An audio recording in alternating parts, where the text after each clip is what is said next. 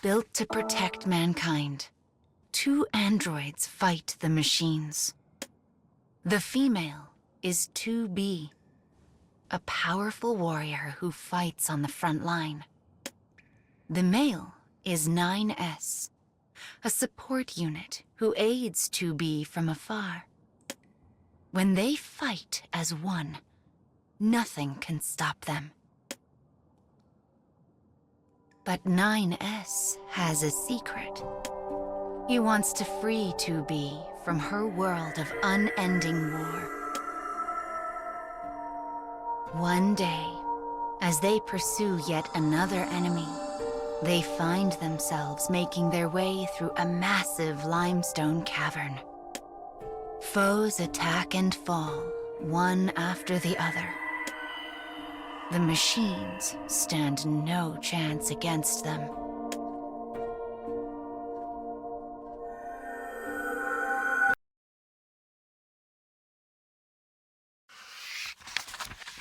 They proceed deep into the cavern, then deeper still. Finally, they reach their destination. The darkness is absolute. But the moment they step forward, they are enveloped in a brilliant red light. Only then does 9S realize his mistake. The enemy has been using electronic camouflage. There are machine life forms here, dozens of them. Suddenly, 2B emits a heart-rending scream. She is infected with a virus, a weapon designed to destroy an android from the inside out. Her eyes begin to glow red. It is a worst-case scenario, and 9S knows the best thing for him to do is abandon the fight and retreat. But he refuses to even consider this option. He will save 2B. He must. For that is his purpose in life. In a desperate maneuver, he links himself to her infected mind and begins diving into its deepest, most hidden parts.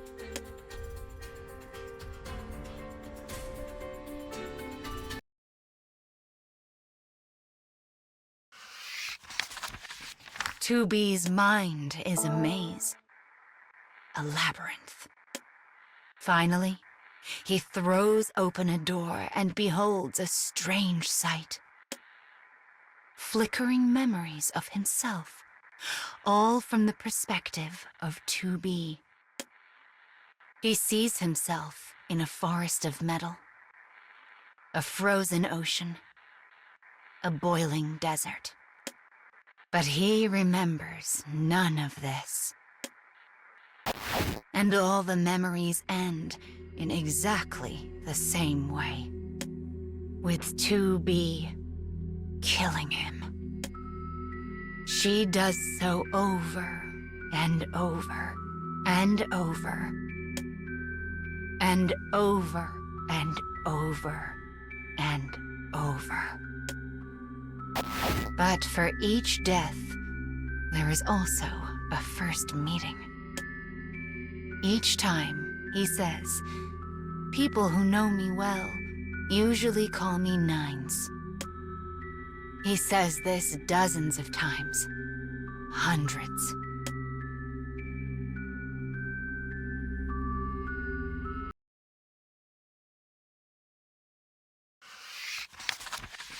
In another part of 2B's mind, 9, the enemy stumbles in response to the unexpected counterattack, and the two take advantage of the situation to escape. Later, 2B reports the completion of their mission. As 9S lends his damaged companion a shoulder, he thinks, why does 2B kill me? Why are my memories erased? And why do we always meet again? The answer eludes him, and he cannot find the words to ask.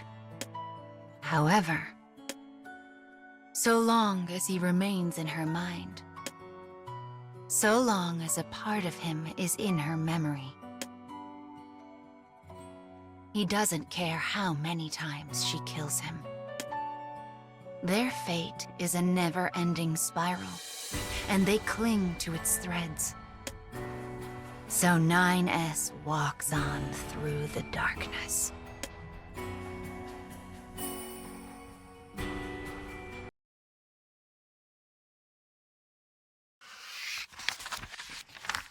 A lone woman silently walks beside a sparkling sea where sunlight glistens on the water. She is elegance personified, her black swimwear giving her the appearance of a gossamer butterfly. This place is not her home. Rather, she has come here to complete a single mission. She has been tasked with slipping aboard a nearby ship and stealing a person's life. For this woman is an assassin, but though this is not her home, the place is not entirely unfamiliar. She has been here once before, long, long ago. As she gazes out at the light playing over the water, she thinks back on that time. She was young then, so young, her spirit not yet worn thin by the passing of years. She journeyed to this place as part of her rigorous training, tasked with locating a corrupt politician from a rival country. Then, as now, the port was a lively place, with ships from around the world moving in and out on a regular basis. It was a city filled with all manner and races of people, and no one paid any mind to the innocent girl who walked among their number. This was exactly how she wanted it. The more they overlooked her, the easier it would be to gain the information she sought. After a bit, she learned her target would soon be attending a political gathering aboard a ship. But she did not know the identity of the ship, and their number was Legion. If she were to sneak aboard the wrong one, all of her careful planning would be for naught. But as the girl pondered this dilemma, a shock raced through her body. Focused as she had been on the ships, she did not notice the young boy running along the pier and had smashed straight into him.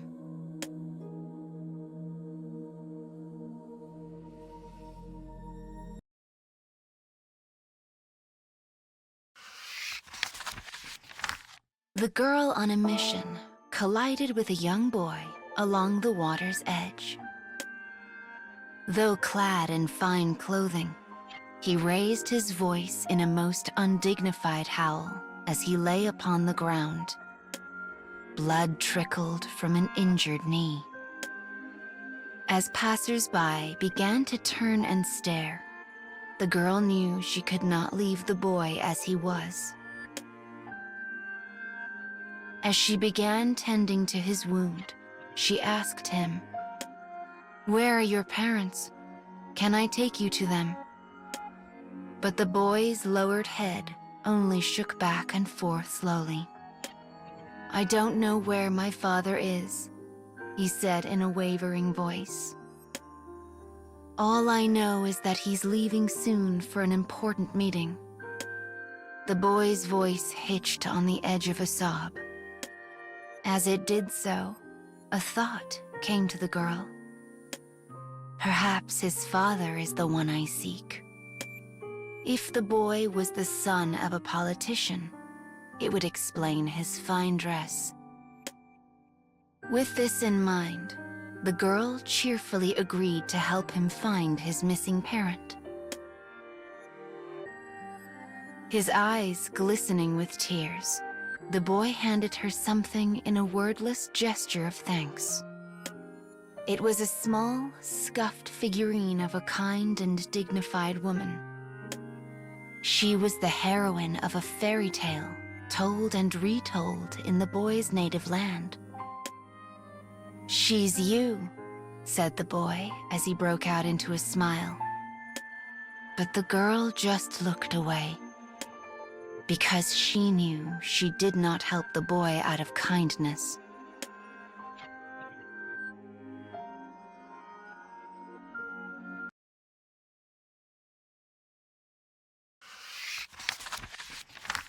The girl needed to locate the politician's ship as soon as possible.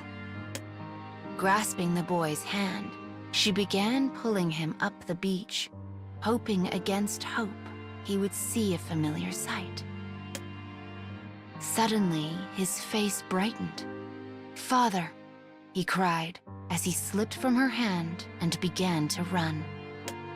The girl raced off after him. Turning around, the father smiled as his son leapt into his waiting arms. "There you are," he said. "You almost made me miss my meeting." The father tilted his head to mutter a word of thanks to the girl, then began carrying his son onto the ship. A sliver of a smile flickered across the girl's face before vanishing as quickly as it came, almost as if it was never there at all. This was her ship. All that remained was to make her way aboard and learn what she could. She immediately began formulating her plan. But as her mind whirled, she noticed a woman moving silently into place behind her. The woman was familiar, for she came from the girl's own house. She had been sent to the port to monitor the girl and ensure the mission was a success. But they were never supposed to interact. Her appearance could only mean one thing. The situation had changed. The woman leaned down and whispered fiercely in the girl's ear. "He means to declare war. We must act. Leave none alive."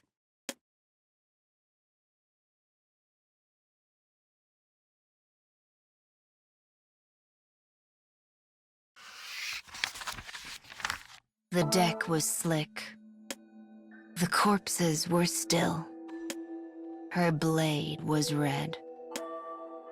In less time than it takes to draw a breath, the girl and her monitor had slaughtered every last person on the ship. The woman wiped the blood from her blade with a practiced hand and spared a glance at her charge. Ever seen this many bodies before? Though the girl would not meet her gaze, she nodded slowly. Of course, too many times to count. The woman chuckled. Right. Forgot you're the boss's daughter." The girl sheathed her blade in silence. By chance, her eyes darted to the water, where she saw the figurine she had received slowly bobbing up and down. Hearing the boy's words in her mind, she dropped her eyes. He was right. She was exactly like the figure, a helpless thing being tossed about, an assassin forever at the mercy of the waves. Years have passed since that day. The woman shakes her head to clear her thoughts as a bell rings out, announcing the arrival of a ship. She knows her targets are aboard.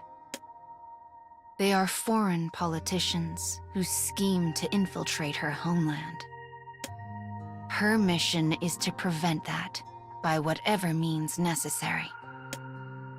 The woman stands some distance away and watches the passengers disembark. one particularly large man steps off clad in nothing but a loincloth. Must have been hot in there, thinks the woman idly. But the next person to step off brings a small shiver of delight. It is her target. Her lord's orders were clear. She was to prevent the invasion of her homeland. She was to kill the target with all speed. It was the same reason she had stained another ship in crimson all those long years ago. The reason why she took the life of the young boy. And the reason why she still remembers the figurine to this day. The one that was exactly like her. A haze of melancholy passes over her face as she looks out over the distant horizon. I wonder where that thing drifted off to.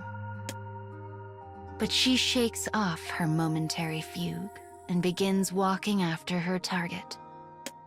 The footprints she leaves in the sand are stolen away by the waves.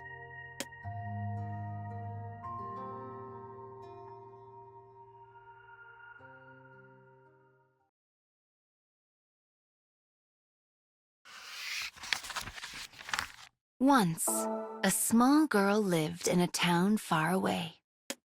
Her family is poor, and though times are rough, she lives her life to its fullest as best she can.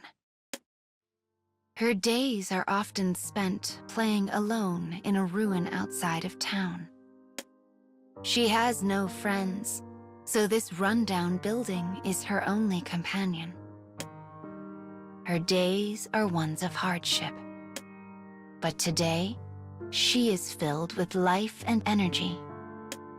Or so she desperately wants to believe. For today is her birthday. But there is no delicious feast waiting for her. No presents. And no one to celebrate her special day, not even her parents. So instead, she celebrates alone. Happy birthday, she cries to herself, causing warmth to blossom in her chest. She spins in a circle, imagining herself as a beautiful ballerina. She sings, she dances, she tries all the fun things she can think to do. Because this is her birthday party. A day to forget the pain of everyday life. And more than anything else, she wants this day to be special.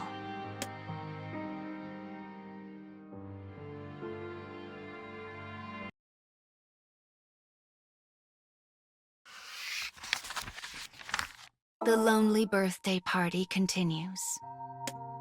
The next event takes place on a craggy stone table.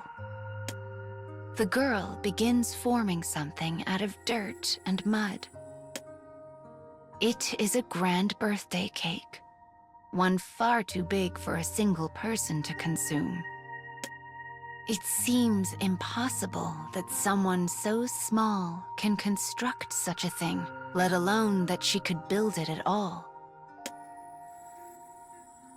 For her mother and father have never celebrated her birthday. Though she had always wanted a party, she knew her parents were too destitute to do such a thing. And as a result, she has no idea what a real cake is supposed to look like. Or taste like. Or smell like. The only thing she knows for certain is that they are delightful. More than anything, she wants to share a cake with her family someday. And with that dream in mind, she continues to build her creation.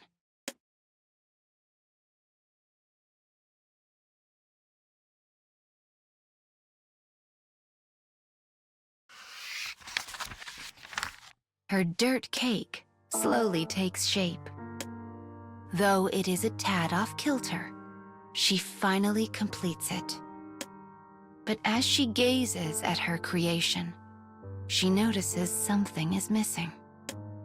She needs to add something very, very important. And she knows exactly what it is. The cake has no candles. She begins searching for branches that can act as a suitable substitute. She knows she needs as many straight little twigs as her age. After a bit, she begins breaking off branches and whittling them down. She will not compromise on the candles. A cake only becomes grand with proper candles, after all. Suddenly, a sweet scent wafts over her. It is the most lovely thing she has ever smelled. Was someone baking treats nearby, maybe? The question lingers in her mind as she finishes collecting her sticks. But when she turns back to her cake, she is greeted by an unbelievable sight. Her creation of dirt and mud has transformed into a real cake.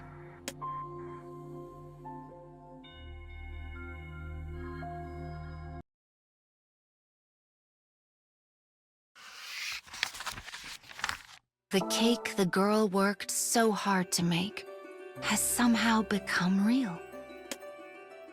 White cream, colorful fruit. The girl cannot hide her joy. Her cheers of celebration quickly turn into song. The happiest birthday song ever sung fills the quiet of the ruin. And in the far-off shadows, something watches. It is a strange creature, neither human nor animal. It had been unable to turn away from the girl as she played, and could not help but interfere, even though such a thing is forbidden. Just for today, this strange creature holds the warmest wishes for the girl, and seeing her smiling face, it knows these wishes have come true. Happy birthday, little one. Here's a present from Mama.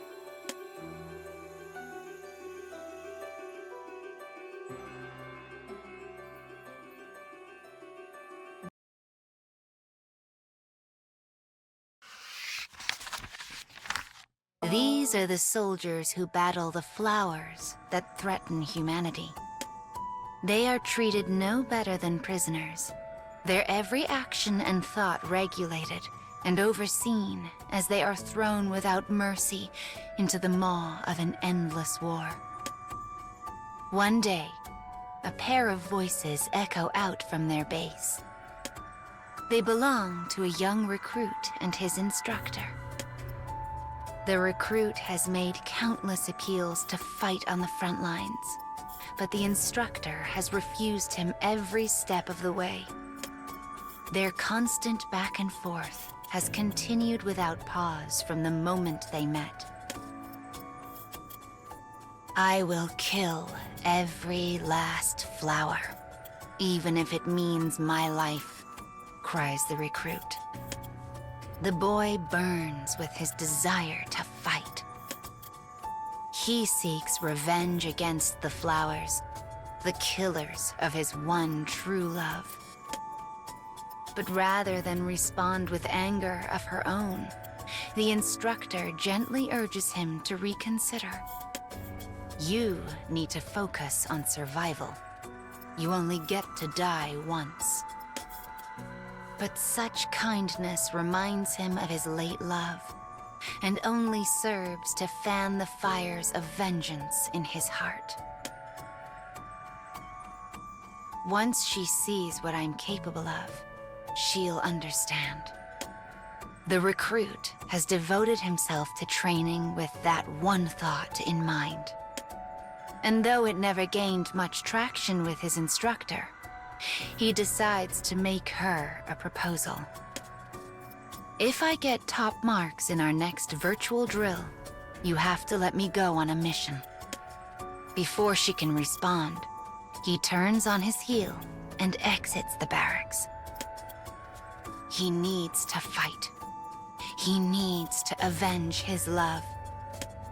His entire will is bent upon it.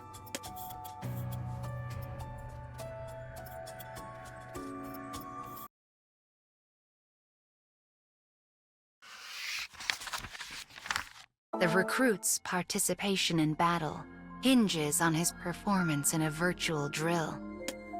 When it is finished, he has the highest score by far. The other soldiers rush to his side, erupting with joy and claiming he holds the key to defeating their enemy. As they celebrate, the recruit turns to his instructor and regards her coldly. You have to let me fight now. You don't have a choice. As she readies herself to turn him down once more, the base commander suddenly appears. These are excellent results, says the commander. I look forward to seeing all of you perform in the next mission. The soldiers raise a hearty cheer at his praise, though the officer's razor smile hints at something deeper. Amidst the raucous cheering, the recruit hears his instructor whisper a single sentence. I am unable to stop them yet again. But he does not notice the meaning buried in her words.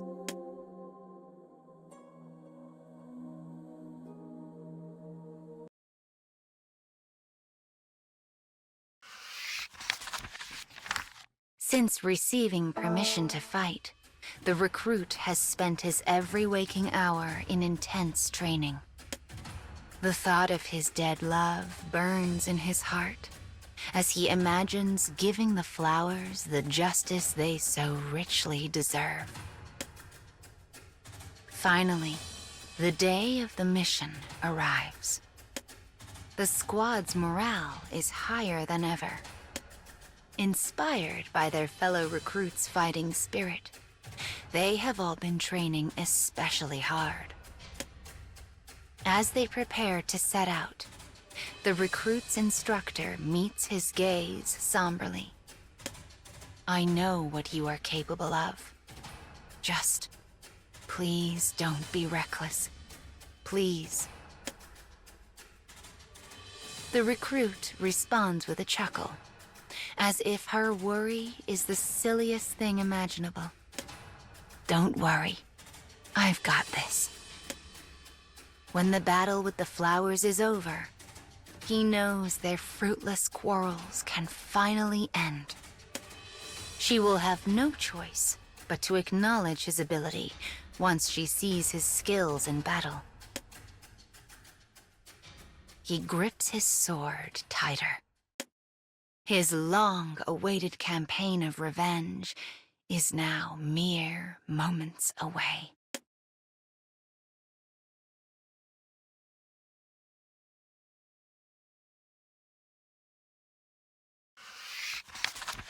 The soldier's first battle against the flowers has begun. The recruit breaks the dam on the ocean of vengefulness in his heart, hacking through countless numbers of flowers with his blade. When the intense battle finally comes to an end, an uneasy silence settles over the ruined city. Only one soul still draws breath. It is the instructor. She sits silently on the ground, cradling the corpse of the recruit who had fought so valiantly. The commanding officer arrives in a collection vehicle and scowls. Another failure, he mutters. Then another figure steps out from behind the officer. The eyes are a familiar, intense hue, one she has witnessed during countless arguments.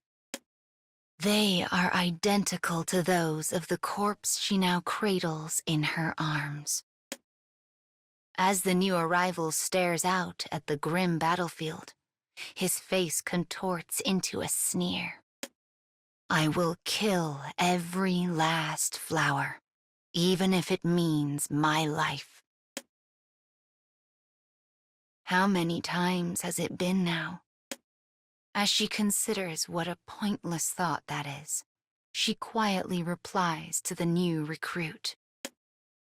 You need to focus on survival. You only get to die once. Yet her kind words are tinged by an endless echo of despair.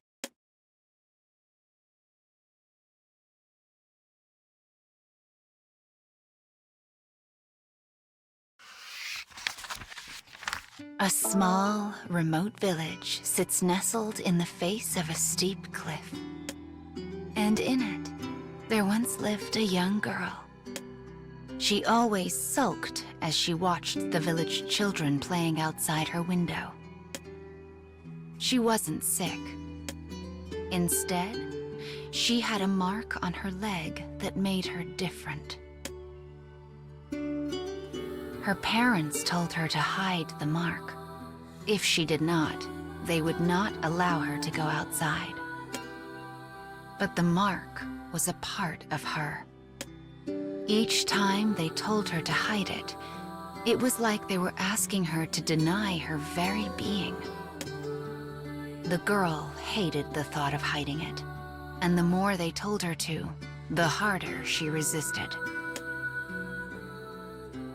She and her parents had been having this fight for several long years now.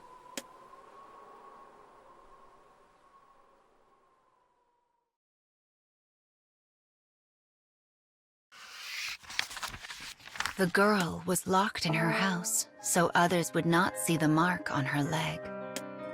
Unable to contain her discontent, she decided to disobey her parents and sneak out of the house. She ran through the village like hell itself was pursuing her. But when she crested a hill, she found someone was already waiting there.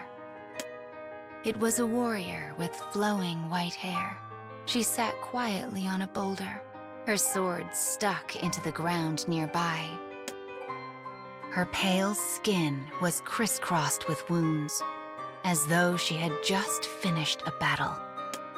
But it was the warrior's left side that truly drew the girl's attention. It was covered by bandages that had slipped to expose a patch of inky black skin. Skin that looked like a larger version of her own birthmark. She's just like me, thought the girl. Suddenly, she felt a deep ache to be like this woman. A person who did not even flinch when someone stared at her mark. I want to be like you, said the girl. As the woman turned to look at the girl, her gaze fell on her leg. A curious mixture of sadness and anger flitted across her face like a wraith in the dark. There's nothing good in a life like mine. This said, the warrior turned away from the girl, as if she had never noticed her in the first place. She then tightened her bandages and walked away.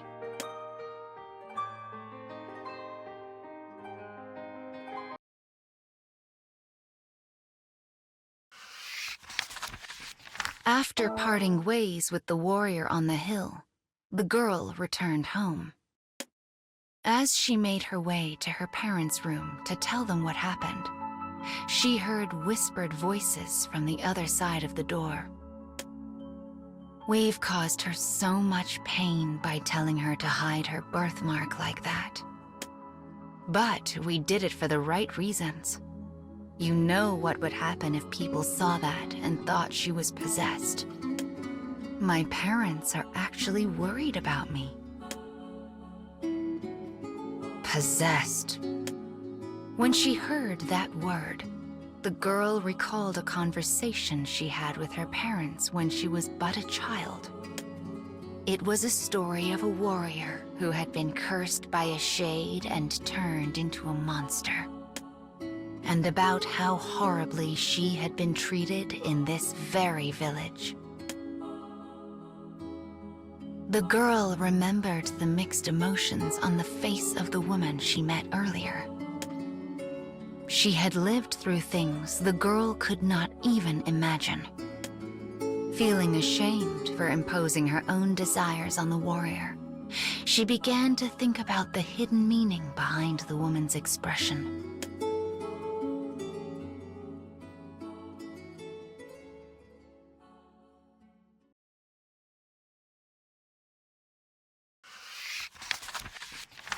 To the girl, the mark on her leg was a part of her, and her parents accepted that. But if the other villagers saw it, terrible things would surely come to pass.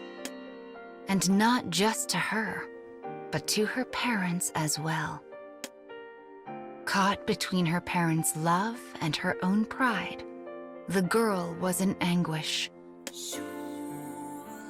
Soon thereafter, she began hiding her mark. In so doing, she hoped to acknowledge the love her parents had blessed her with. But though she disguised her birthmark with bandages, she refused to hide the wrapped leg. In this way, she hoped to mirror the pride of the warrior. The girl stands at the top of the hill, bathed in sunlight. Looking out, she makes a firm resolution.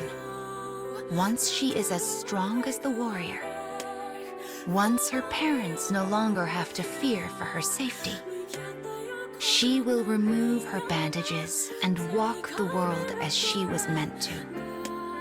As the girl gazes over the plains, reflected in those eyes is the sky that leads to her future.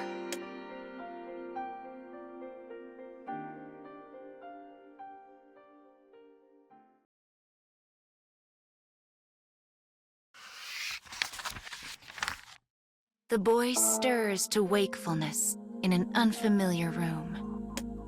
Beside him sits a silent clockwork man and a woman with a gentle smile.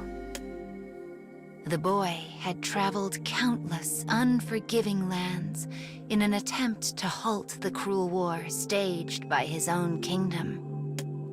Yet he now finds himself in the comfortable bed of a civilian. "What happened?" he asks.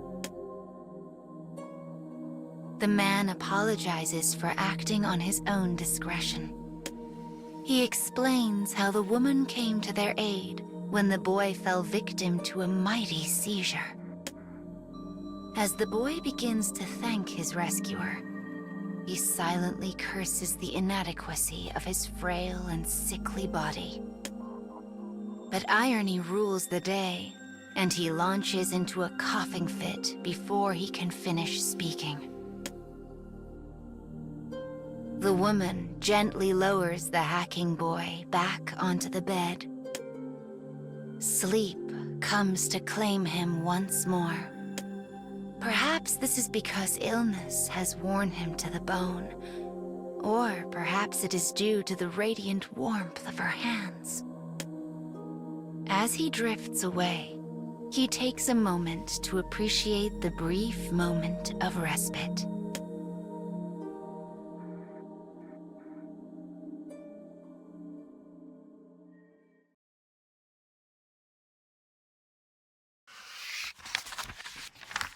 Several days have passed since the boy began his treatment in the woman's humble abode.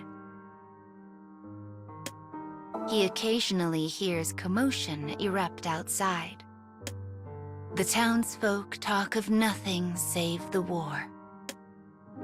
The fires of battle spread daily across the land, and they fear their town will soon be set to burn. Eventually, their unease grows so great that a guard is dispatched to keep watch over the boy and man. I have to form my alliance as quickly as possible, thinks the boy. I must forge a peace among these warring nations.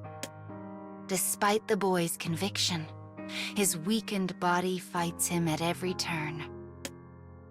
Instead of helping the people, he finds himself increasingly reliant on their aid.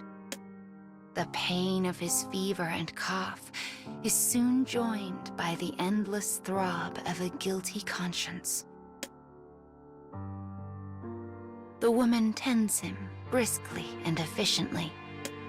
Despite the raging war, her words are soft and kind.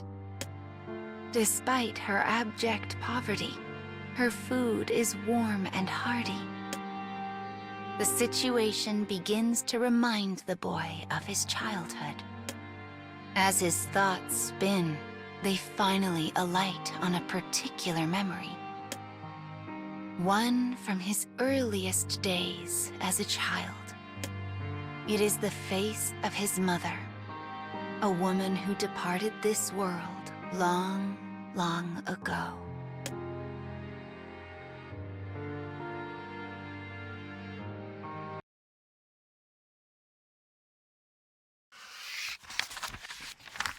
Slowly but surely, the boy One day, a thought occurs to him.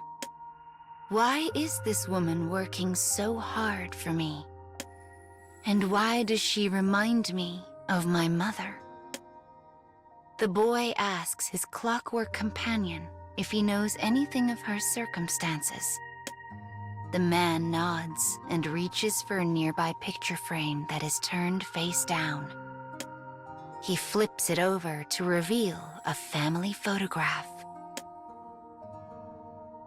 The man then begins to speak of the room's history. This country keeps a database of all citizens, one he had been able to access. He continues speaking, his voice dry and emotionless. He tells the boy what he found in the records of the woman's family. The room in which they rest once belonged to her child. The same child who smiles so brightly in the photo. But the fires of war had claimed him some time ago. And just as the boy sensed his late mother in the woman, so too did she sense her late child in him. A time of respite. A woman's devotion. A veiled love. Pain shoots through the boy's heart. But it does not come from his illness. Instead, it comes from a realization. A realization that his own homeland is responsible for all of this.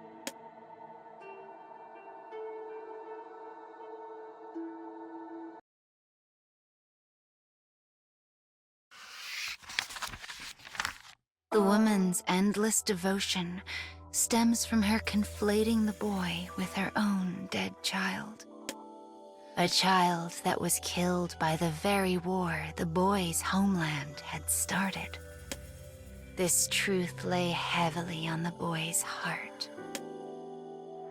Enough, he says to the clockwork man.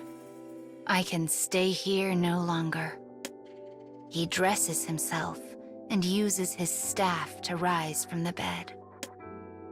As the man reaches to steady the boy, the distant rumble of cannon fire rings out. It is the sound of lives being lost. The familiar footsteps of tragedy march ever closer. They threaten to engulf the house at any moment. The woman suddenly leaps from her bed and rushes to the pair, begging them not to leave. "Let me go," says the boy. "I am not your son. I am from the kingdom, and royal blood flows in my veins." Shock breaks out across the woman's face before slowly morphing into hatred. "It's your fault," she growls. "Your fault. My son is dead, and it's all your fault." She lets forth an agonized howl, the pain of a mother tormented by an immutable past. "Yes," replies the boy. "I am responsible." He bows his head deeply. He knows he is the target of her hatred, and he knows that it is earned. As they abandon the house, the boy's fever spikes, and the pain threatens to blot out his consciousness. But he continues stumbling on. He will protect the woman and her house. He will stop the war. He will bear the burden of hate for as long as he must. That is why he walks on, and why he never looks back.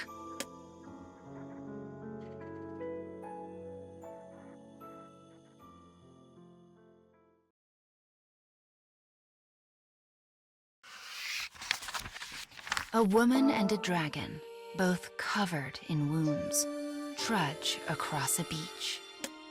The woman's name is Zero. She is a powerful swordswoman with a flower where her right eye should be. The dragon's name is Mikhail. He is a young white dragon with the power of speech. Both of them stand on the doorstep of death. Blood flows freely from their wounds. It leaves a snaking trail of red along the coast. The army that has been following this trail now closes in on them. "Kill the traitors," they cry. This is the end. They can run no further. The woman grips her sword, steeling her resolve. The dragon lets fly with a howl in response. It cannot end here. They must live.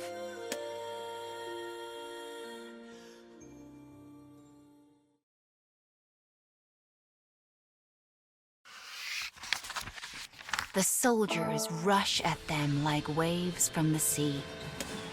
The swordswoman fights back, blood spraying from her wounds.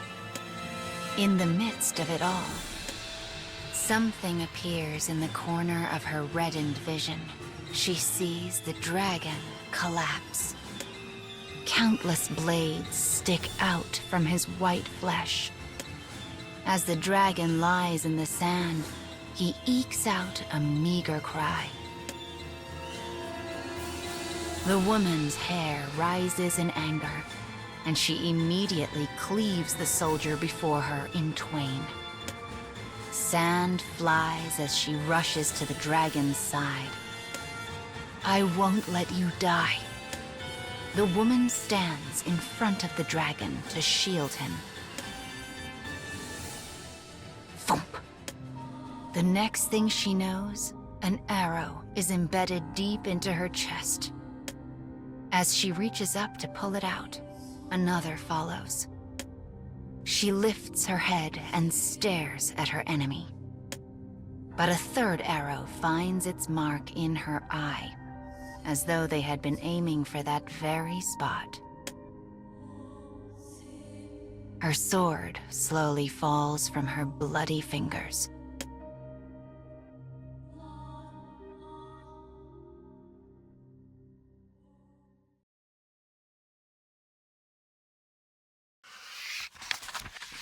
The woman's beating heart slows, slows, and then stops. The soldiers raise a mighty cheer. The traitor has been struck down. With only the dragon left, the soldiers move in to finish it off. But then, the woman's corpse begins to scream. As if responding to the scream, the flower in her eye glows red. And in the next instant, it swells up to an incredible size. Suddenly, another human spills from the flower, covered in blood. It is the swordswoman, reborn. She is a demon with the strength of the flower on her side. This cannot be the end. This cannot be the end. The revived woman attacks the soldiers with empty hands. She strikes down one after another with sheer brute force. But she is still greatly outnumbered. Swords penetrate her body, one after the next.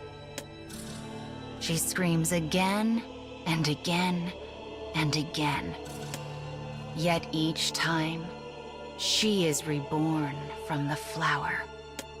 Her limbs are severed, her skull is shattered, her heart is pierced.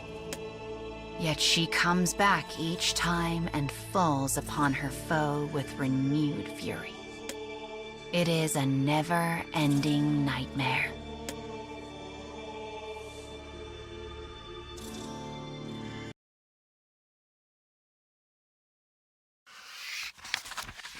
Finally, the woman collapses in the sand. Her sharp, ragged breaths slowly take on a sense of normalcy. The battle is over. The only sound is that of the waves enveloping the crimson beach. Soon, the dragon's eyes flutter open. He looks over the mountains of dead soldiers, then back to the woman. Thanks for saving me, Zero.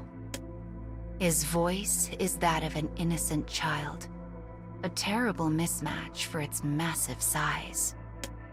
I only did what anyone should, the woman replies. The woman knows one absolute in her life. She must protect him. A flower blooms in her right eye. It is a cursed, loathsome power that would destroy the world. And only a dragon can extinguish it. Once you grow up and become stronger, I will have to tell you of my final wish. But until then, I will protect you, no matter how many of my lives it may cost.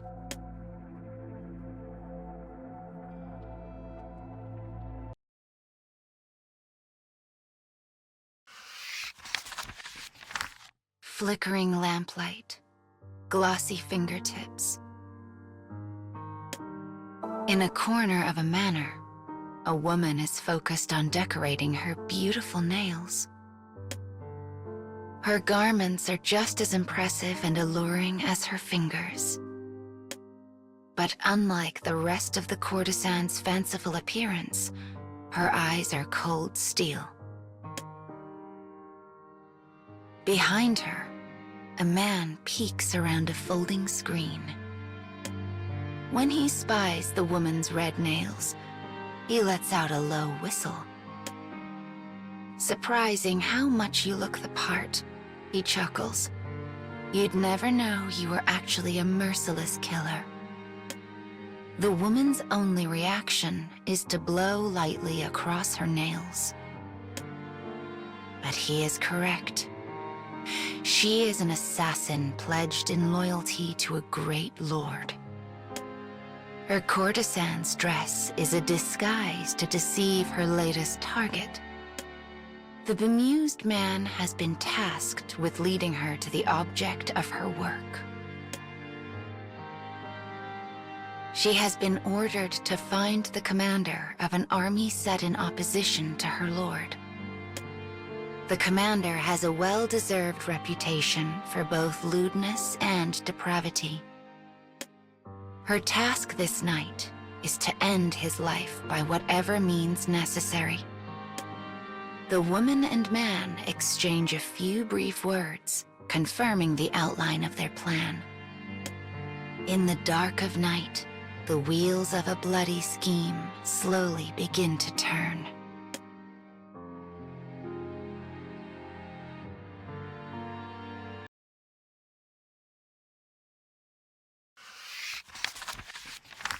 The disguised assassin and her assistant set off to kill the enemy commander. As she had been asked for directly by a man of such high rank, it is a simple thing for them to leave the pleasure district.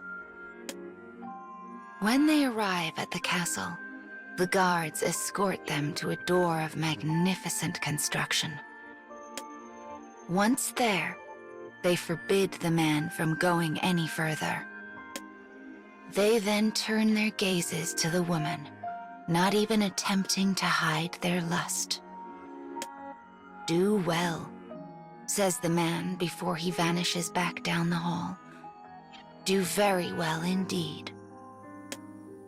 The woman is brought into an inner room. The commander looks her up and down, a prurient smile smeared across his face. "I have been waiting for you," he murmurs. Before another moment can pass, the guards grab the woman and bind her. Though her freedom of movement has been stolen, she continues gazing at the commander with a cool, almost bored expression. His only response is to bellow with laughter. My, he cries. It seems even the most infamous of demons is nothing but a child once robbed of her mettle. He wipes a thin line of spit from his mouth before continuing. "Oh yes, my dear. I know all about your plan. Your little friend was happy to tell all he knew in exchange for some of my gold. It's betrayal then, she thinks. Betrayal for coin. But this truth is cold comfort, for she is now alone and forsaken in the heart of her enemy's territory."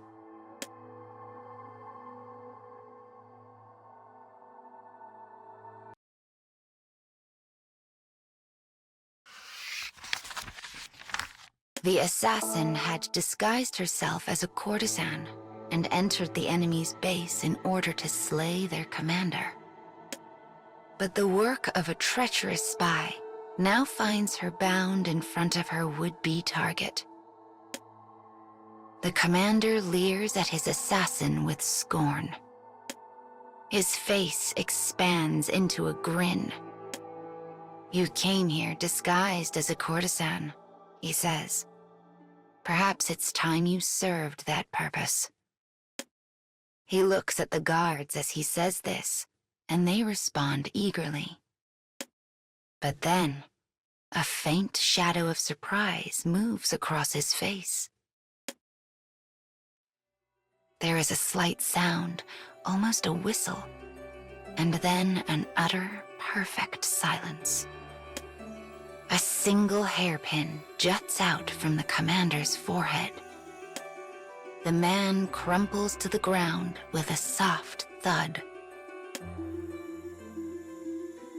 In the same moment, the rope binding the woman's wrists falls to the floor in 2 neat pieces. Panicked, the guards draw their swords, but they have been a step behind all along. The woman allowed herself to be bound in order to lower their defenses and reduce the number of enemies present. And she made sure her carefully filed nails were sharp enough to sever any rope. Nothing had been left to chance. Slowly, so slowly, she raises her hands and extends the fingers. Her polished red nails are the talons of some great and terrible beast. And when the alarm drum finally sounds and guards come swarming into the room, all they find is a woman drenched in blood.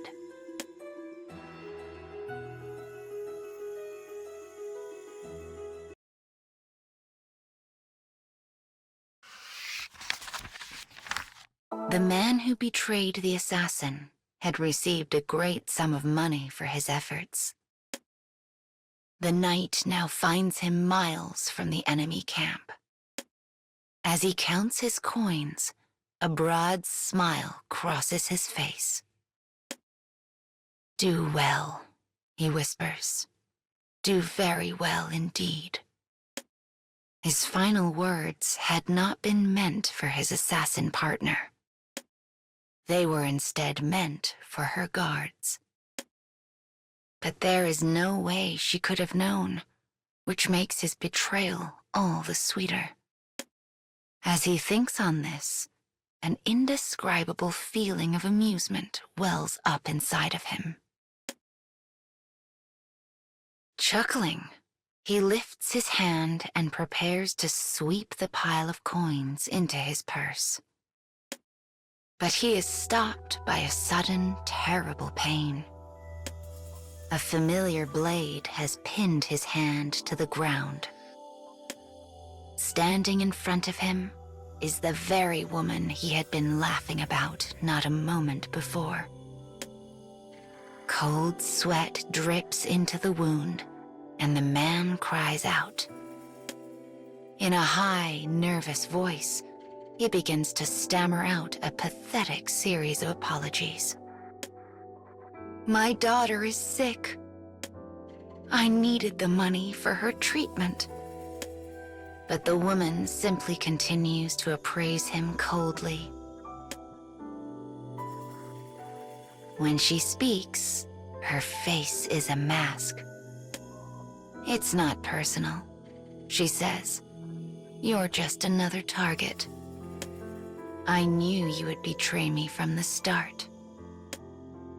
As she raises her blade, she glances down at the man's skewered hand. The blood pouring from the wound paints his nails red, almost as though he had intended for them to look that way. The woman stares at them for a moment before uttering the last words the spy would ever hear. Those don't suit you at all."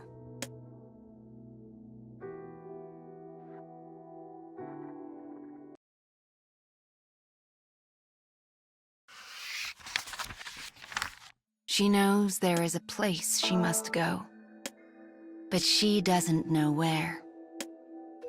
She needs to know more if she is to reach her destination. Her lack of knowledge is daunting, so she spends her days aimlessly wandering the streets of ruined cities. Finally, she comes across an old, tattered book. It is a valuable source of information in this lost and empty land. Yet, ages of exposure to the elements make deciphering its blurred images and letters all but impossible. But just as she is about to set the book down, a small bird tumbles from the top of a nearby tree. It appears to be badly injured. Its wings are uneven, and blood is smeared across a gap in the poor creature's feathers. It wriggles and flops in the grass, desperately trying to move its injured wing. It is painful to watch. After a moment, the girl speaks to the bird. Is there somewhere you want to go? The bird chirps quietly, as if in response to her question.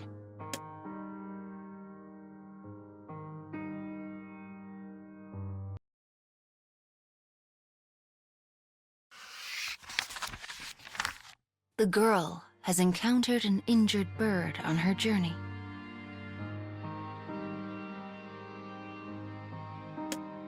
It now sits in her palm, its gaze fixed firmly in one direction.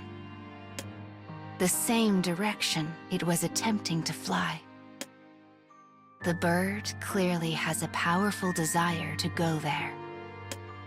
The girl rips a strip of cloth from her garments and wraps it around the wing to hold it in place. Fortunately, the wound is not serious. It should heal in a few days with rest. This done, she places the bird atop her head. She still has no clue as to her destination. But with her own quest at a loss, she has decided to help the bird instead. As the girl stands, the bird begins to chirp incessantly. Something is causing it to panic. Spurred on by the bird, the girl rushes forward, only to hear a deep rumble close behind.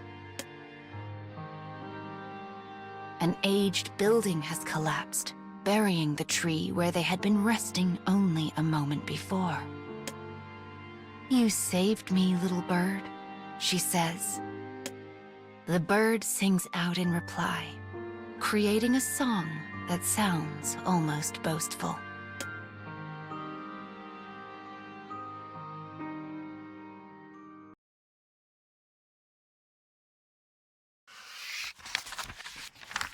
The girl and the bird continue their journey. And while the empty city is harmless for the girl, it is a den of predators for the bird. One day, a starving beast blocks their path. "It's time to repay my debt," thinks the girl as she readies her spear. She nimbly feints an attack at the beast. Startled, it bolts off deeper into the city. But as it does, she feels a piece of cloth flutter down past her eyes. It is a piece of her clothing, the one she used to wrap the bird's wing. Something is wrong. My head feels lighter. The bird. After frantically looking around, she spies the little bird flying raggedly toward a particular building. Though its wound is not yet healed, it summons some inner reserve and flaps with all its might. So that's where it wanted to go. She follows her companion to the building. Once there, she slips through the broken entryway and ventures inside.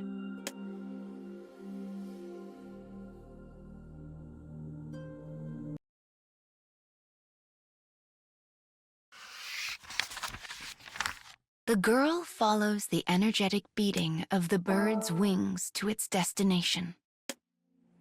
The quiet space is filled with song. And there, in the middle, is a small nest. The bird had been heading home.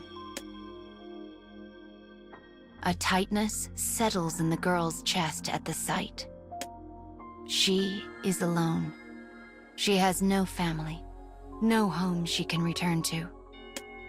Her pain grows as she watches the little bird warble happily in concert with its parents. I need to find my own destination now. She gives the bird a small wave and turns to leave. But before she can take another step, she suddenly realizes where she is. Wait, this is a library. Uncountable shelves line the walls. Each one is filled with books in perfect condition. Books with legible writing. If she can somehow get a grasp on the local language, she might be able to learn where she is. She reaches out a single trembling hand and rests it on the spine of a tome. Her new traveling companion has given her a most wonderful gift. She withdraws a book and opens it gently, her mouth twisting into a slight smile.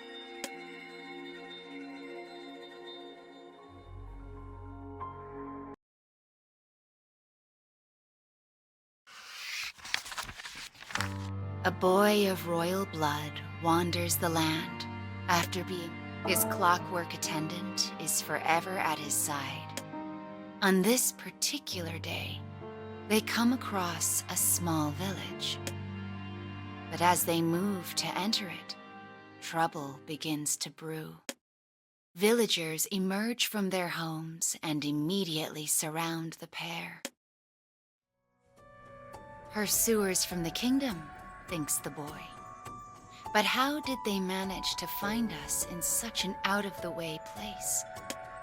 As the boy shifts nervously, the clockwork man drops a hand to the revolver at his side. But after a moment, it becomes clear the villagers have no idea who they are. Then why do they seem so worried? What are they afraid of? The boy asks the villagers to tell him of their problems, and quickly learns he is in the red area of the village, an area eternally at war with the green. They do not know when this conflict started. They do not know why this conflict started. They know only that it is. This war is an unending legacy, passed down from one generation to the next. We should go, the attendant says to the boy. This is not our fight. Yet, the boy does not move.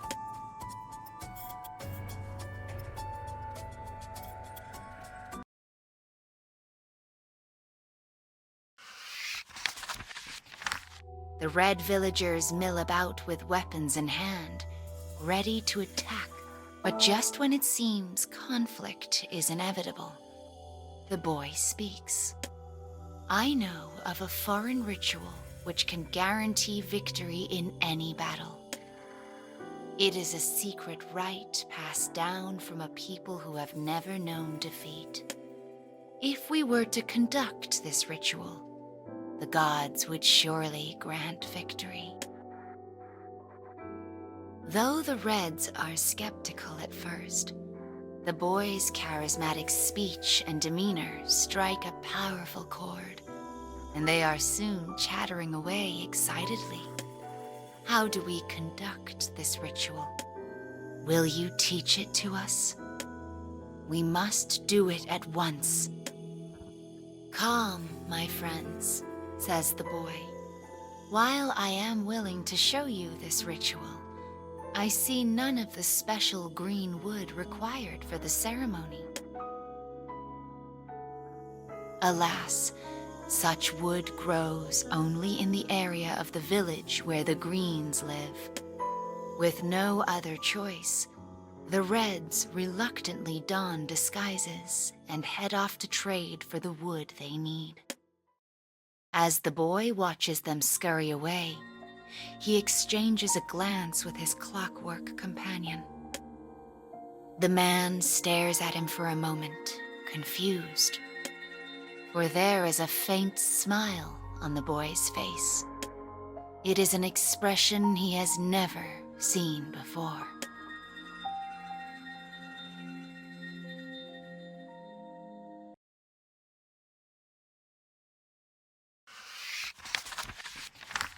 As the Reds make their way back with the wood, The boy slips away to the green section of the village and begins his speech anew. I know of a foreign ritual which can guarantee victory in any battle. But alas, I see none of the special red silk required for the ceremony. Though the Greens are skeptical at first, the boy's fine words and confident speech soon convince them. With no other choice, the Greens reluctantly don disguises and head off to trade for the silk they need. As the boy watches them scurry away, his companion turns to him. I know not of this ritual, my prince. Where did you hear of it? The boy rubs at his cheek and chuckles. Then he leans over to the man and whispers, I do not know of it either. The boy sounds positively delighted at this admission, which confuses the man even further. And as he gazes at his companion's bewildered expression, the boy's smile grows even larger.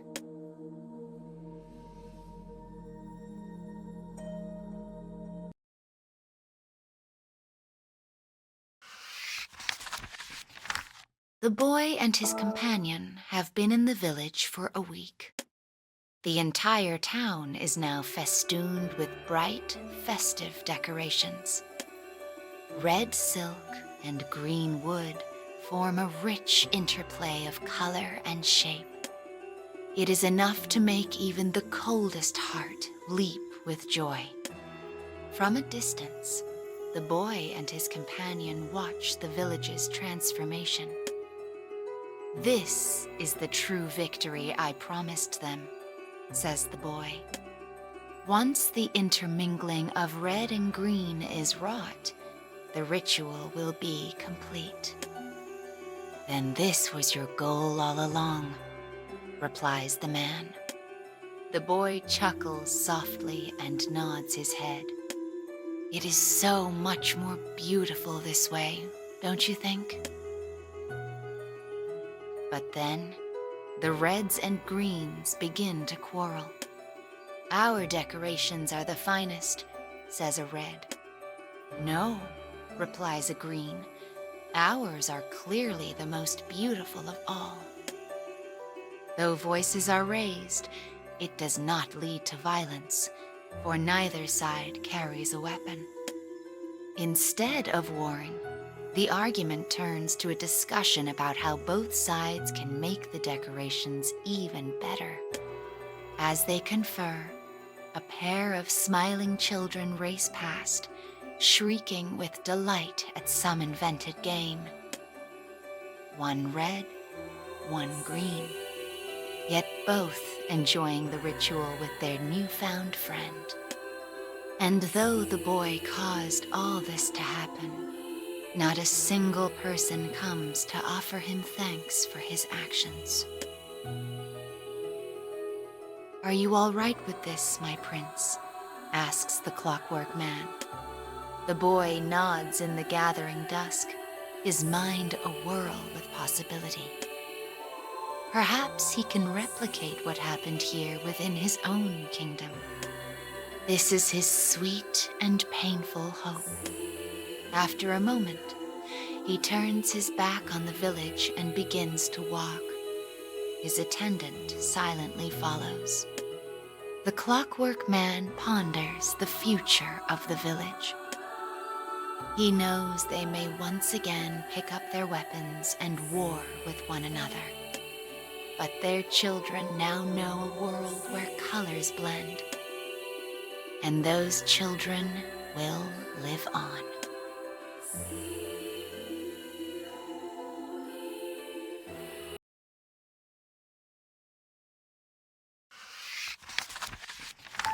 In a distant village, people busy themselves with New Year's festivities.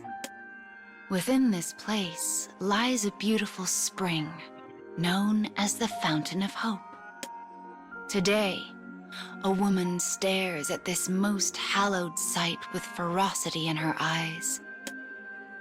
Nearby men turn their leering gazes on her fine features.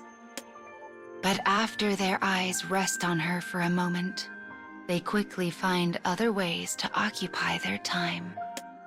For the woman's left arm and leg are military prosthetics, tools of war that shine dully in the setting sun. The scent of blood and death hangs about the woman. She is an omen of calamity. And it is the expectation of catastrophe that has brought her to this place. For she was told by an informant that the loathsome kingdom is targeting the village. The kingdom knows the villagers let their guard down during the New Year's festivities, and it now schemes to lay them low in one fell swoop. The fact they are using clockwork men for this deed tells the woman it will be a massacre, deaths beyond counting. She knows the assault can come at any time. So as the people increase their revelry, her watchful eye grows ever more keen. Suddenly, she finds herself approached by children clad in strange and exotic costumes. Easy, she reminds herself. They're not part of the kingdom's plan. They're just kids. She expects the young ones to scatter when they see her false limbs, but to her great surprise, they instead gather around her with bright, shining smiles.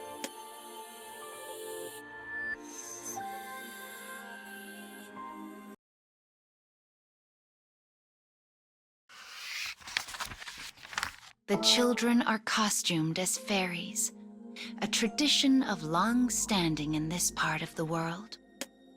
As the bewildered woman looks on, one of them steps forward and speaks. "Did your wish come true this year, ma'am?" As she contemplates her answer, one of the children holds out an offering on the palm of their hand. It is an intricately carved glass bead filled with water from the spring. A ghostly sort of moonlight shimmers on its surface as it wobbles back and forth. "It's a good luck charm," says the child. "We make them here." The woman recalls how she had seen the children running through town earlier, handing small baubles to the adults. This must be one of their traditions, a rite where kids dress as wish-granting fairies and hand out charms to everyone they meet.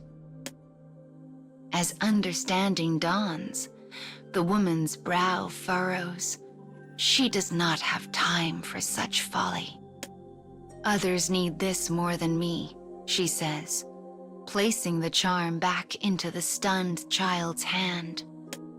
"Give it to them instead." She looks away, hoping to avoid the child's eyes. She does not need charms, or luck, or rights. She needs only revenge. She does not have the capacity to wish for everyone to be saved. It is simply not in her nature. The children stare at her, confused by her tragic expression. Then, not knowing what else to do, they say the words that complete the rite. "We hope all your wishes come true." Time passes. She waits. At midnight, fireworks blaze across the sky to herald the arrival of the new year. Their brilliance signals the climax of the festivities. The village and surrounding lands are bathed in a warm, flickering glow. one that reveals a heavily armored force moving slowly over the horizon.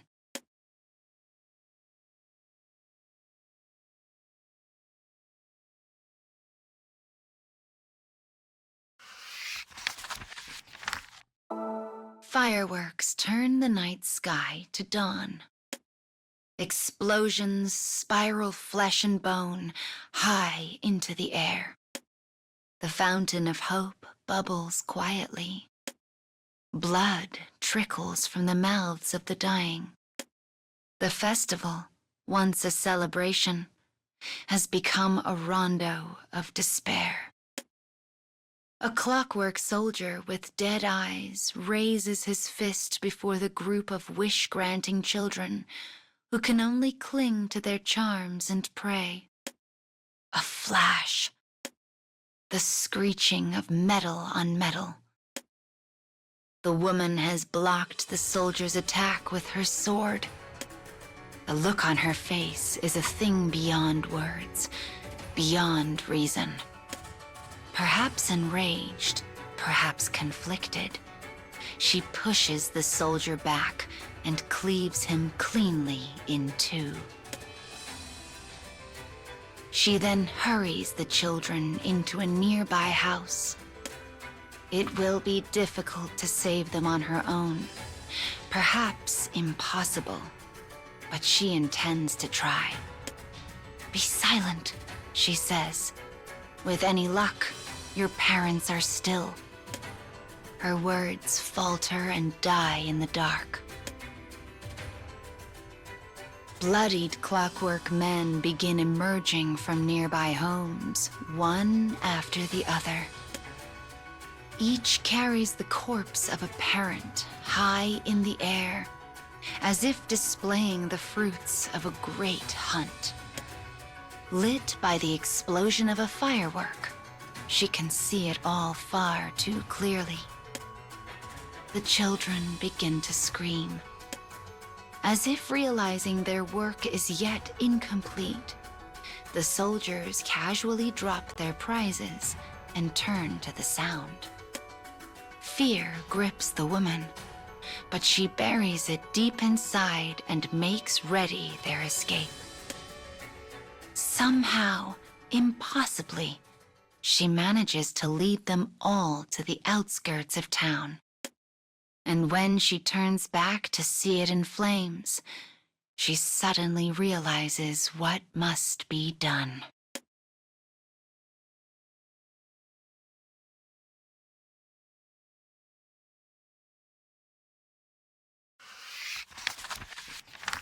The woman orders the panicked children to hide.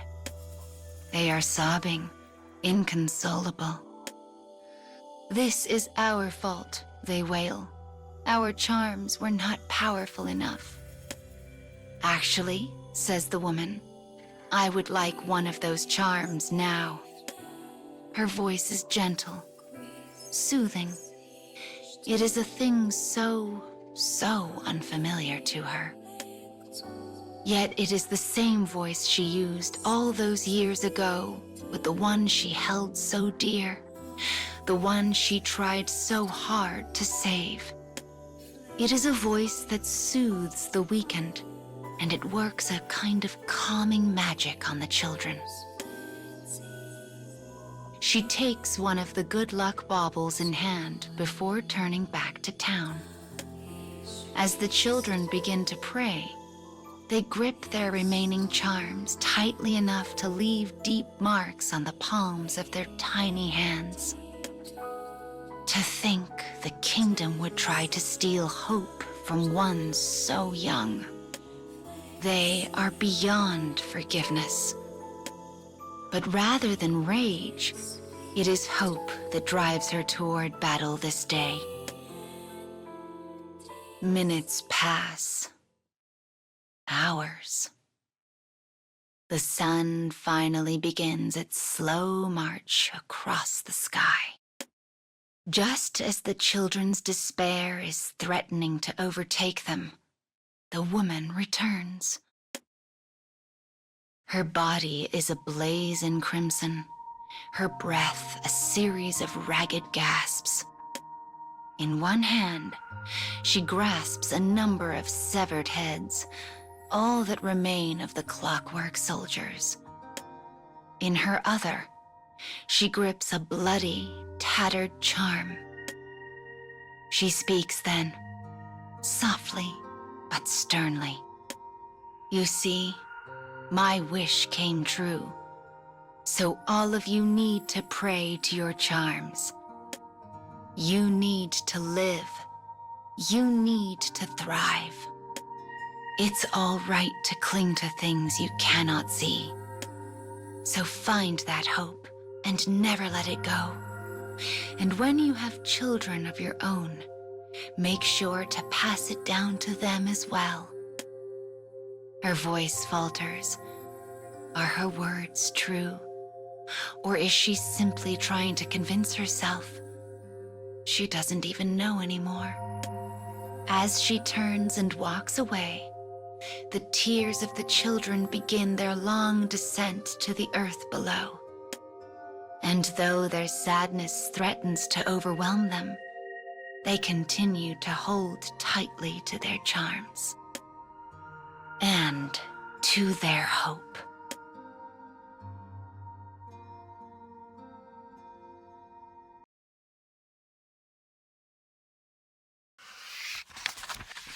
Scoundrels and bounty hunters gather in a dingy tavern, their voices low in the gloom. Soon, a lone woman pushes through the doors. The men turn to leer, not bothering to hide their lust. But to a man, they turn away as quickly as they first looked, the color draining from their faces. For the woman's left arm and leg are prosthetics, gleaming artificial limbs meant to deliver one thing: death. She strides to the wanted posters plastered on the bulletin board. One in particular catches her eye. It reads, "Wanted for serial murder of young girls." It seems this one has a preferred victim. The image of the woman's late sister rises in her mind. Flames of anger flare in her heart. She peels the wanted poster off the board and takes her leave of the establishment. Her mission in life is to find such men and snuff them out.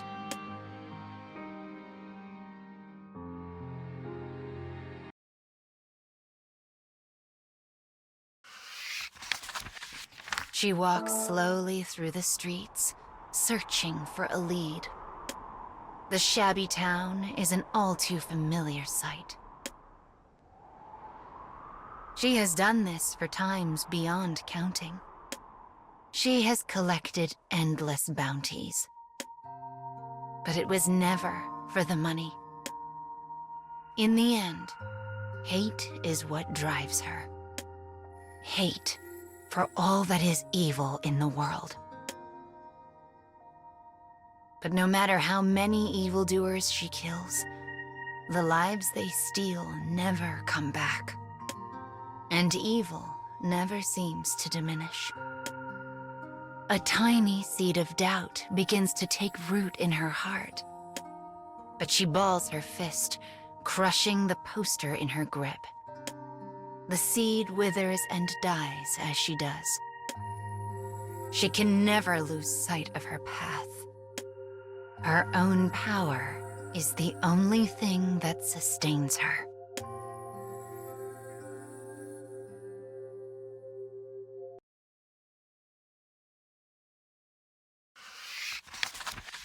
She finds the killer in a run-down manor at the edge of town. The moment she enters the premises, she freezes. Countless traps lie in wait for her. Carefully, she picks her way forward, avoiding them as best she can. She corners the killer in a back room. He wears the face of a mean and cowardly man. But in his fear, the man begins to laugh wildly. Behind him, bound in chains, is a young girl. The man scuttles over and wraps his arms around her. "No," he cackles. "You cannot have her. She is my magnum opus." He laughs and laughs and laughs. Suddenly, the woman's sword licks out and separates the man's useless head from his body. He never saw it coming. Yet even in death, he continues to smile.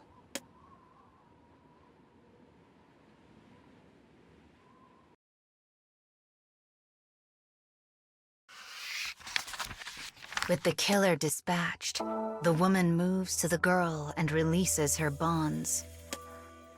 But the moment the last chain slips to the floor, the girl screams and attacks her. She holds a hidden knife in her hand. "Like he taught me," she cries. "I'll do it just like he taught me." The woman has no choice but to act. Her prosthetic arm comes up to block the girl's attack, while the other plunges a sword into her chest. Light slowly returns to the girl's eyes. "Mommy?" Her fingers extend, seeking a happiness that has long abandoned her. Her strength wanes. Her breathing stops. The light fades. Though the woman has never doubted her own strength, she finds herself faced with a new question. What is my power even for? But the girl's corpse refuses to answer. In the silence, the only sound is the dripping of her blood.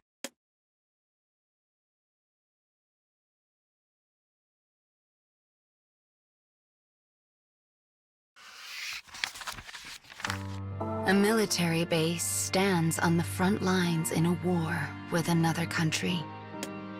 In one of its hidden corners, a young boy sits alone. His cheerless gaze is enough to fend off any who might seek to keep his company. He sharpens his blade, an act which serves as wordless warning for the man who ended his parents' life. But at that moment, another soldier approaches. The grin on his face suggests a scheme is in motion. "Captain wants you," he says. The boy grimaces despite himself. He does not believe he has done anything to warrant punishment, yet he knows he has done nothing to merit praise. This confusion annoys him, as does the constant thin smile of his compatriot. After a moment, he arrives at a decision. He will play along for the time being. The boy follows the other man, who soon leads them to a group of their fellow soldiers. He tenses, his hands curling into fists as he readies himself for a fight. And then... We survived the year. A raucous cheer erupts from the group. As the soldiers embrace each other with whoops of pure joy, the boy stands off to the side, dumbstruck. But when the drinking songs begin, he finally forces himself to accept the situation. They didn't bring me here to torture me. They brought me here to celebrate.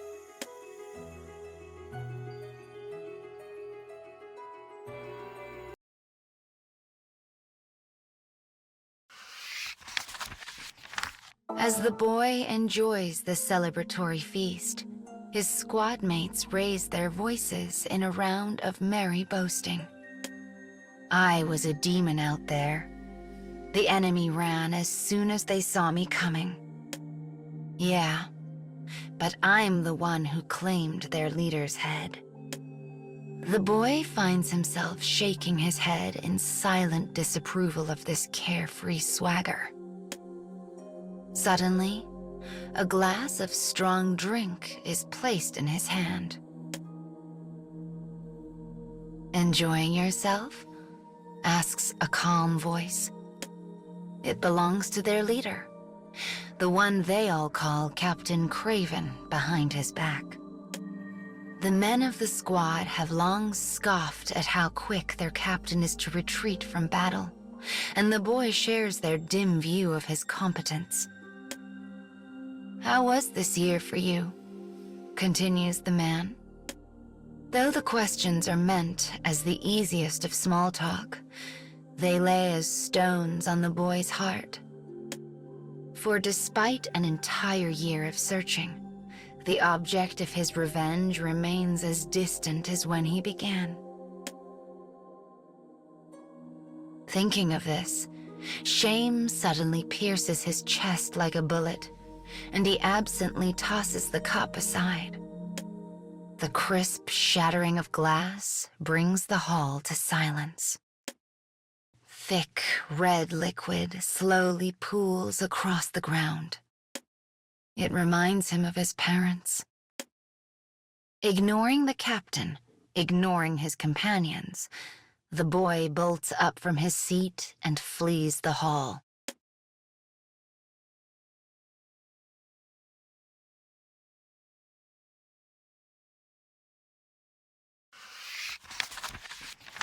When the boy finally stops running, he finds himself in an unremarkable spot some distance from camp. His body is quaking with shame, regret, rage.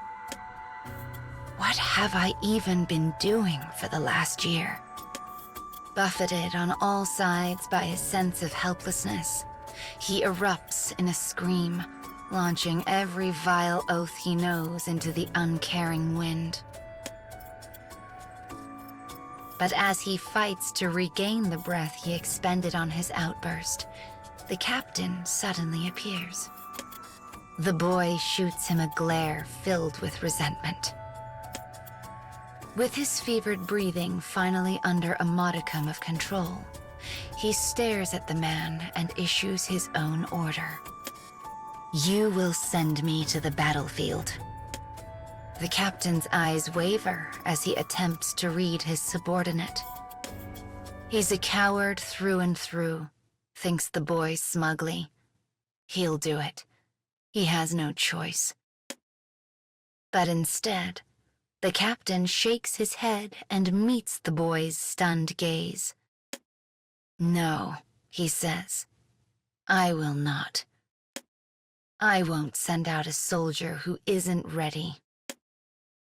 The boy's brow furrows with a mixture of doubt and surprise.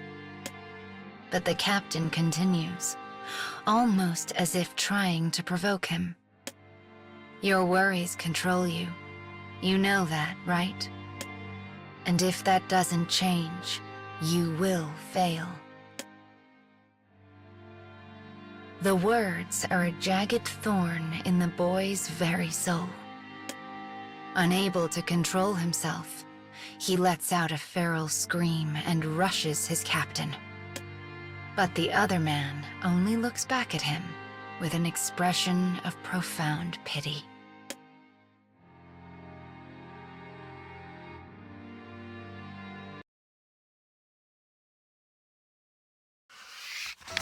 The boy's vision is red, his mind madness. He can think of nothing save savaging the human standing in front of him. But his assault finds only empty air. The captain sees through his attack and sidesteps it with a casual grace that speaks to his long years of experience. The boy stumbles as he misses, his arms flailing pitifully in the air. A moment later, one hand makes a sad thump of contact with the captain's chest before slowly slipping away. The boy is crestfallen beyond all measure. But rather than chiding the boy, the captain takes a step back and speaks to him in a calm and measured tone. You have things you want to accomplish. I know this. And that's why I'm so proud that you made it through the year.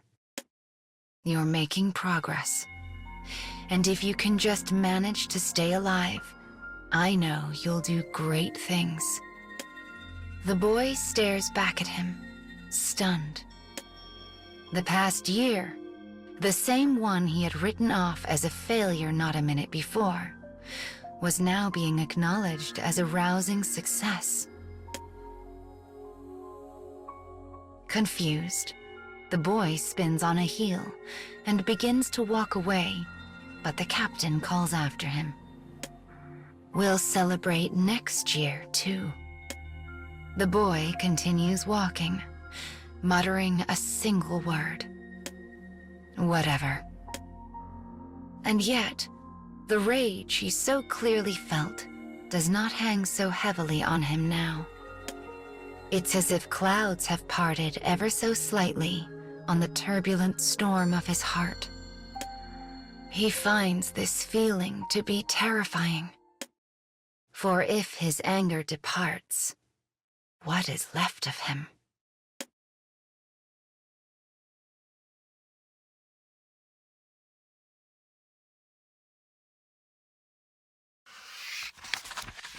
Distant peaks, hidden lakes, majestic waterfalls. These are but some of nature's many strongholds, temples that refuse entry to mere mortals. They are secluded lands of great mystery. To conquer one is a magnificent feat indeed. This man is an adventurer who continually challenges such untrodden regions. He is the type who plunges into situations with abandon, armed with nothing but tempered muscle and honed wit. People who knew him when he was but a young sprout all say the same. He's changed, that one. Decades prior, the man was a hunter obsessed with treasure. Ruined castles and ancient tombs were the only places that could attract and hold his attention. And on occasions where he returned with a few coins in his pocket, he would head straight for the tavern to get violently drunk. As his reputation grew, people began to avoid him. But he paid no mind what others thought, instead setting off in search of his next fortune.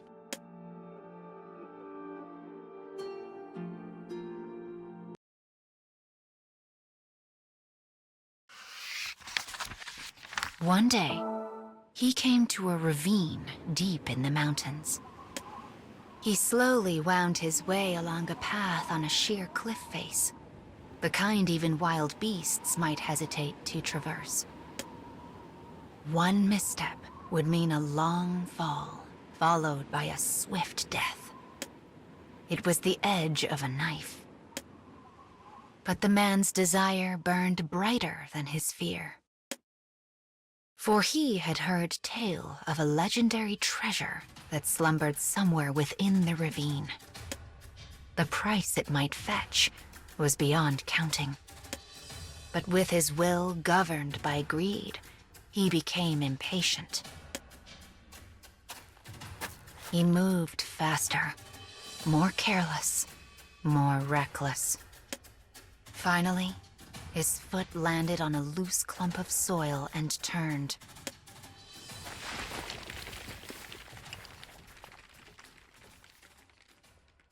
He plunged into the ravine below, without a sound.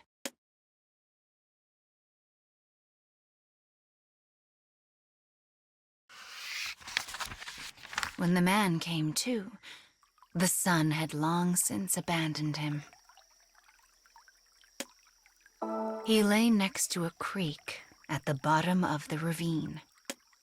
When he made to sit up, pain coursed through his body. His limbs would not obey his command, nor his fingers. Am I going to die here? Wondered the man.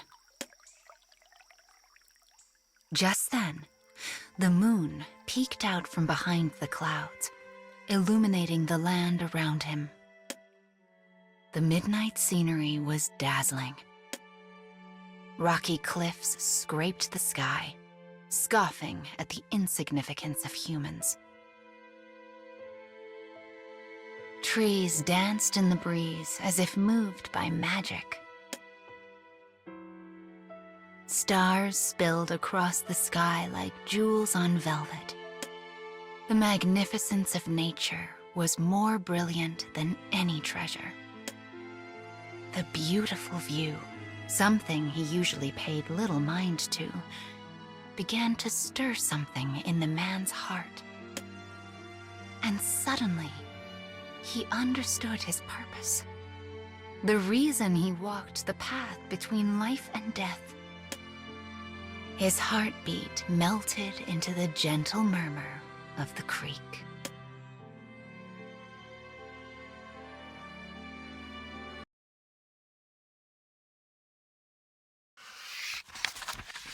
I still have things I know. Having found his greater purpose, the man forced himself to his feet and slowly made his way back home. Treasure and riches hold no meaning for him now. Instead, he seeks only the most dangerous and secluded lands. The more unforgiving a situation, the more joy he feels. Only when he stares death in the eye does he feel alive. His world had changed at the bottom of the ravine. He had changed. And he would never allow himself to go back. Now, when the people from his hometown see him, they all say the same thing. He's changed, that one. It's almost like nature has possessed him. Once again, the man sets off in search of new, unexplored lands. As he presses across a vast wilderness, his eyes glitter like a child's. For what he seeks can only be found on the edge of a knife.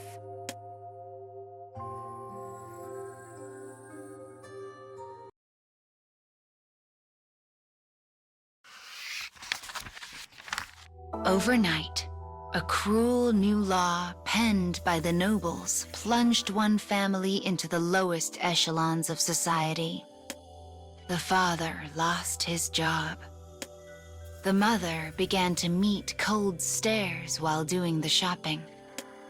And the daughter was expelled from school. Ever since that day, the pent-up despair of her parents has become a daily expression of rage. The girl is too young to intervene and can but stand by as her parents hurl contempt and insults in equal measure. But in her secret heart, she knows exactly what to say. I just want you to get along again. You used to laugh, to sing, to be happy. But now you don't, and there is nothing I can do about it. Realizing this is a thing beyond her ability to repair, the girl is thrust into a spiral of endless darkness. But she pushes the feeling back and abruptly springs up from her chair. She has just come up with an idea that will make her parents love again. Her heart leaping with joy, she dashes from the room and out the door.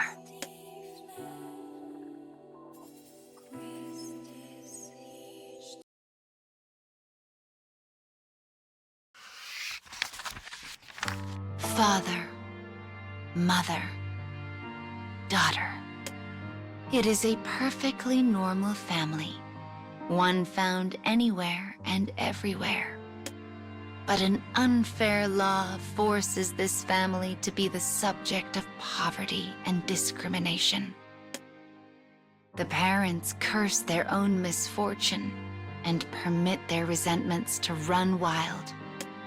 But the wounded girl has come up with a plan to bring them together once more. In her room, she unfurls a dirty scrap of paper and takes up her pencil. Her eyes narrow in concentration as the lead skitters across the page. Soon, the image begins to take shape.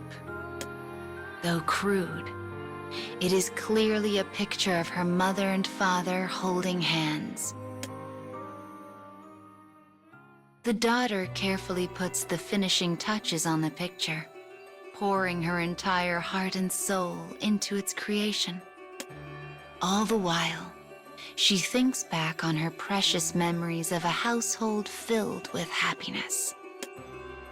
She completes the drawing by giving the subjects a pair of gentle smiles. She wants them to be like the picture, to get along again. This is her most fervent wish.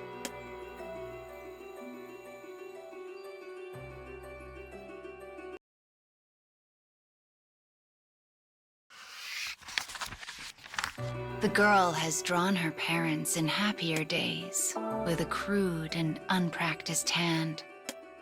She feels confident they will stop fighting once she shows them her creation. She knows it will make them remember better times. Her mother sits silently at the table. With hope in her heart, she shuffles up and places the picture in front of her. But the wife is still not recovered from the latest argument with her husband, and she shoves the drawing aside without a glance.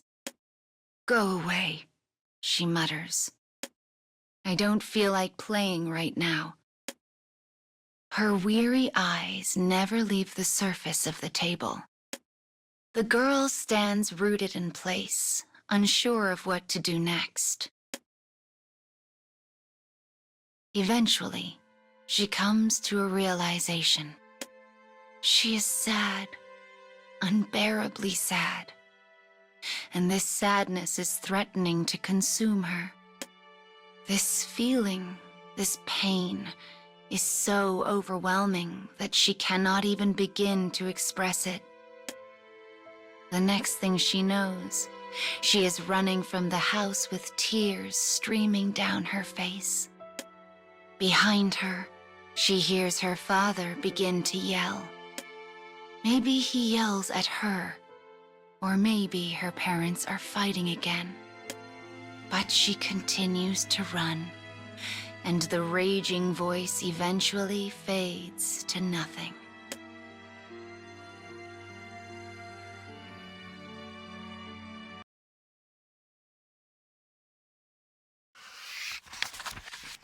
Ignored by her mother, the girl fled her house carrying a heart heavy. Having regained some modicum of control, she now sits silently and still in the cool night air. Not wanting her parents to worry, she finally forces her feet to begin the long trek home, a journey made all the harder by the anchor of her weary soul. I wonder if there's still fighting. The girl approaches a window and peers inside to find her parents sitting across the table from one another. Her mother is speaking. Their life has been one of constant discrimination and poverty ever since the law was unveiled. Their formerly strained livelihoods became even more difficult. The girl can tell from her mother's face that she has reached her limit.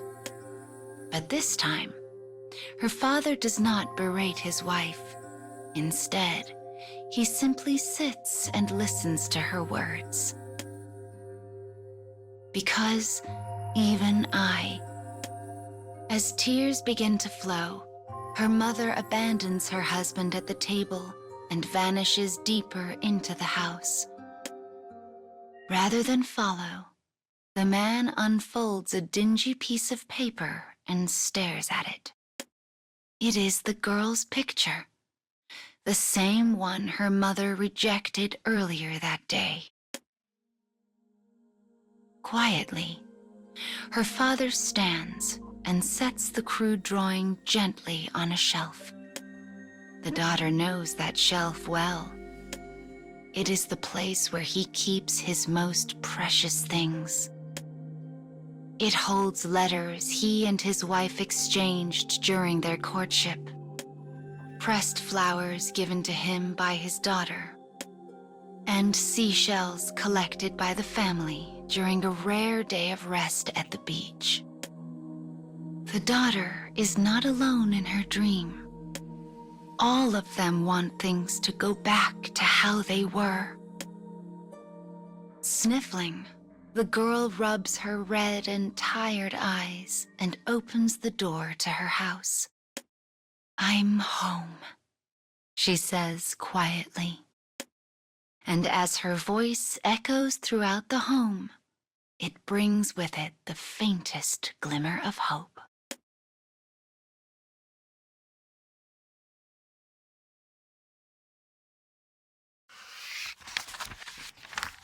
Weary of fighting, a husband wanders a blighted landscape with his wife at his side. They had been taken prisoner and forced to battle the flowers again, and again, and again. After endless days of blood and pain, the pair began to harbor doubts about their mission. Now they continue a new journey with slow, heavy steps. One day, they come across another group of deserting soldiers. They inform the couple they are headed for a land called Paradise. They claim Paradise is a place where flowers never take root. A place where people will never treat them like criminals, beasts, or worse. A utopia where an idealized life is guaranteed for all. The couple ruminates on this. What if they're right? What if such a place actually exists? After a moment, they decide to join the group.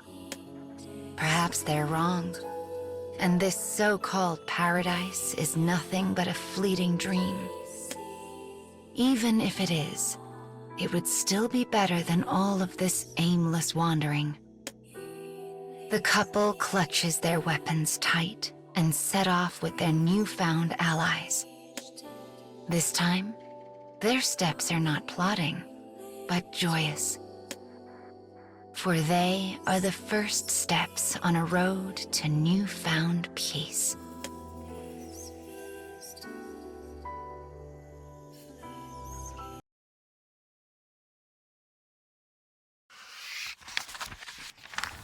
The couple, now joined with a band of deserting soldiers, continues along the difficult path to paradise. Along with their newfound allies, they again take up arms against the menace of the flowers. Today, they intend to collapse a building and take out the entire bouquet in a single strike. The husband came up with the idea. And as its owner, he volunteers to risk his life by drawing the flowers' attention. While they are distracted, the rest of the group uses the opportunity to bring down the building. The flowers are caught unaware and crushed. The group is filled with almost impossible joy. They praise the husband's cleverness. They applaud his bravery. Their raucous cheers are filled with something very new and strange: hope. After countless battles, a powerful solidarity forms between the husband and his new companions. The idea of reaching paradise actually seems possible when he is with them.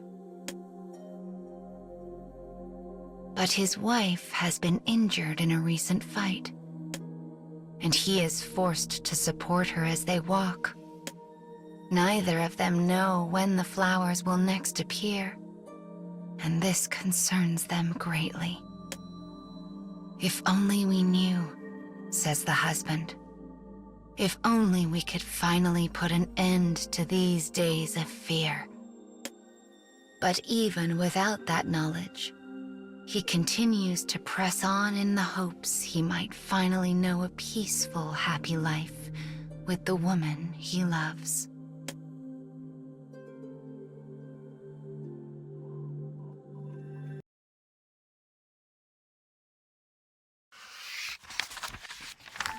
The couple continue the search for paradise with the rest of the deserters.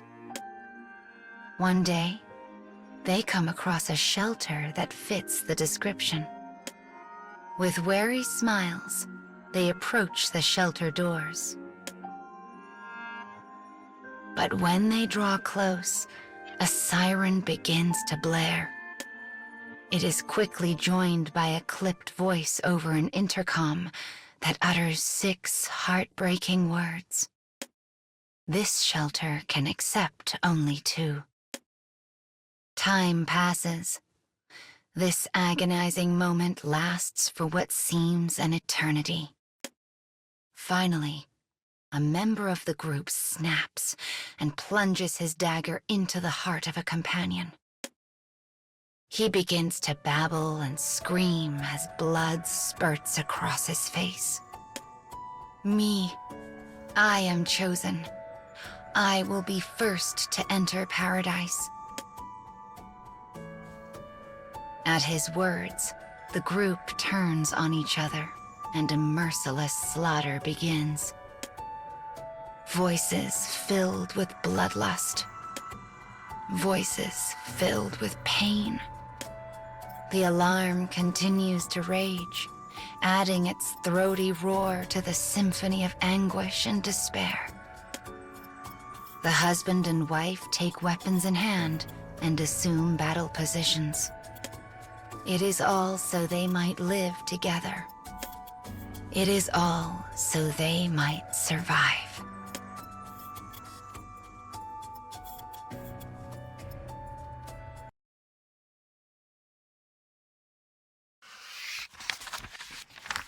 All the couple wanted was freedom. Yet what they found at the end of their long journey was an inescapable hell where friend turned on friend. They are the only survivors. The husband sought to shield his wife during the fray, and now bleeds steadily from countless wounds.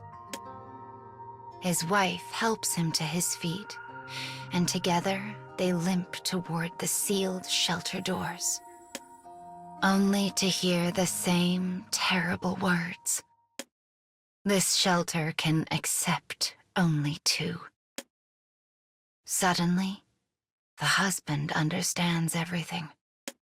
He smiles at his bewildered wife. "Go on. Live a happy life, both of you." Rather than regret, his voice is filled with the stirrings of hope. In one swift movement, he picks up his sword and drives it through his own heart. His wife can do nothing but watch as he expires with a smile.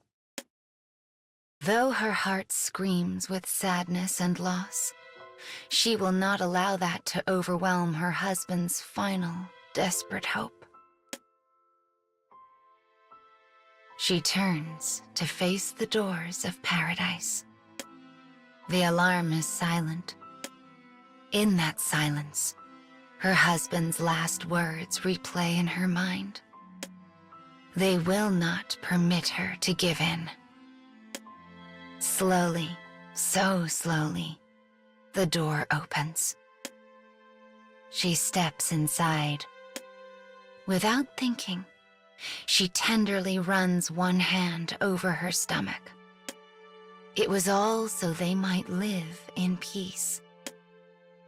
All for the life inside her, the one she and her husband would have done absolutely anything to protect. And now they will continue on together.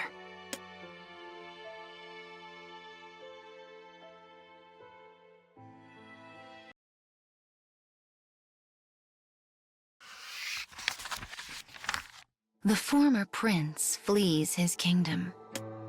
Danger pursues them like a hooded wraith, the rising sun of each day drawing back the curtain on a new fevered dream of horror.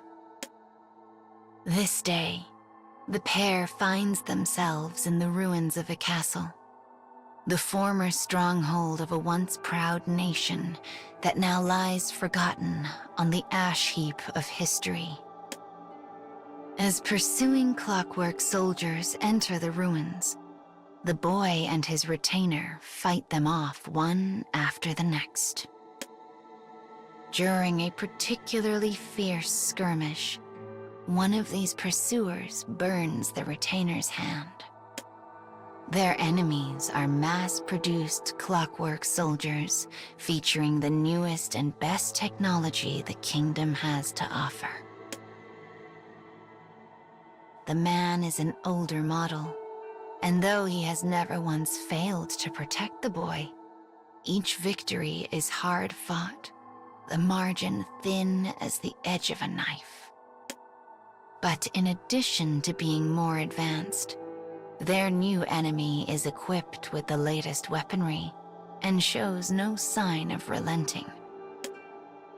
As the retainer skillfully slips into the shadows, he makes a signal to the prince, who holds his breath. Their window for victory is a hair, an eyelash, a whisper. The moment the enemy turns his back, the retainer dashes forward. By the time he realizes something is amiss, the clockwork man's weapon is drawn. The dry crack of a gunshot echoes around the crumbling walls of the ruins. Another narrow victory is theirs. He turns to the boy and sees relief wash over his young features. But then, he senses something overwhelming approaching from afar. Glancing out a nearby window, he sees a force of clockwork soldiers on the march, their numbers stretching off to the horizon.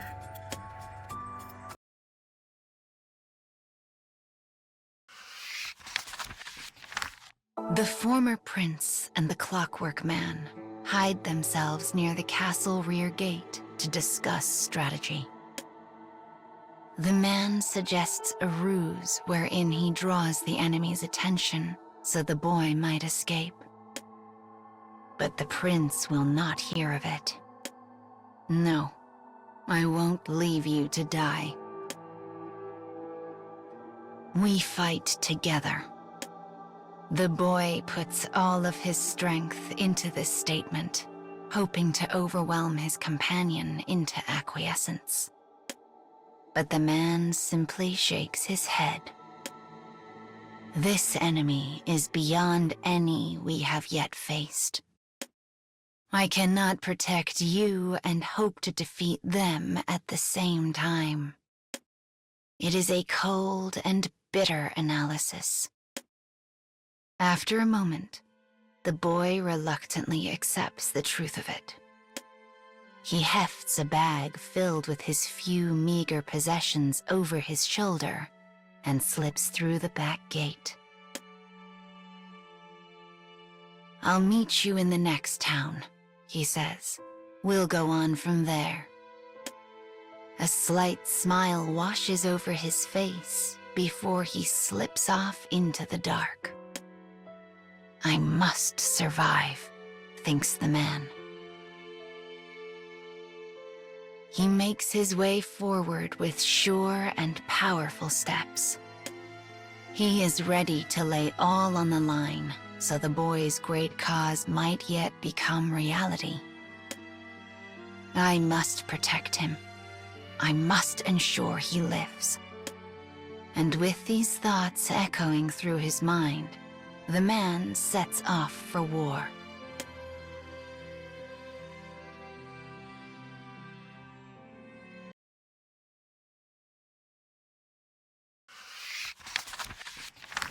The castle ruins are a fog of gunpowder haze and flying lead. The enemy's plan is clear: strike fast and hard and damn their own losses. Their numbers are staggering, their power unimaginable. They move as one, an unstoppable wave that seeks only to destroy. Bullets enough to blot out the sun fly over the man's position without pause. He is badly injured and bleeding from countless wounds. But he has learned many things on his travels and possesses knowledge his enemies do not. He knows things, ways to escape situations that would prove fatal for any other. So as the bullets rage, a desperate flame sparks to life in the deepest part of his soul, and he redoubles his efforts. Finally, silence descends over the ruins, leaving only the hollow click of his own gun as it cycles one final time through a now empty chamber. Before him lies a mountain of motionless clockwork soldiers. He is near the edge of exhaustion, the edge of death, and yet, somehow, he has won. A beat. He is a moment too slow. One clockwork soldier, one survivor, leaps out from behind a wall in ambush. The enemy aims his weapon at the small spot between the man's eyes. And though he understands what is happening, he cannot move. The damage is too much, he thinks calmly. The neural connection to my motor functions has been severed. Farewell, my prince. With that, the man surrenders his future. A single gunshot rings out, scattering any possible resignation to the winds.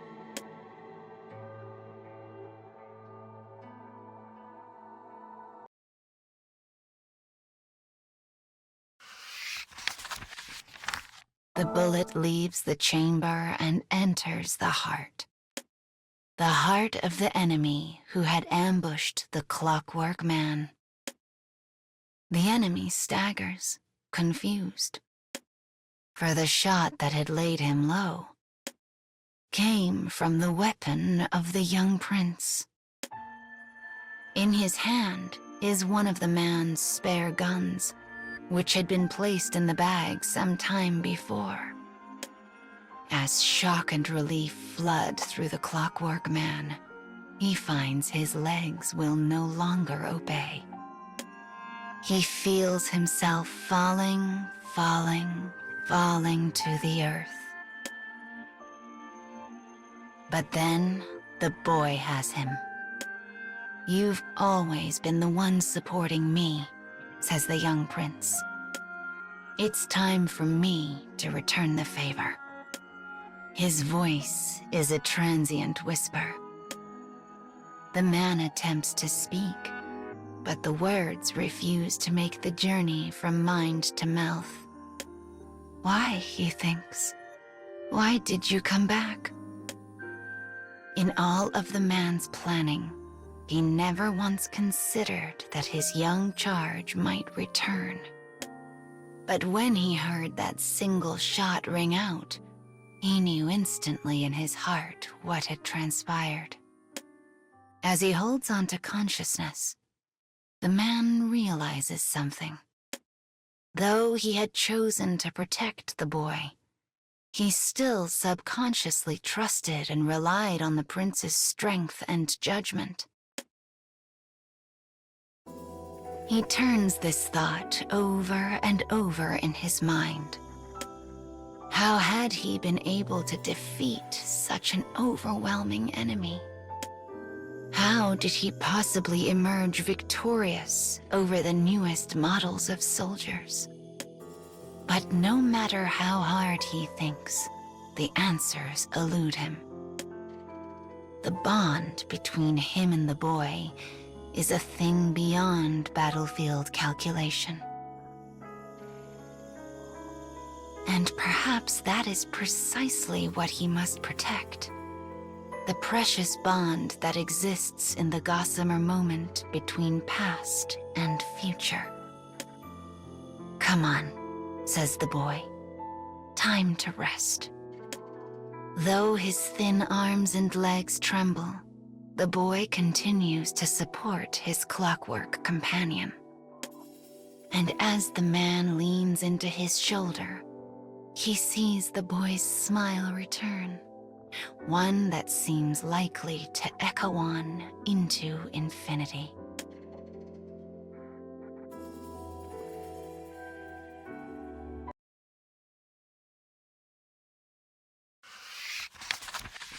Long, long ago, in an age now past, this star was as paradise. Men knew naught of fear, loss, despair. With lifetimes unto eternity, their days were peaceful and bright. Of its magic were born myriad creations. Mankind's spires towered proud, their stones never to crumble. Even the dark of night would softly smile to see the shining crystal nestled within. Within those walls, the people laughed and loved to their heart's content. A solitary man stands in the street. His robes are black, as is the custom. Only the mask concealing his face differs from others in shape and color. It marks this man as a leader. He is a most powerful mage. Early as always, I see. Beside the man, a companion appears. A beloved and trusted friend. Soon, another will arrive, and the trio will revel until dawn. Just as they have, time and time again. This age, now long past, will always be his paradise.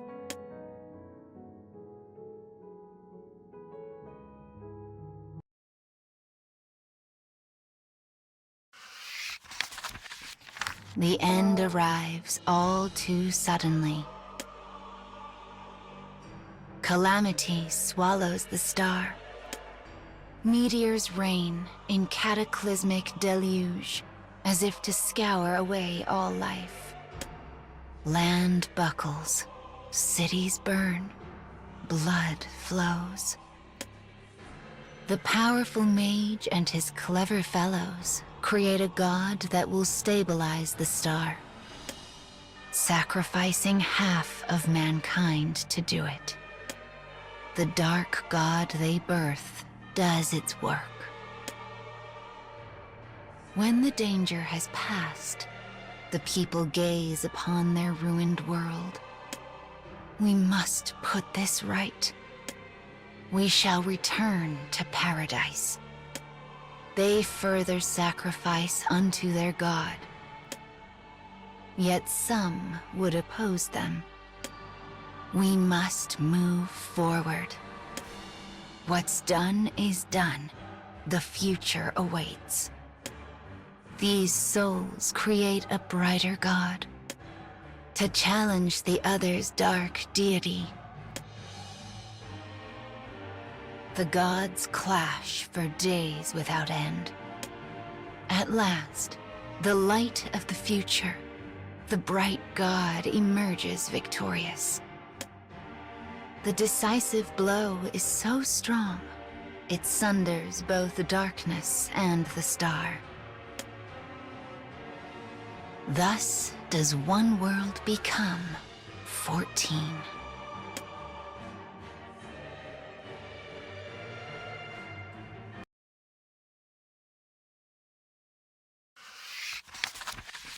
Light triumphs with a sundering blow. The powerful mage and his allies manage to withstand its impact, barely. When he opens his eyes, as the star lies shattered, so too do the souls upon it.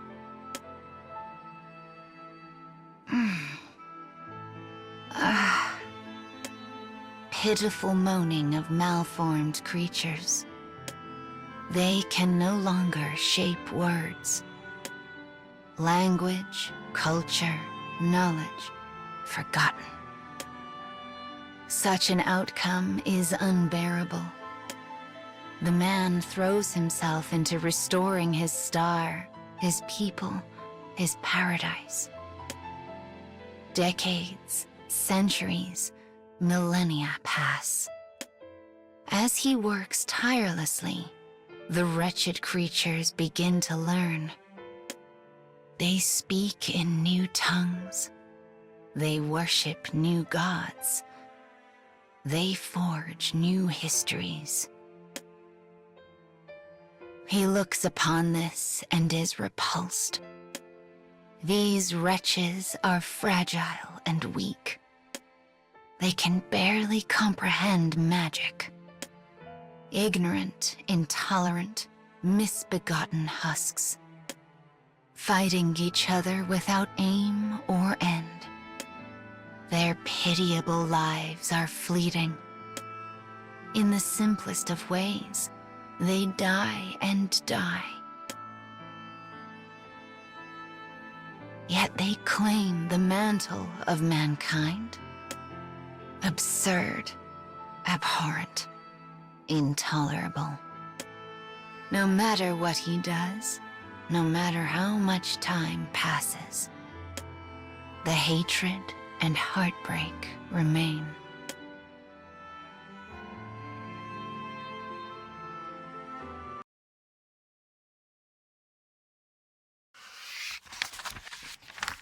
Long, long years have passed since the star and its people were sundered. Yet the man still lives, still fights to reclaim his paradise. At times, he mingles with the wretches, assuming false names and false lives. Today is no different. With borrowed eyes, he scorns the world. Back curled under exhaustion, sigh harmonic to a heavy countenance. Before him stands a cluster of miscreants. Gaze shrewd enough to pierce the spirit, the man spots a familiar hue. The precise color of an old friend's soul, a broken relic of paradise. But he has already passed an eternity with hope and grief. He has watched them die, forgotten them. Now, he simply does what can be done, grasping the last wisp of a dream that stubbornly fails to fade. A lone player in this tale of the star, his monologue an elegy.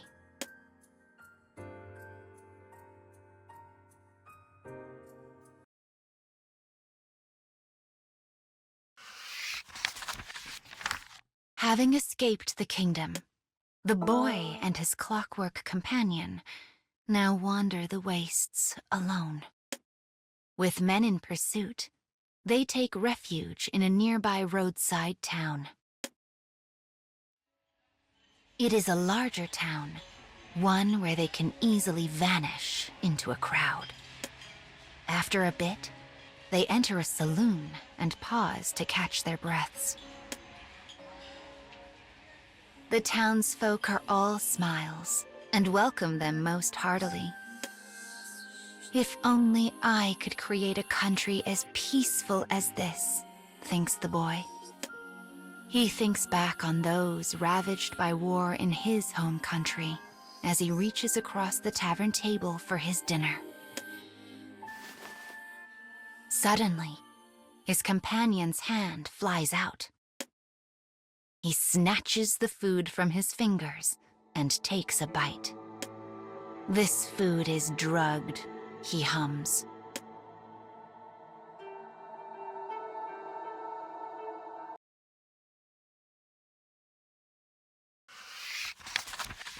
The boy seems shocked by the news. As he stands and pushes back from the table, the tavern keep approaches. "Hey now," he cries. "What's the big deal here? That drug's perfectly legal in these parts." The boy knows the drug well. It is one that offers temporary euphoria in exchange for destroying the user's body and mind. It is a dangerous chemical outlawed in every country. When the boy asks the tavern keep if he is aware of this, he snarls and makes a motion to the rest of the bar. The townsfolk begin to close in. Their smiles are gone. They stare at the pair with empty eyes. They carry knives, blades, guns. Each weapon glints menacingly in the dim light. It is clearly no idle threat. The man stands before the boy like a wall.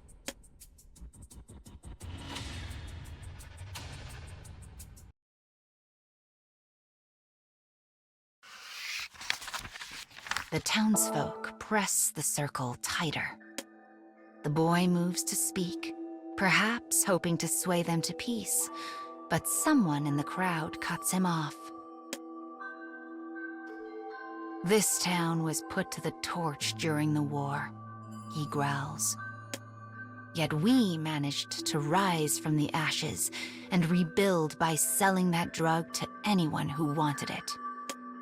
But now we've run out of willing customers, so we have to introduce our honored guests to it instead." Still, a fancy boy like you would know nothing of. Suddenly, as if linked, the crowd realizes that the boy standing before them is none other than the escaped prince, and frenzied voices begin to ring out. "His people burned our town. Crush the oppressor. Make him pay." The boy objects as loudly as his voice will let him, but the townsfolk are beyond hearing. A moment later, his companion draws his revolver. "No," screams the boy. "Don't kill them." With this order received, the man holsters his weapon and begins subduing the townsfolk a different way.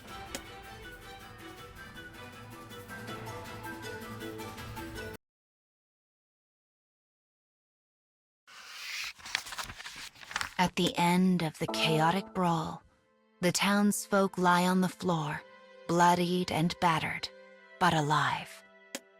Between moans, they spit curses at the pair.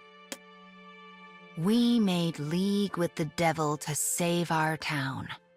We listened to his whispers and did his deeds. Your kingdom started this war. You are to blame. The man looks up from his defeated foes. The bandages covering his face have slipped in the scuffle, baring his visage to the world. His face is covered in a crisscross of scars. It is the face of a weapon sent to war before being discarded like so much trash. The boy gazes upon him with sorrowful eyes before reaching out and laying one hand on his rough, craggy cheek. "Come on," says the boy. "Let's get moving." As they walk, his hand makes a fist and begins to tremble.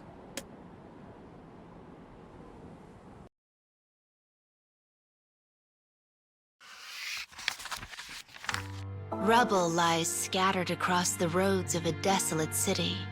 Black smoke billows into the sky. These things serve as scars of the battle between the local military and a terrorist organization. Amidst the smoke and flame, a platoon leader gives orders to his wounded yet victorious squad. Find survivors, treat the injured, watch for enemy remnants. Once the orders are given, he leaves his post and begins aiding in the search. Soon, he comes across a pair of trembling sisters in the tumble-down skeleton of a building. Despite the obvious fear on the elder girl's face, she wraps the younger in her arms and stares at the man with defiance. He gives her a soft smile, then dives into a pocket and produces a bit of candy that he hopes might serve as a peace offering. But she has gone through horrors he cannot even imagine, and the gift only serves to tighten her grip. The only sound is the lonesome howl of the wind. Suddenly, the silence is betrayed by the rumble of the young girl's empty stomach. The man snorts despite himself, then immediately regains his composure and apologizes for the disrespectful display. "My sister is hungry," mutters the elder through flushed cheeks. "She needs to eat. I'll do whatever you want. Just, please, food." The man smiles gently, a true smile, not a trick of the bargain. "In that case, I suppose we'll have to put you to work cleaning the base." The girl nods, her face softening slightly as she considers the prospect of keeping her kin safe. Despite her youth, the world has taught her she must fight for what matters to her, and she would do anything to safeguard her sister's life. Tasked with the lives of his troops, the man recognizes this instinct in her, and he swears then and there to show this small kindred spirit the utmost respect.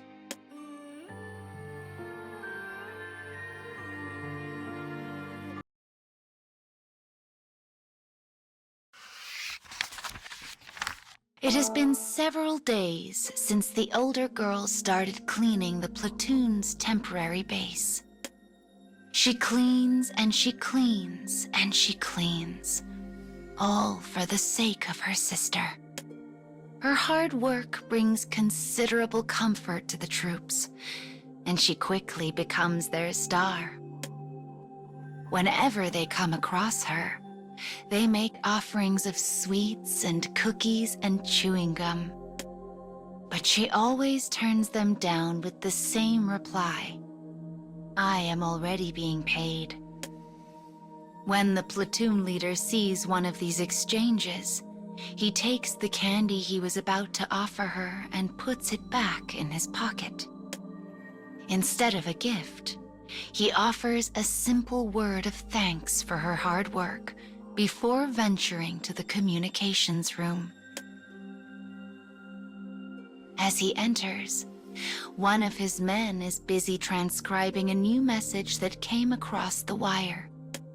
It is a report from headquarters regarding the terrorist organization. It details all the weapons their enemy has purchased, as well as an estimated date and location for their next attack. The man rubs at his chin as he considers this new information. Above all, he wants to keep as many of his troops as safe as possible. As he mulls over his options, a second message comes across the wire. Enemy using children as spies. Take all necessary precautions. The man's head whips around to focus on the girl cleaning in the next room. She nods politely at him and continues her work. Beside her, her little sister waves happily. He responds in kind before shaking his head in an attempt to clear away the doubts that are creeping into his mind.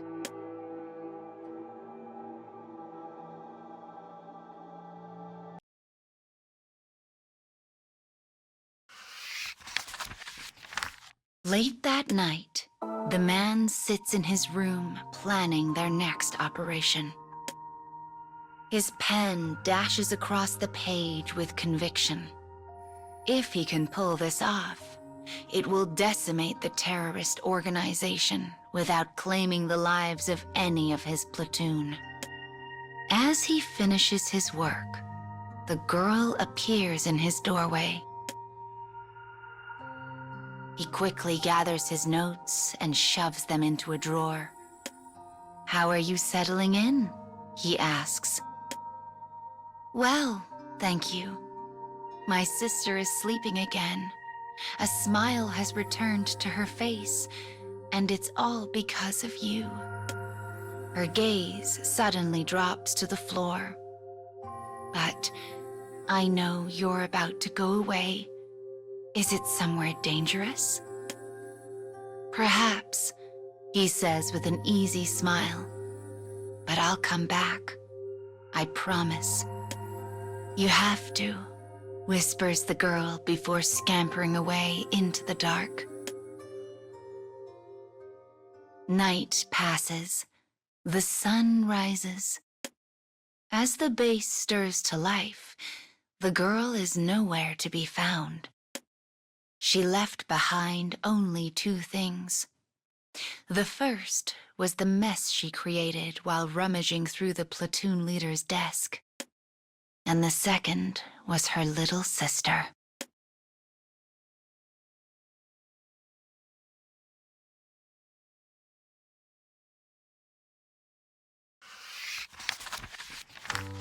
Though some of his men suffered minor injuries, the platoon emerges from their next fight victorious and whole. They whoop loudly and slap each other on the back, knowing this latest mission means certain destruction for their foe. From a distance, the platoon leader and abandoned girl watch the celebration with clouded expressions. "Where's my sister?" asks the child as she holds back tears. The man pauses, trying and failing to find a way to tell her of the older girl's end. She had been a spy for the terrorists. She chose that path in order to protect her sister. But she failed. The information she stole from the leader's room was false. He had left it there on purpose. Her stealing it had been his plan all along. Acting on the false information, the terrorists arrived at what they thought was their own ambush, only to find the tables turned. It all went exactly as he had planned it, save for the moment the terrorists enacted their revenge against the older girl. No, don't lie to yourself. You knew that was always a possibility. He had weighed the lives of his entire platoon against that of a single young girl and made his decision. But as he stares at the little sister crying before him, he finds himself unable to tell her this truth. As his hand clenches into a fist, the cheering of his men and the sobs of the little girl blur into an endless wall of sound. These days, the man always keeps a piece of candy in his pocket. He does so in the hope he will never forget the weight of all his sacrifices.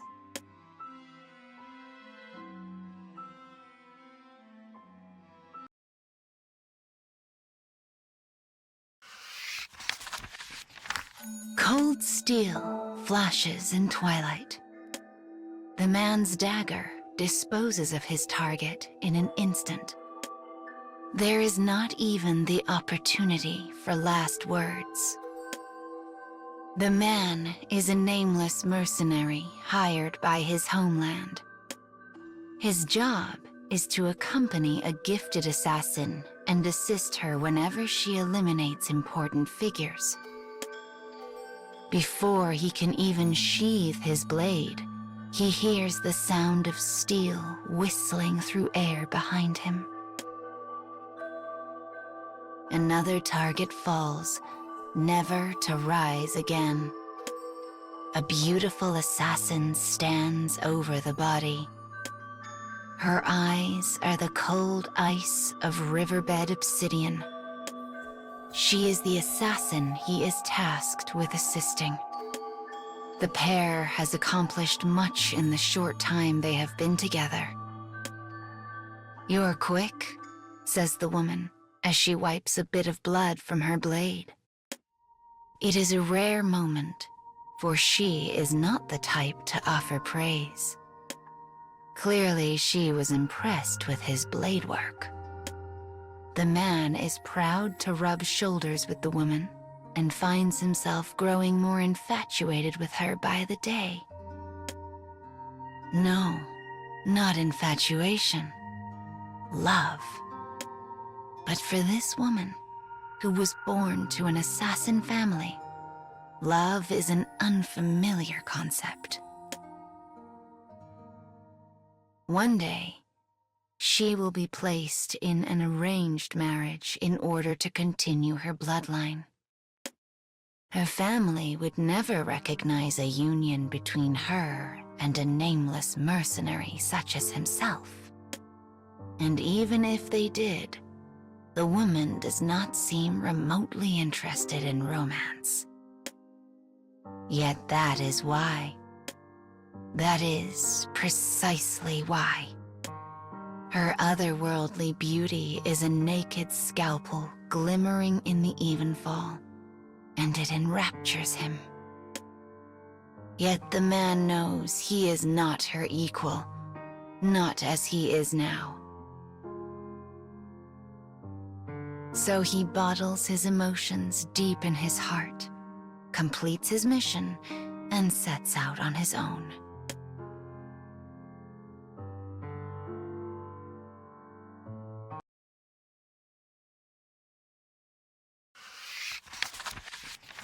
Years have passed since the mercenary and assassin last crossed paths. The man abandoned her suddenly, his torrent of emotions left unsaid and unmentioned. Yet the passing of time has not dulled his feelings. Indeed, they have only grown more acute with each rising of the sun. He has moved beyond attraction, beyond love. It is obsession now. He forgets the worth of all other things and uses his tenacity to discover repeated success in his trade. Eventually, his hard work pays off, and he finds himself the lord of a fine manor.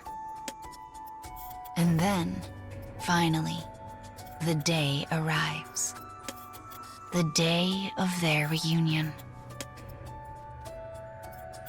The silhouette of a woman shimmers into existence. The figure moves with hidden grace and purpose. Her appearance has been disguised with false hair, heavy makeup, and a cloak. Her identity should be an enigma, a mystery. Yet he knows. One glance at those obsidian eyes is all he needs. She passes him without a word or look. Her presence is 1,000 icicles on his skin. He can sense her skill, feel it. She is something beyond all measure. It takes all of the man's considerable will not to collapse in the presence of her aura. The air quivers as they pass.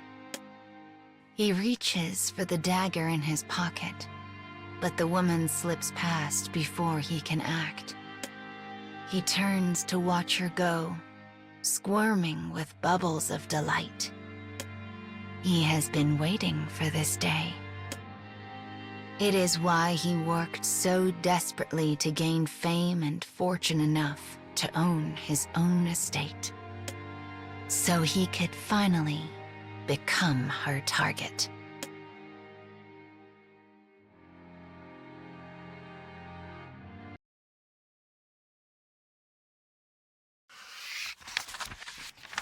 Night falls on the day of the mercenary's reunion with the assassin.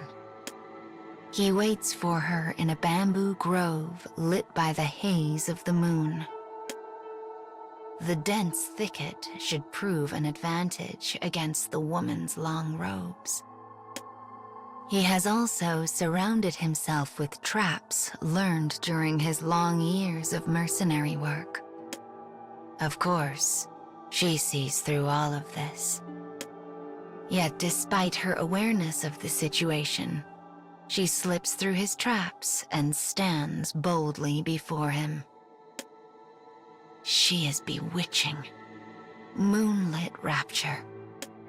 His breath catches in his throat as he grasps his dagger.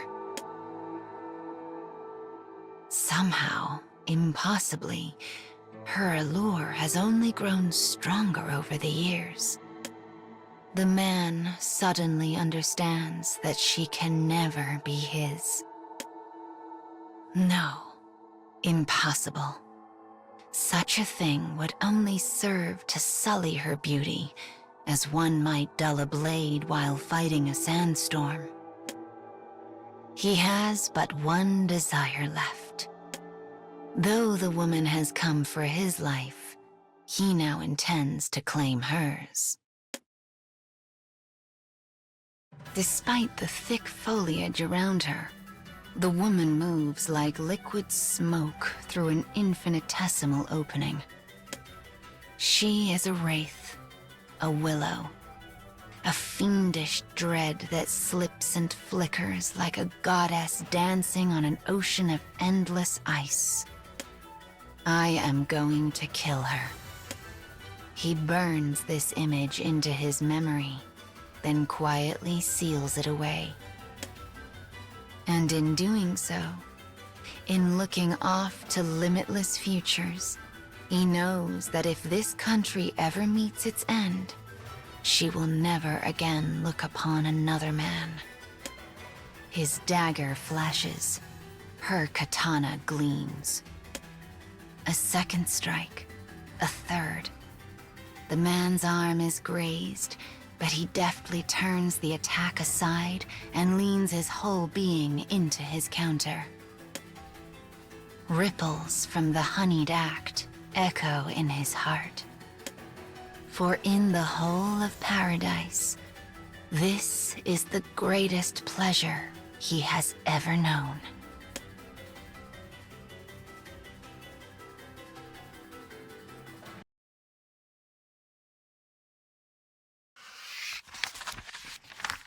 Each time the man brandishes the dagger, He feels the woman's body growing ever closer to his own. Crimson seeps from her wounds to lie gleaming in the light of the moon. The woman staggers, her eyes empty. She has lost much blood. This is the peak of my pleasure. Yet, as the man grips his dagger and readies to end her life, he realizes something. His intellect is honed, sharp. His obsession deep, pure. These things have driven him to the brink of madness.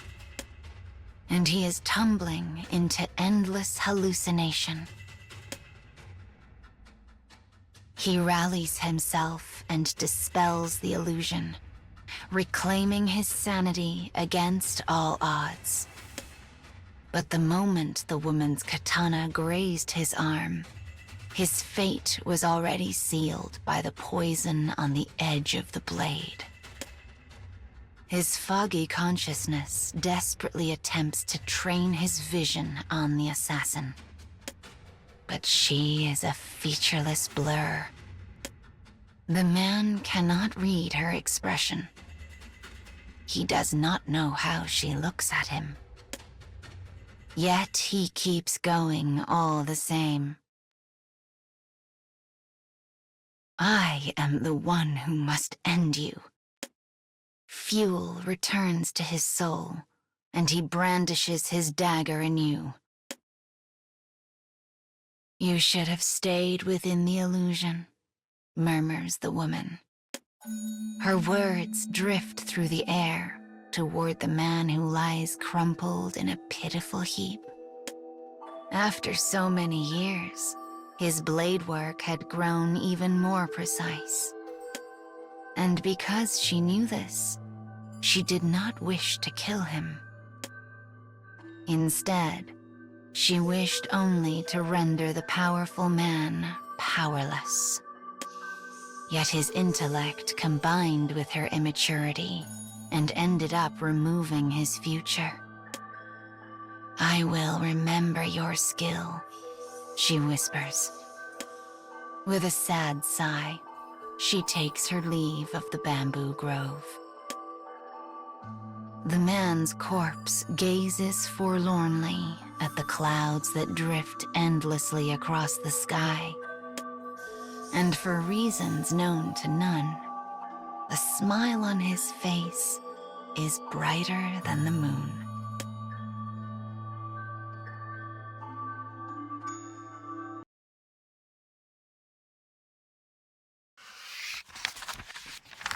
Corpses litter the wastes, endless mountains of corpses. Each one belongs to a most uncanny creature. Standing in the middle of them all is a dark monster. The bodies look much like himself, but he pays them no mind as he drags from them what he desires. It is dreams, you see. He craves dreams. To monsters such as himself, there is nothing more sublime. He inhales the dreams and growls in anger. Is that all? He angrily hurls the bowl away from him and watches it shatter with a terrible sound. The echo in the wastes lasts a lifetime, as though urging him forward. What a trifling dream. I could eat 1,000,000 like it and still not be satisfied. Ah, but something has heard his grumbling, and from behind a nearby rock comes a sneaking voice. I have something to tell you, it says as a set of eyes peer out from the darkness. I believe I could be of great service to you. Now come, tell me your story. Despite how the eyes glint in the shadows, the dark monster senses no life behind them. Though he is doubtful, starvation spurs him forward. His problem will not be solved without risk. Come now. Slowly, the dark monster approaches the pair of glimmering eyes.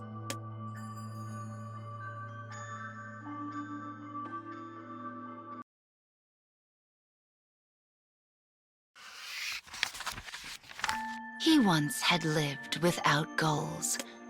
The dark monster was drawn to the brilliant dreams other monsters had. He desired them so intensely. It was a hunger, a pain, a rage. Unable to fight against the impulses deep within himself, he finally attacked other monsters, his own kind. He forced down any that resisted and devoured their stolen dreams. The first time he did so, his hollow heart exploded with overwhelming bliss. It was a rich sense of satisfaction, paralyzing in its intensity. Almost as if the desires from the original owners of the dreams were a seasoning for his own. And as he ate, a thought occurred to him. I wish to become human. This thought, this desire, was an instinctual one for monsters of his kind.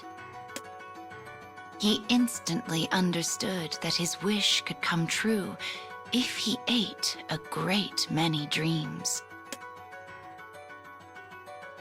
And once the thought was in his mind, it grew like a fever. More. More. I must eat more. The dark monster gave in to his basest impulses and rushed forward. He would find those of his kind, steal their dreams, and consume them all.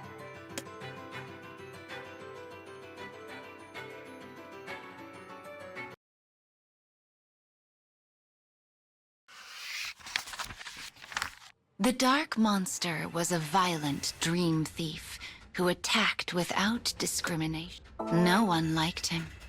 Of course they didn't.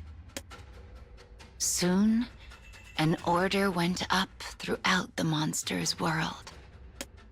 His days of stealing dreams would be ended. His fellow monsters banded together in an attempt to take him down. But he fended them off and stole the dreams of all who dared threaten him. The dark monster would be human soon. He knew this, felt it. But as his conviction grew, the seasoning of the stolen dreams grew ever more bland. He remembered how delightfully sweet and filling they had been at first.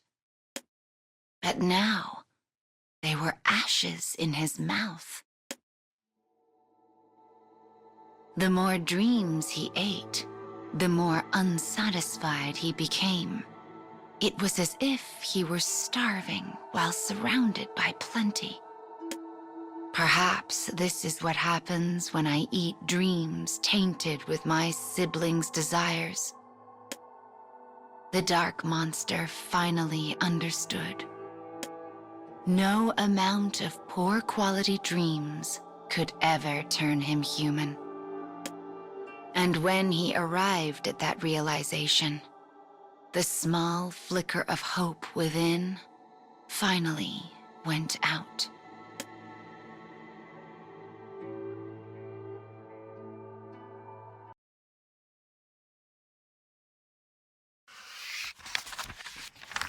I believe I could be of great service to you. Now come, Tell me your story. I can't believe this, sneers the voice when the monster finishes the tale of his past.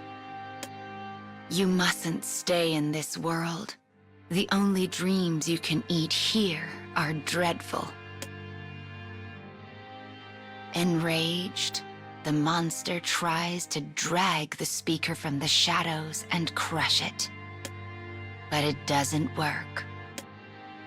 No matter how hard he squeezes, the speaker only laughs. Oh, I have the perfect place for you, my friend. A place filled with nothing but the richest and most divine dreams. Who could possibly believe such a thing? But the monster has no other choice. Still, he is wary of the speaker, this thing that calls himself Carrier. He angrily threatens him with death if the plan is a trick. But Carrier only giggles with delight. He produces a giant door out of thin air and gracefully motions towards it. The dark monster slowly walks into the abyss. Carrier watches. He chuckles. Now let us go to the world of the cage, where all our dreams come true.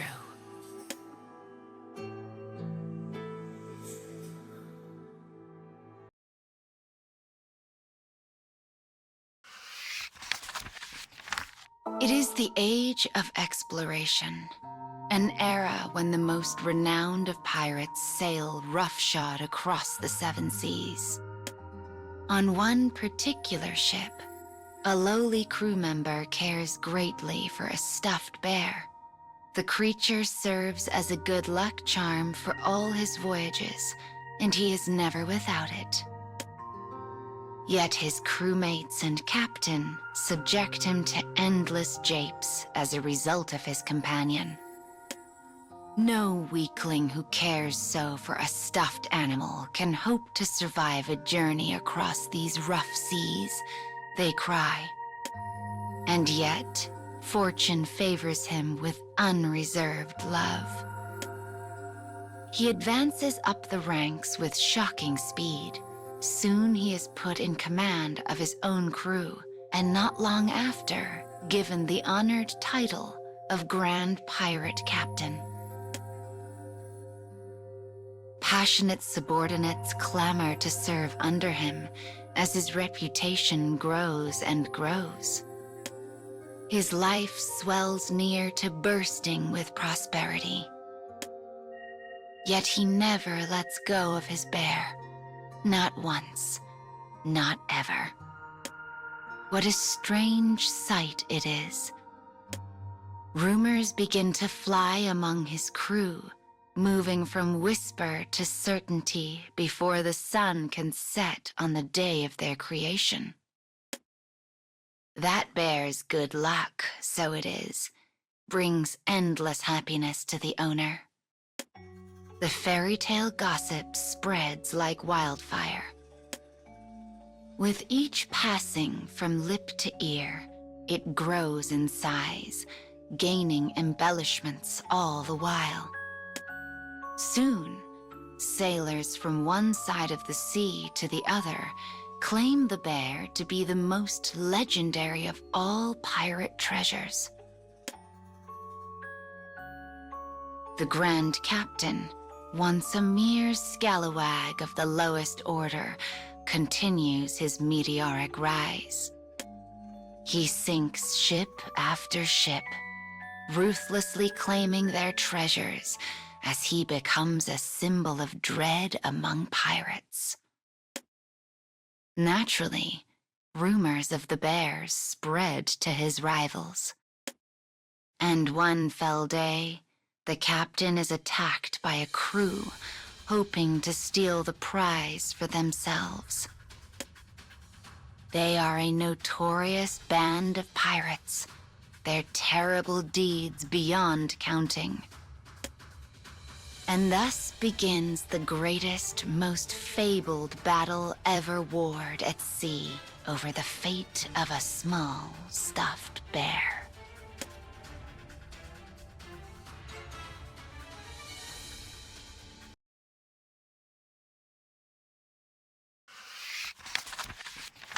The sea battle of the century turns the beautiful emerald waves to scarlet. When it is over, the attacking pirate crew has won the day. But the conflict led to staggering losses on both sides, and all of it over a single stuffed bear. Even those who never dipped a toe in the ocean now began to take note.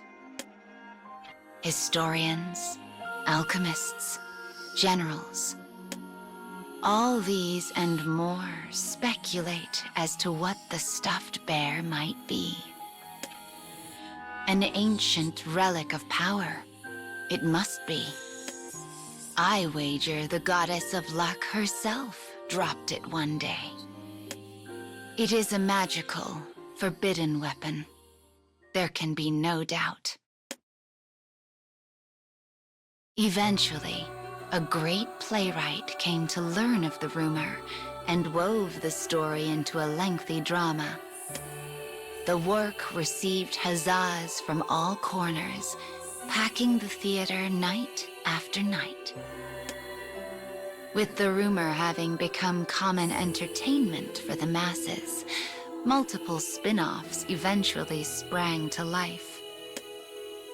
In time, the same land dwellers who had been so willing to laugh at seafaring folk in a tizzy over a stuffed bear find themselves confronting ill news.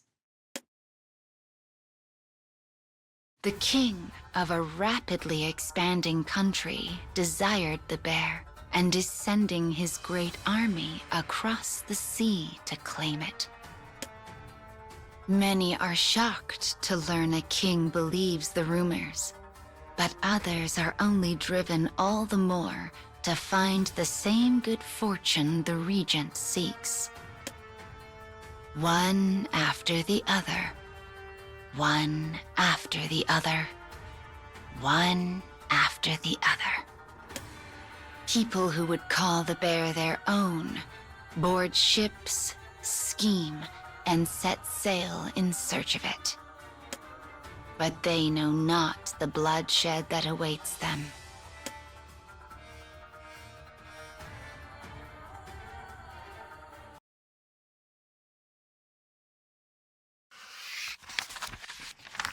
As fortune hunters begin filling the seas, the pirate captain who owns the bear is mysteriously assassinated.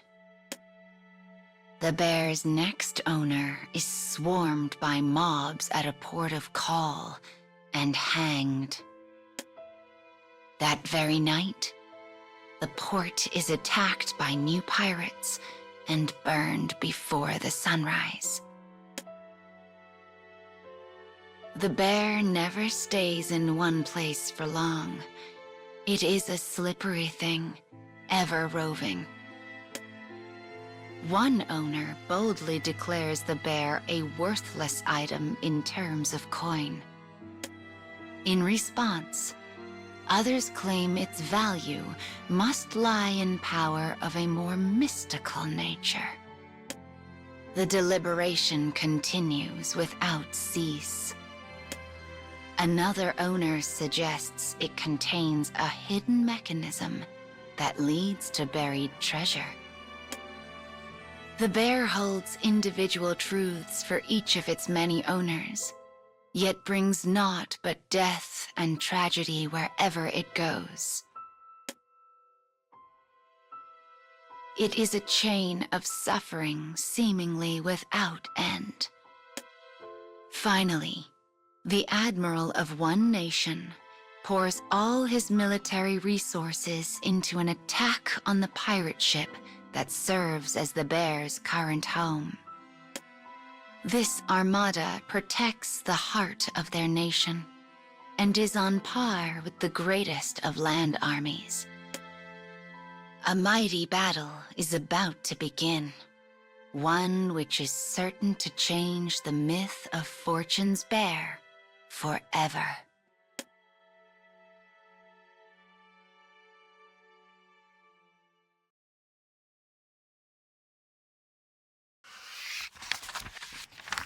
The Admiral commands his troops to board the pirate ship. They soon encounter the captain covered in blood, breath faint, eyes empty. The bear sits quietly beside him. The Admiral takes his saber and thrusts it into the captain, but the other man's eyes remain open and empty. "None will believe me," says the captain. His voice is a whisper's memory. The bear is nothing, truly nothing. It leads not to treasure, nor blessing, nor protection from the sea. In fact, it grants no aegis whatsoever. Any who take it for themselves only set their own fate in motion. To be hounded by others until the day of their miserable death. This is what the bear offers, and nothing more. Though the captain is honest with his regrets, the Admiral naturally does not believe him. A stuffed bear which has attracted so much attention, taken so many lives, is no ordinary thing. It is simply not possible. But the captain merely shakes his head. I thought the same once. But then I claimed the bear as my own. With those words, he dies.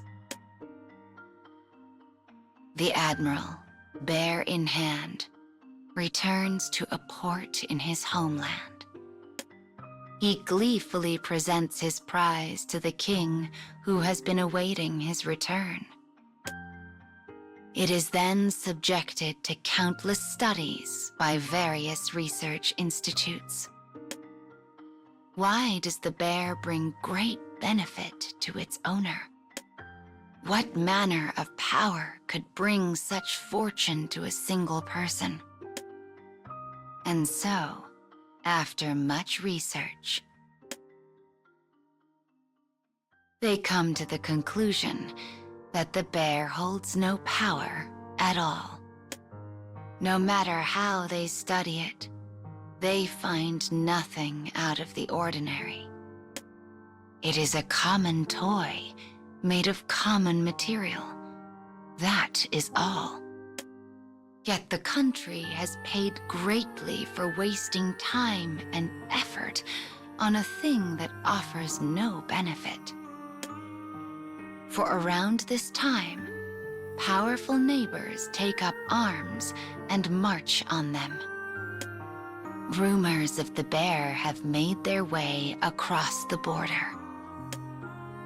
In a panic, the king announces the results of the study. He screams to all who will listen that the bear is nothing special, nothing blessed. But the effort is for naught. None believe his words. After all, this selfsame king had unleashed his own massive armada out of want for the bear. Another tragic battle is set to begin. Even though the bear is truly ordinary, it has no special qualities. That much I swear. So rest easy and take good care of it.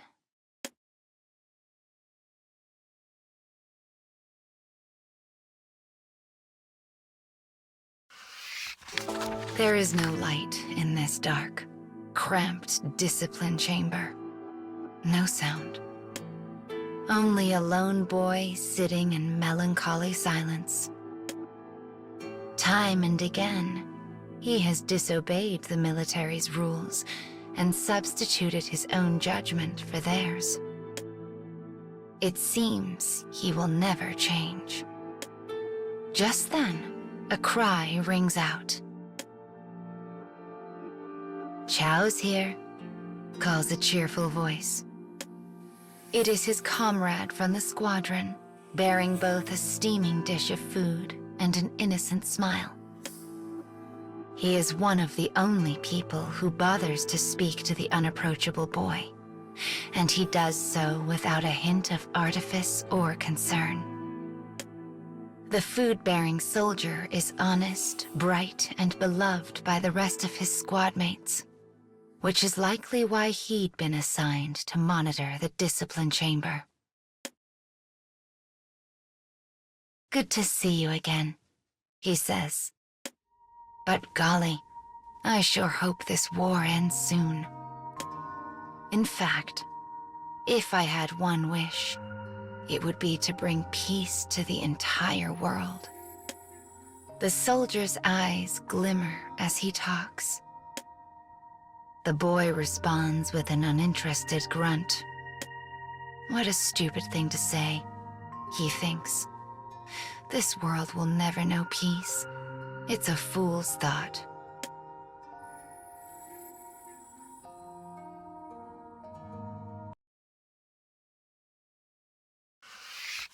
When the boy is finally released from the discipline chamber, he finds the rest of his unit engaging in a lively party.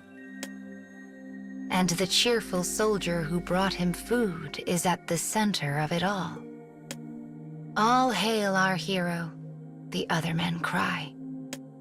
We would expect nothing less from one of his lineage. The squad raises their glasses high and cheers the soldier.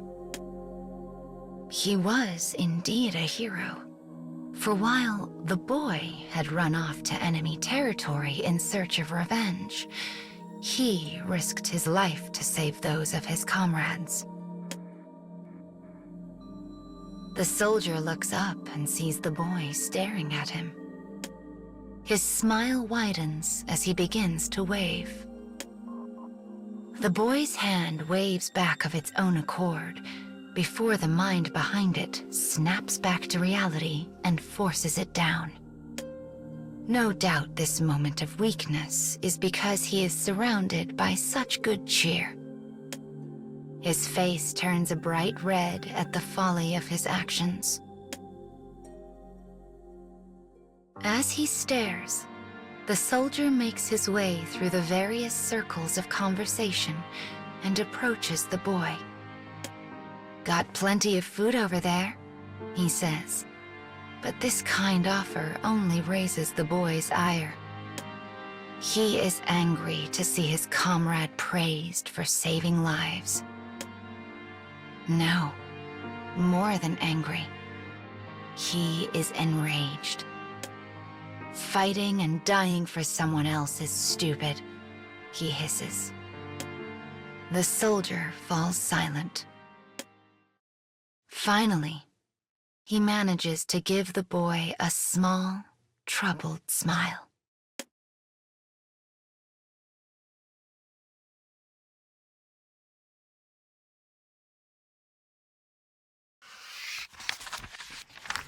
The boy is surrounded by enemies in the middle of a torrential downpour. Again, he has abandoned his orders and his squad mates and chosen to attack on his own. The sound and fury of the rain play to the strengths of the surrounding enemy, for he can only make out dim shadows in the dark. His foes tense, preparing to strike. But then... "I've got you." The friendly soldier appears at his back, weapon in hand. The boy's fighting spirit suddenly blazes in his eyes. For the first time in their existence, the two fight with and for each other. Their enemies falter in the face of this furious attack, and soon abandon the fight altogether and flee into the dark. Proud of their victory, the boy breaks out into a sharp grin and turns to his companion, only to have a gout of red splash across his face. The other soldier has been pierced by a single bullet. Blood flows from the wound, mingling with the rain before painting the earth. Pale and shaking, the soldier slumps to the ground. "Why? Why did you help me?" the boy asks. The soldier reaches out for the boy, his hand shaking from cold and fear. But he manages a faint smile all the same. As he attempts to speak, the boy presses his ear to his lips so as not to miss a single word. He grips his hand tightly, as if that can somehow tether this vanishing life to the cold reality of the world.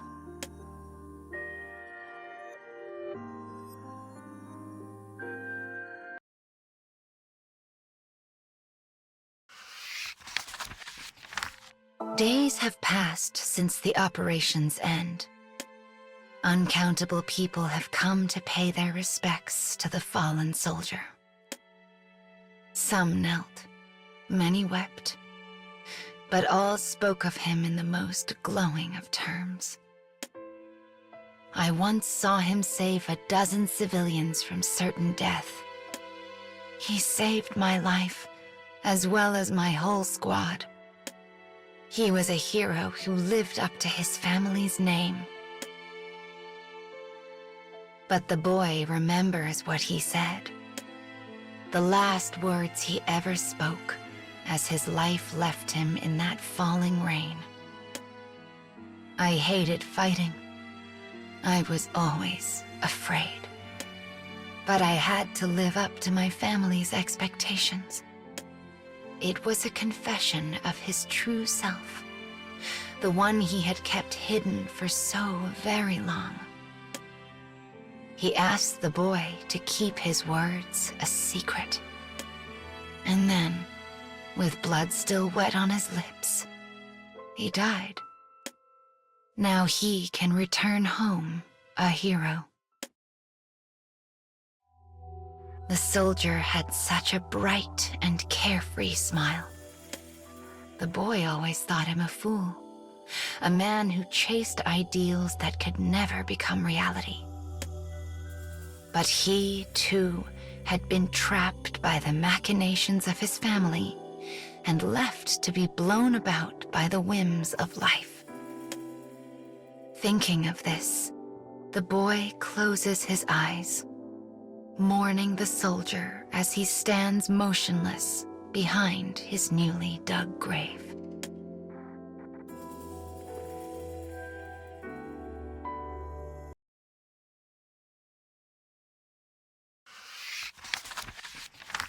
Mist hangs heavy over a deep wood. A werebeast draped with a white sheet peers into an aged mirror resting silently within a ruin. A dark shadow shimmers to the surface.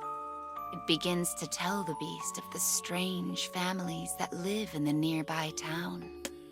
Though they are poor, they remain bright and full of laughter.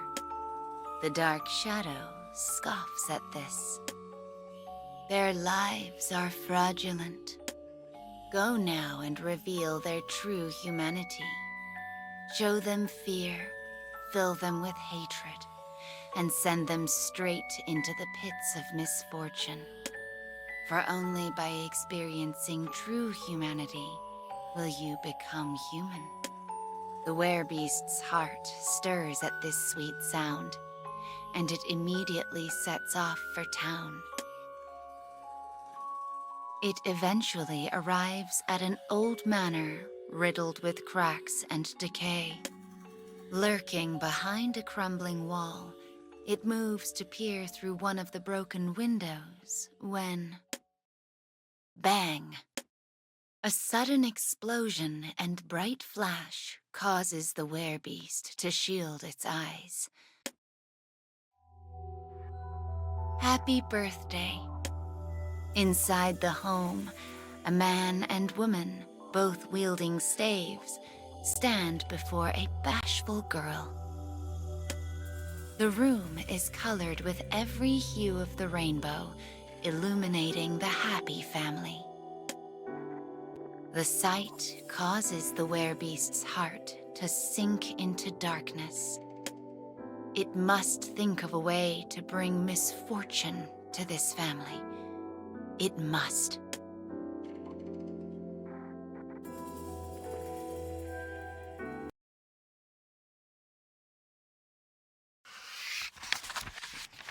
I will bring misfortune to this family. With its mind made up, the werebeast decides to strike fear into their hearts. It destroys the windows they try so hard to keep shut, and steals any vegetables ready for harvest. Surely this will cause them no end of woe. But the werebeast's confidence is betrayed. I think the children broke the window. It gladdens me to see them so full of energy. Our vegetables are gone. It gladdens me that no one has to starve. The werebeast's actions were not enough to strike fear into the easygoing family. Annoyed, it decides to lay waste to their kitchen and destroy what meager foodstuffs they have. But as it crouches nearby, plotting, "Are you hungry?" The werebeast freezes in shock at the voice. Standing beside it is a girl with wavy hair. She does not fear the werebeast. Instead, she extends toward it a simple plate. "Want a cookie?" When the confused creature shakes its head, the girl sets the plate down and extends her hands toward it. "Then let's play." The werebeast finds her aggressive innocence bewildering. Yet, for a reason it cannot explain, it feels a warmth in its heart when it sees her unspoiled smile.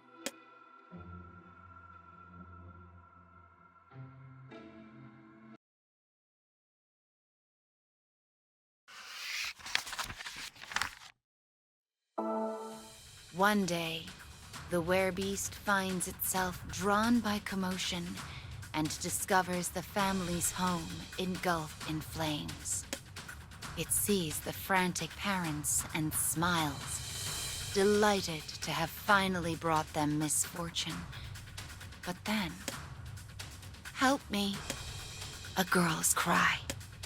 For some reason, the werebeast pictures the girl with wavy hair. The next thing it knows, it has leapt into the flames.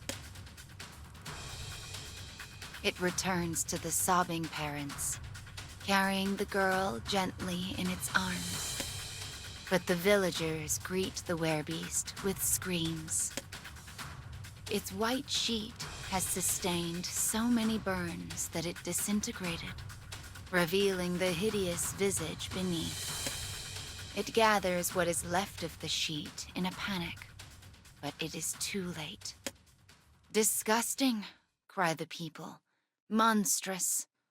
Surely this creature is what set the house to burn."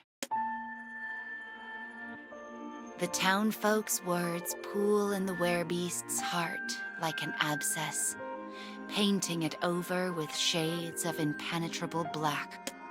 But stop. This creature helped us. The parents raise their voices in protest. The girl walks over to the werebeast, tears spilling down her face. I should have been more careful, she says. So please, I want you to have this. It is a small pouch with a sweet scent, and the werebeast snatches it and runs away as fast as it is able.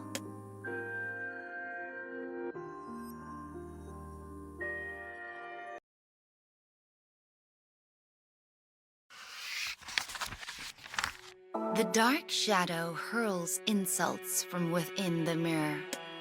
Coward, weakling, half-wit. Do you not want to be human? Its words twist a dull knife into the werebeast's heart. But the creature holds its ears shut, and the shadow eventually vanishes. Disheartened, the werebeast pulls out the small pouch, looking for something to cling to. It is filled with cookies. Though they are misshapen and burned, the beast thinks they are the most beautiful gems it has ever seen. It gingerly bites into one. Gentle sweetness fills its mouth, causing tears to spill from its eyes. I want to be human. This thought is true above all things, but it cannot imagine causing misfortune to such a kind family in exchange for that wish. It is because I am ugly. A sweet scent rises to tickle its nose. Though it failed to become human, the werebeast does not regret saving the girl. It bites into a cookie. Even the bitter, burned bits are precious to it. And it prays it might be allowed this one moment of bliss.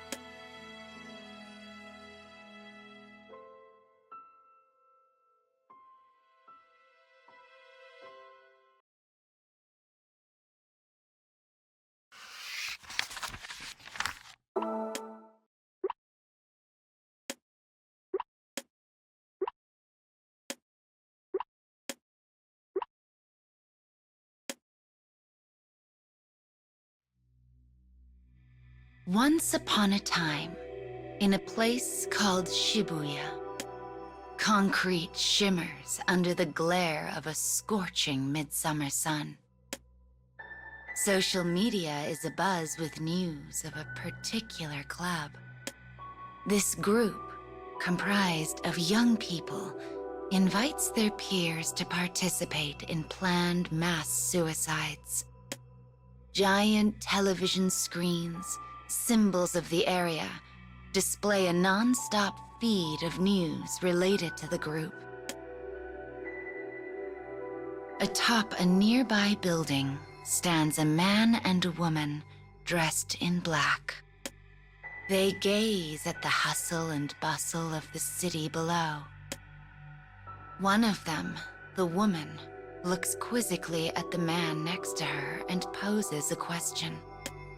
Why do we look like this if we're in Shibuya? Weren't we just in Mementos?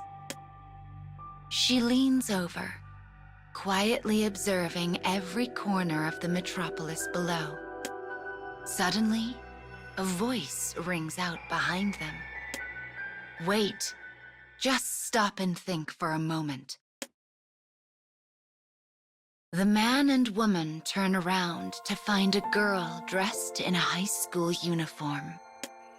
Out of breath, she looks at the black-clad pair with wide, worried eyes. Please don't do this, she blurts out. You don't have to die. No matter what horrible things have happened, I know you have a reason to live. So let's just talk, okay? There is desperation in the girl's voice as the words gush forth. The roof of the building is the perfect place from which to jump. The pair regarded the girl with suspicion at first, but now realize her misunderstanding.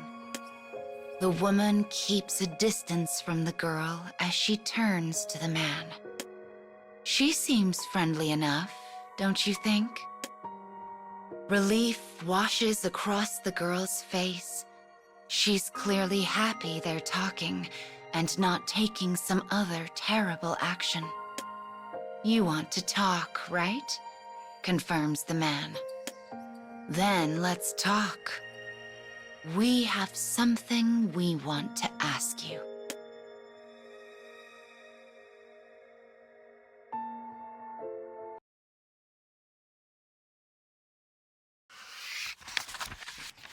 The high school girl and suspicious-looking duo make for an odd trio indeed.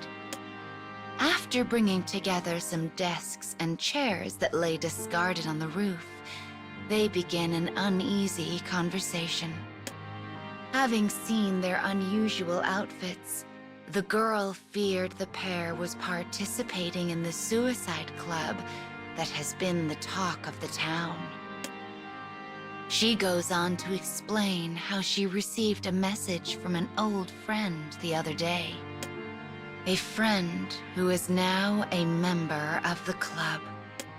The girl's reeling head is filled with a single thought: finding her friend and ensuring she lives. The man and woman, however, seem unaware of the club's existence. Now that the girl realizes they do not intend themselves harm, relief washes over her like a wave. Having heard her tale, the woman leans in and speaks. Now it's our turn to ask questions. This is Shibuya, right? The large screens that serve as the symbol of the area are clearly visible from atop the roof. Why would the woman ask a question with so obvious an answer? The girl hesitates, unsure of the intent behind the question. Just then, a cacophony of screams fly from the crosswalk below. The trio look down from the roof as panic fills their hearts. They behold a horrid sight, one which leaves them at a loss for words. Young people are gathered on the roof of another building, poised to leap. And in the center, the girl spies her childhood friend. She has taken the lead, and the rest seem keen to follow. There isn't time to save her. It is impossible. And yet, she will try. As the girl thrusts her hand into the air, the world shifts. Space collapses. Scenery crumbles.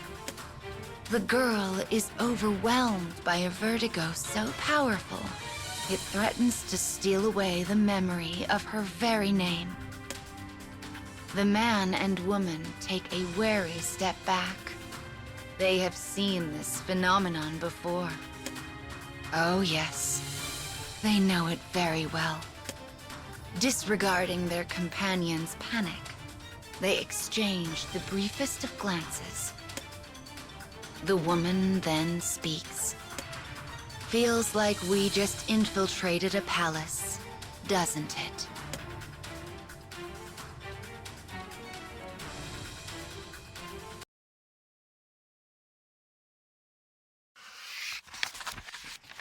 The high school girl regains consciousness and recalls her own name. Beside her are the man and woman in black. Before her is a world enveloped in darkness. Floor, walls, and ceiling. They are surrounded on all sides by massive tanks of water. It's as if she has been transported to an aquarium. The young people who had so recently been ready to leap off buildings have transformed into merfolk who now swim gracefully through the water. Unease grips the girl's heart in its fist, but the woman seems familiar with such worlds. "Let's pin down this situation," she says calmly. "We went from an unfamiliar Shibuya to this place. The question is, how and why?" The man in black says nothing, preferring to calmly observe the situation. If he has a guess, he keeps it to himself. As they each come to terms with their confusion, a question lingers in the girl's mind. What happened to my friend? The moment she asks it, she hears her friend's faint cry. "No, stay away from me." For some reason, the girl is the only one who can hear her. The voice almost seems to be pushing her away. Suddenly, the merfolk leap from the tanks. They glare at the girl, spitting venomous words from their mouths. "Get out of here. We'll not let you disturb our ruler. You are far too brilliant for this place." The merfolk seem to find the girl unpleasant. They abruptly lunge at her, yet the girl remains frozen in place. As a scream erupts from the depths of her throat, the man and woman leap in front of her. They stand ready, weapons in hand, prepared to fight back against the merfolk. A sword draws beautiful arcs in the air. The muzzle of a gun flashes brilliantly. They are at home in battle, easily dodging and parrying whatever attacks the merfolk deploy. Soon the enemy falls, and the woman begins to piece the puzzle together. The merfolk attacked the girl, and the ruler of this space seems to know of her as well. The man turns to the girl and says, "We also know of this world. Let's negotiate." Negotiate is not a word she hears every day, and it only increases her panic. But the man doesn't hesitate. "We want to return to our original world, and we need information from you to do that. Give us an answer if you're willing to negotiate." A thought comes to her then. She can follow her friend's voice with these two in tow. Perhaps doing so will unmask the truth of this incomprehensible space, and even prevent her suicide. "I will help you," says the girl. "But first, I need you to help me." As the girl makes her bargain with her new companions, she realizes she does not even know their names.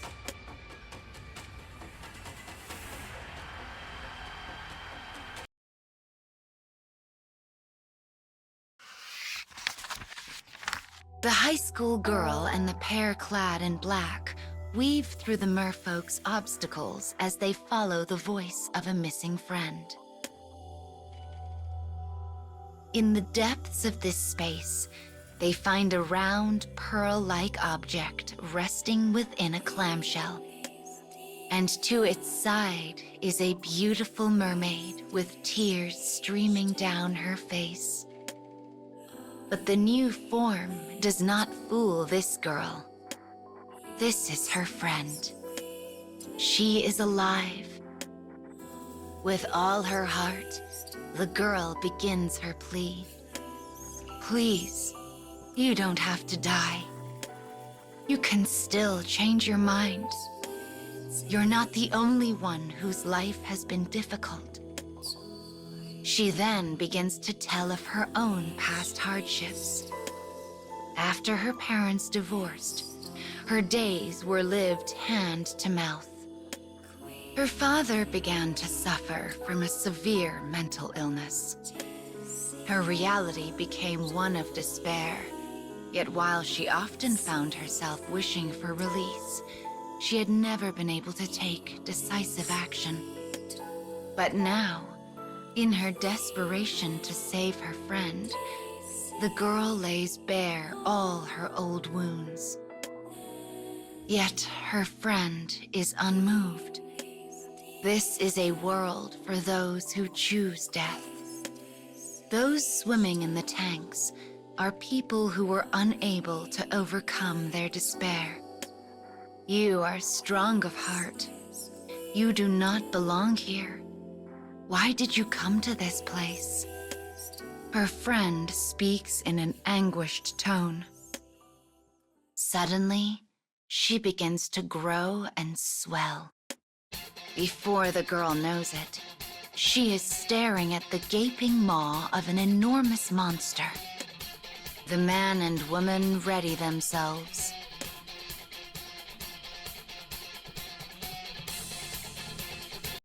The other merfolk bow reverently to the monstrous friend. When that happens, the woman speaks. She must be the ruler of this space. While the girl cannot comprehend what this place even is, she understands her friend is leading the suicide club. The friend, now a monster, glowers at the intruders.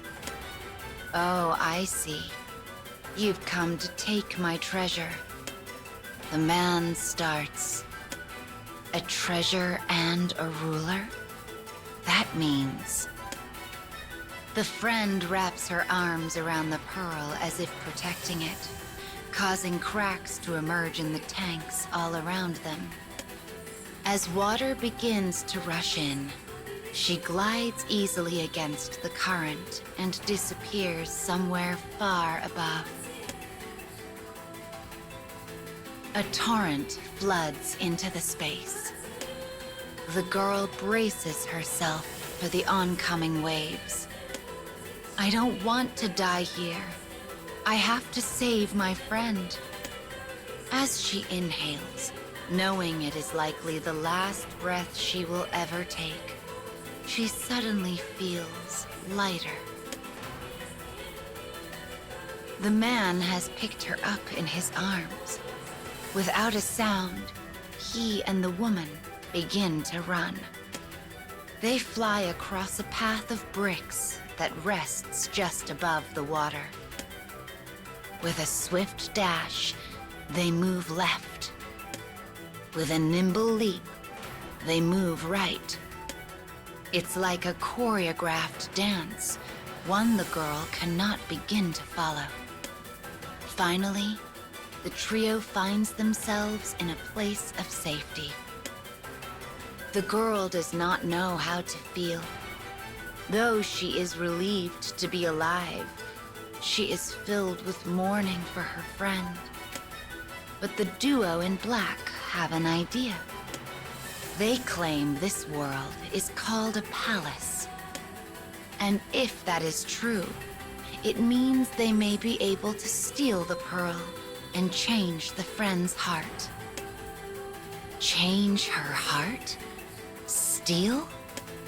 Though the girl hears the words, they lack all meaning. I suppose we haven't introduced ourselves yet, says the woman. She glances at the man, who nods.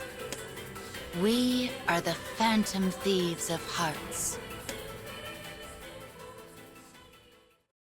They will do whatever it takes to save her friend and return to the world from whence they came. With new confidence, the girl and the Phantom Thieves press forward into the eldritch space. Soon, they will reach the end.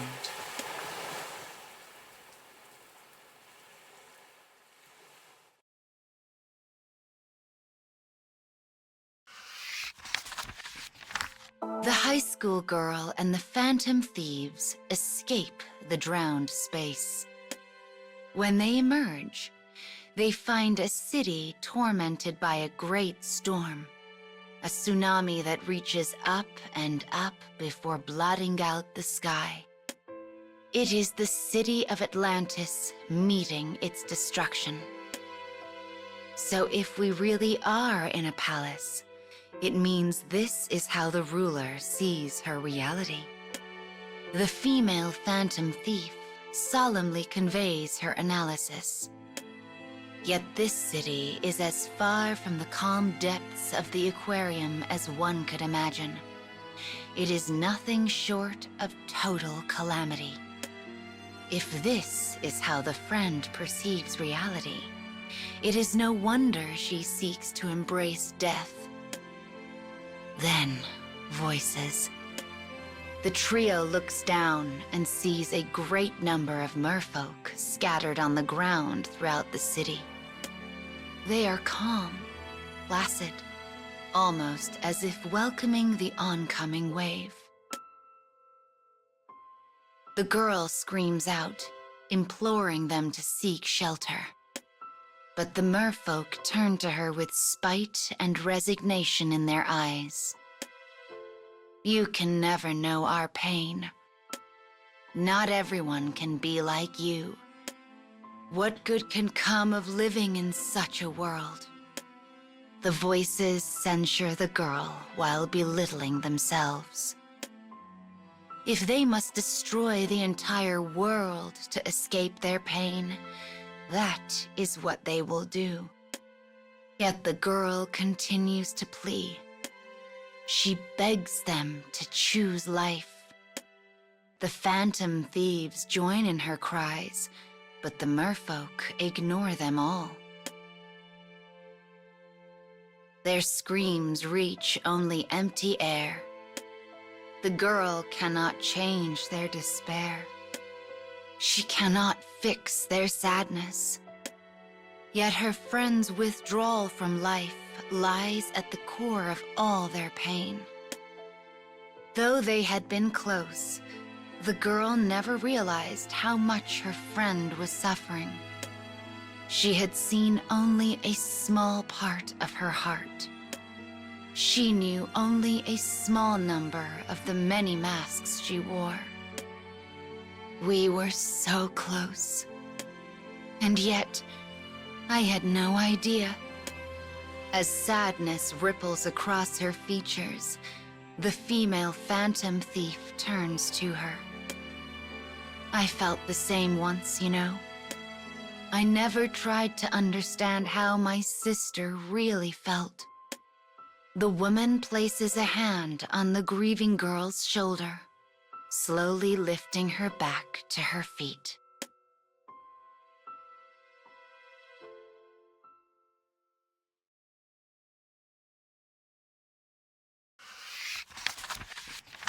Something brilliant shines atop the highest tower in the waterlogged city. The high school girl and phantom thieves gaze up at it. The girl's eyes are empty. She has yet to recover. She was not there for her oldest and best friend. She failed her. How can such a person hope to save someone? How can such a person even try? The girl's oscillating emotions weigh on her, bringing her steps to a halt. She recalls what the phantom thieves told her, the way they could save her friend. They have to steal the pearl before the wave swallows the city. If they can change her mind, change her heart, her death will be prevented. And once she's saved, they may be able to escape this world. The thieves have made up their minds. But everyone involved must be on the same page if they hope to change a ruler's heart. One could say this is a virtue of the phantom thieves. And yet, The girl is unable to shake her hesitation. Is it okay to change someone's heart? Do I have such a right? Sensing her doubt, the male phantom thief turns to her. You should do what you think is right. The girl looks into his eyes and nods. I don't want to lose her. Upon hearing her resolution, the phantom thieves begin their trek towards the tower. She watches them for a moment before following in their footsteps. There will be time to consider doubts and regrets once this is over. For now, she must focus on getting close to her friend's heart. I will save you. I promise. As the words leave the girl's mouth, she realizes her mind is made up. And the female phantom thief turns to look at her with something approaching relief.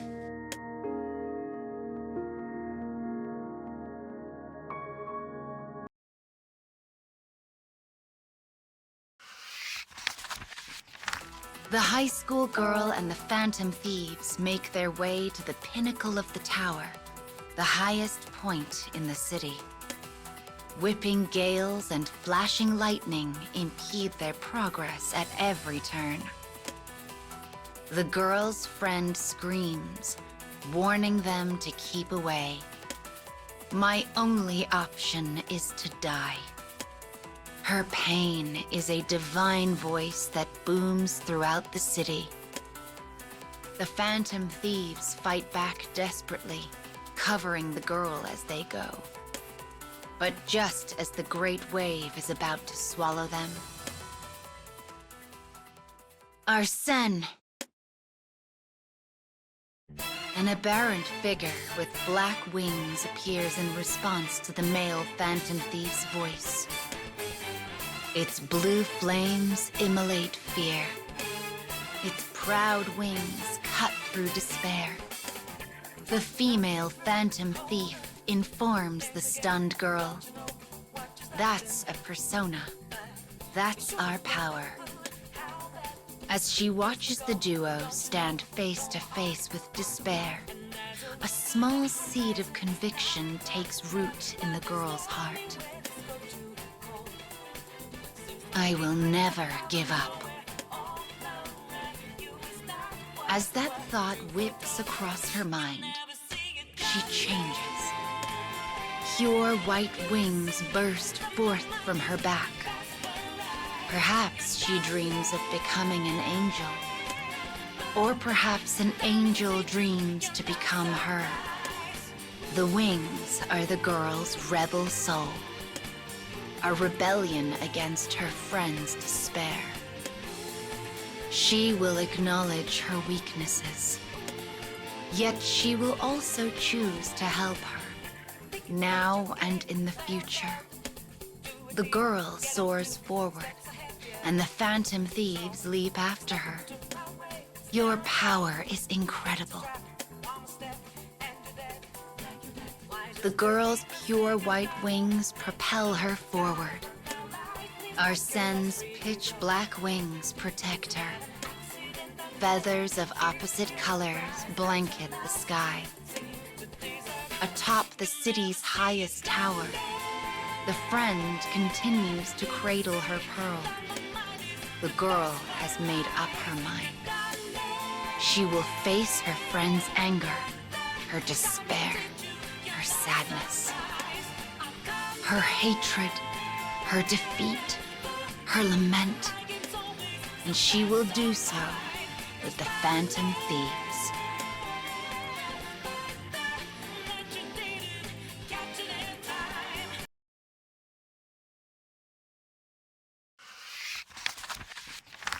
The battle against the ruler of this space ends in victory for the high school girl and phantom thieves. The girl's friend returns to her human form. The pearl slips from her hand and rolls across the floor. Through tears, She begins her confession. She was subject to terrible bullying. Every part of her had been torn to pieces. Her days were shrouded in a darkness seemingly without end. It was though she lived at the bottom of a deep and sunless sea. This world doesn't need me. No one would be sad if I were gone. Hidden away in the corners of the world were other young people suffering the same agony. She wanted society to be aware of their lives, painfully so. In her pain, she somehow managed to find the high school girl, the one who let her in, who saved her. But the girl was brilliant as the sun, and the friend was jealous. Her happiness was terrifying. The friend thought herself a burden, and so she pushed the other girl away. When the girl hears this, she says 5 words. "Thank you for telling me." She gives her friend a faint smile, which shocks her. She then continues, "The world may not need you, but I do. The world may not treasure you, but I do. Though you try to distance yourself, you remain precious to me. You may come to hate me, but I will never hate you. I know we haven't spent much time together lately, but the time we did have is the finest I have ever known."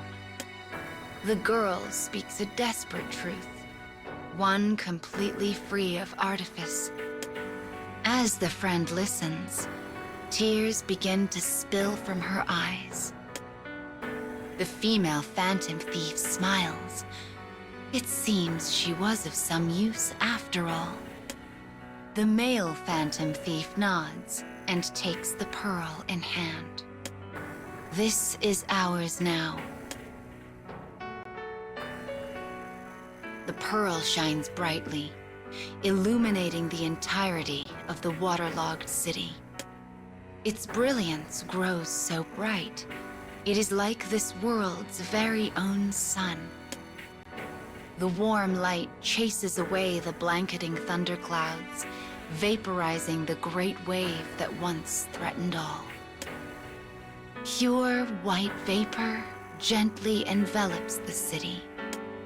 The thieves do not understand why they have been brought to this palace-like place.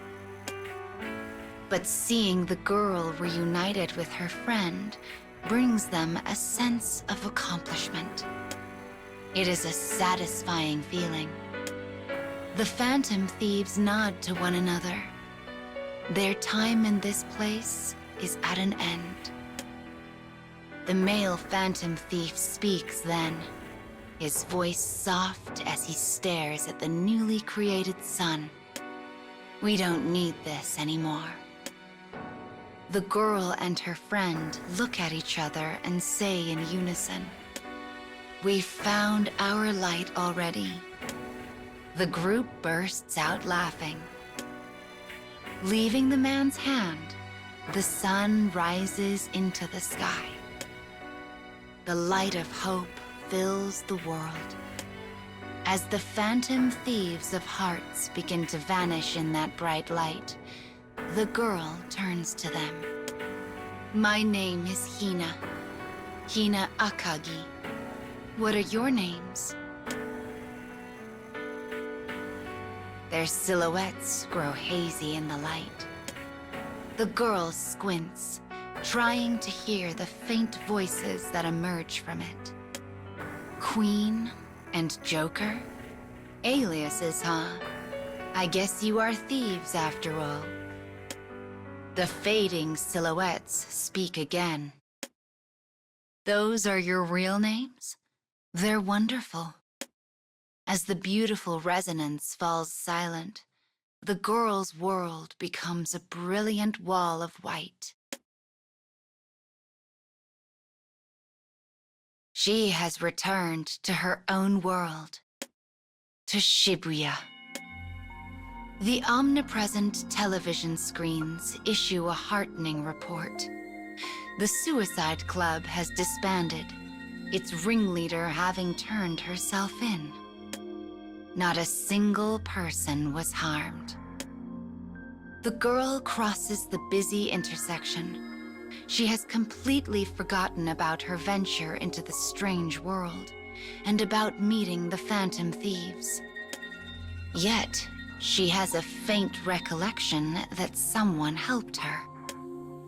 And she remembers one piece of advice. You should do what you think is right. So long as she continues down the path she believes to be true, she will find light within the pain, no matter what. With confident steps, she forges ahead. A moment later, she vanishes into the surging crowd that is home to the everyday hopes and struggles of young people just like her.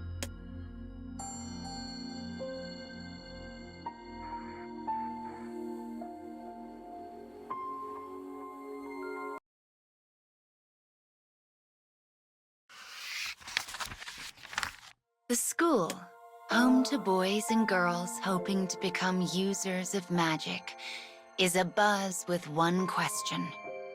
What tricks should they play on the town for the upcoming Halloween festival? The student who puts their education to good use and comes up with the most wonderful trick will be given a coveted title. The girl with wavy hair and her best friends, the boy with spiky hair and the bespectacled girl, are thrilled to show off their skills. The professor makes an announcement to the excited students. The souls of magic users who plot tricks attract demons. And demons will do anything to lead children astray. Once a child is captured, their whole being is sucked away down to the marrow of their bones. It is a pain so great, they regret even the gift of life. So if you ever find yourself suddenly faced with a miracle, do not engage. Do not let your curiosity get the better of you. But none of the students are listening. It is then that a boy, one particularly fond of tricks, yells out, "I will be the king of Halloween this year."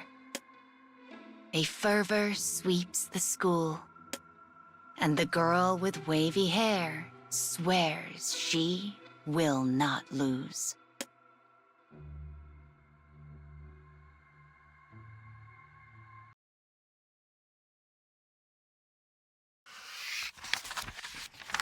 The girl begins practicing tricks with her best friends. Another day flies by, and before they know it, the night is upon them. They are seeking a level of perfection befitting the ruler of Halloween. The girl leaves her room so she might cook dinner and give her whirling mind a break. As she walks, she spies something glinting at her feet. It is a lovely box. Yellow topaz in the shape of pumpkins dots the cover. It emits a distorted, bewitching glint. Curious, she lifts the lid to find a small pumpkin pie sitting neatly inside. She then hears a whisper. "I will teach you all the magics under the sun. All at the festival will be under your spell." The voice is so sweet and gentle, it is almost impossible to resist. I must eat the pie. She opens her mouth wide. Suddenly, A scream rings out. It is her best friend, the bespectacled girl. The wavy-haired girl tosses both pie and box aside and ushers her best friend into her room. She comforts her as she weeps over her failure, yet on the inside, she is relieved. Soon, the girl with wavy hair returns to her practice in an attempt to shake off her fear. But the next time she looks, both pie and box have disappeared.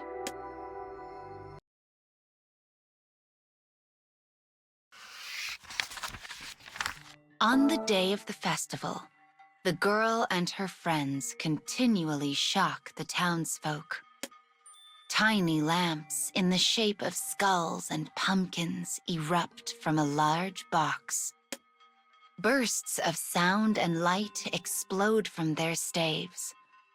A moment later, they transform into various sweets and pastries that rain down upon the onlookers. Even if it is not enough to earn them the title, this is the spell the best friends created together, and it is their joy.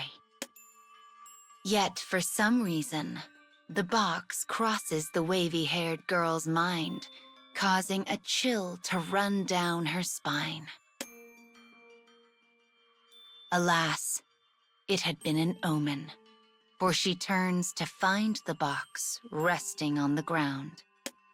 Before she can even think of why, a hand reaches out from beside her, the boy who swore to be the king of Halloween. Before she can draw a breath, he pops the pie in his mouth. There is a strange light in his eyes, a distorted, bewitched glint. Standing before the dumbfounded girl, the boy lifts his staff into the air. Dozens of vines suddenly rise out of the ground throughout the town. They twist together like snakes before taking on the shape of a giant tree. Its branches and leaves shine majestically, reaching upward like a canopy. The townsfolk give a cheer. The students stare, enchanted. The girl is also astonished, but then she realizes the boy is nowhere to be found.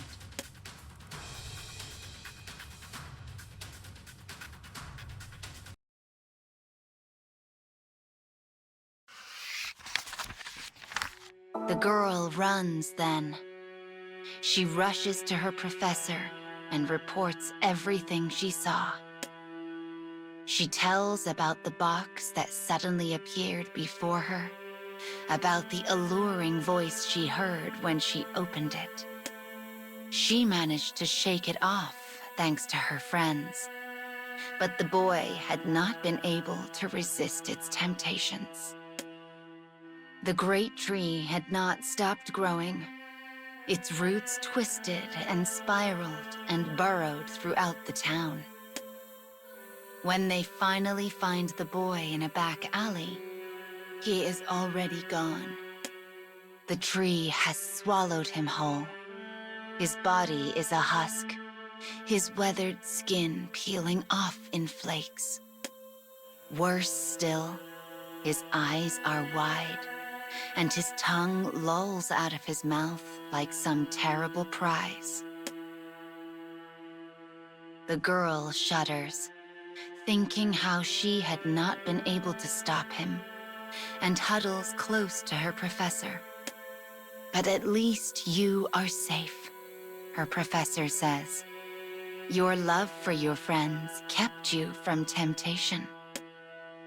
The entity in question was called the Pumpkin Demon, and it was something the School of Magic had long yearned to capture. But no matter what manner of guard they adopted, the demon had ever more clever methods to lure people in and claim their lives in the process. As the professor laments the boy's death, the great tree above glints in a bewitching manner, stealing people's hearts. The girl squints under its light, but her heart has already sunk into darkness. She was lucky to escape with her life, yet this state is but a temporary reprieve. For temptation lies ever around the bend, and it is known that demons always seek people's greatest desires.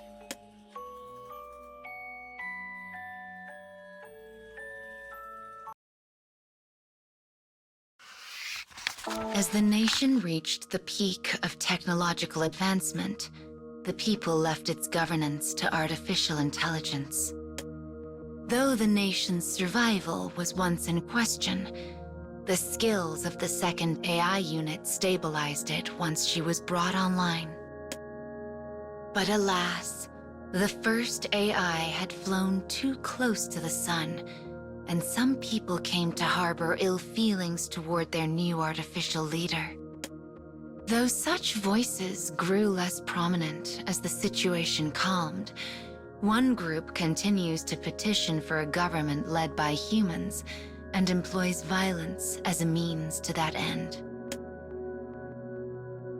The girl charged with the country's survival has been forced to deal with these remaining activists. She must find a way to halt their continued harmful actions. According to a subordinate, the group leader's identity is a mystery. But the timing of their actions leads the girl to believe there is a mole in the government. Yet proof of this theory eludes her. I'm sorry to have kept you waiting. The voice belongs to a woman with an intelligent glint in her eyes. Her words pull the girl back from the depths of her reverie.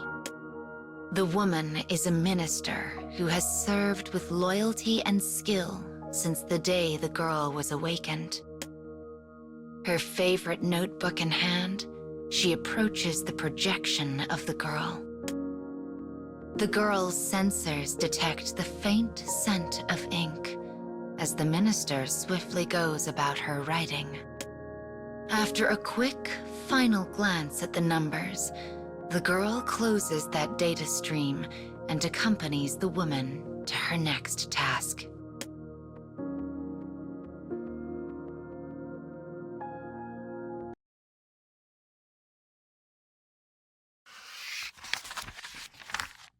The old city center is trapped between past and future. The state seeks to turn the area into a commercial district and has ordered all residents to evacuate so construction can begin.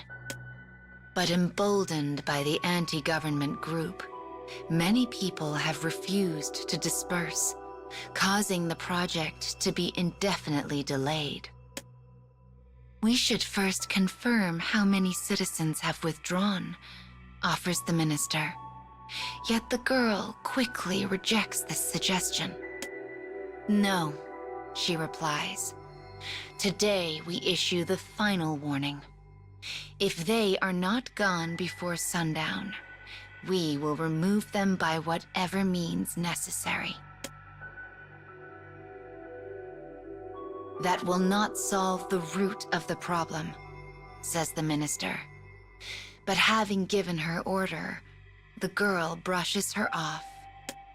She knows the residents of the city center are using the recent anti-government activism to make a defiant stand, and she plans to end it here and now. Also, my mother lives here, whispers the minister. Her quiet plea is met with an icy chill. Your mother is no different from any other citizen. If there is no purpose to information, do not bother presenting it to me. The minister immediately apologizes. After internalizing the girl's words, She returns to being the brusque, effective worker she has always been. As orders to disperse begin echoing around the neighborhood, construction machinery rolls into place. Satisfied, the girl makes to leave. But suddenly, abnormalities fire throughout her body. She cannot shift locations. She cannot contact anyone. She cannot even move. She has been completely cut off from the network. All that remains in the projecting device is the data which constitutes her personality. She is alone in the center of the city. No allies, no friends. And what she does not know, what she cannot know, is that every thread of fate has been carefully woven so it might lead to this moment.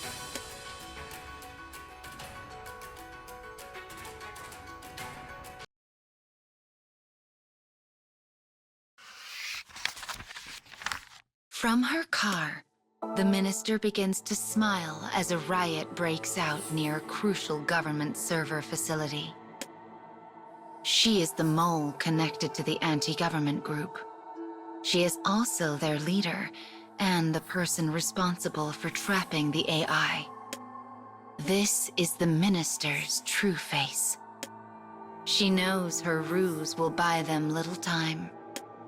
But a little time is all she needs.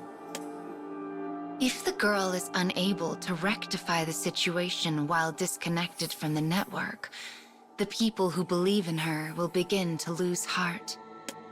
The minister intends to prove that relying on an AI for governance is unwise, which is why she had her compatriots in the group begin the riot.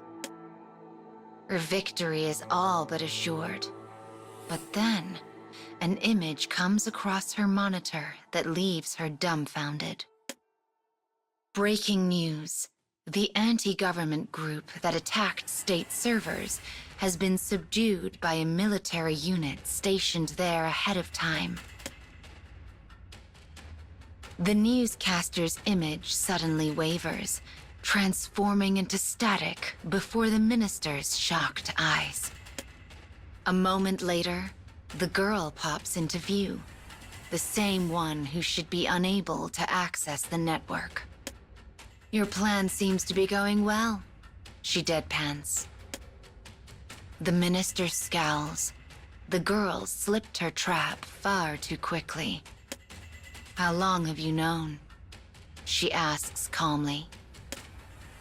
It was a solid plan. No, a perfect one. All communications within the group had been written down. There was no data trail to follow.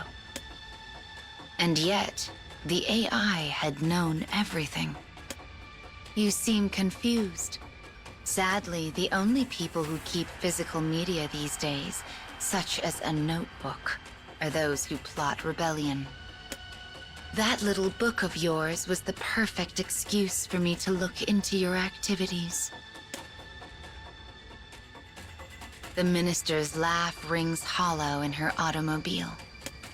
She had worked tirelessly in order to avoid suspicion, and yet a notebook had been her downfall. You know something? Says the minister quietly. I never could stand you. Nearby, a siren begins to wail. A moment later, her car is surrounded by soldiers.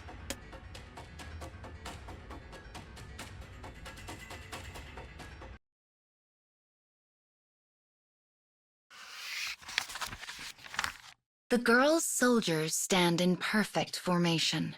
Their things are now in motion that cannot be changed.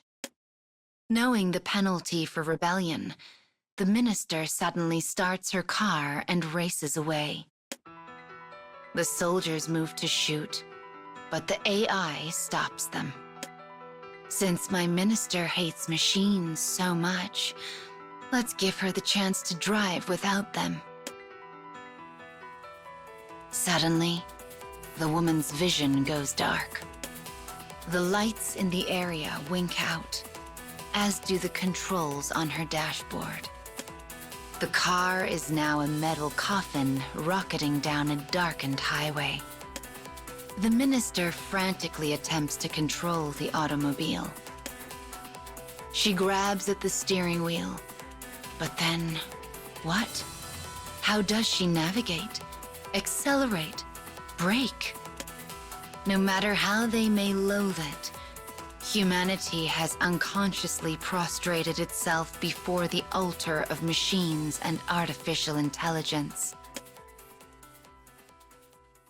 A moment later, the car slams into a building and explodes.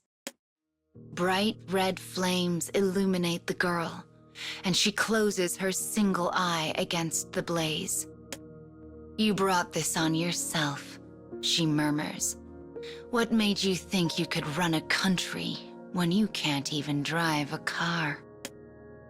When she opens her eye, the light is gone.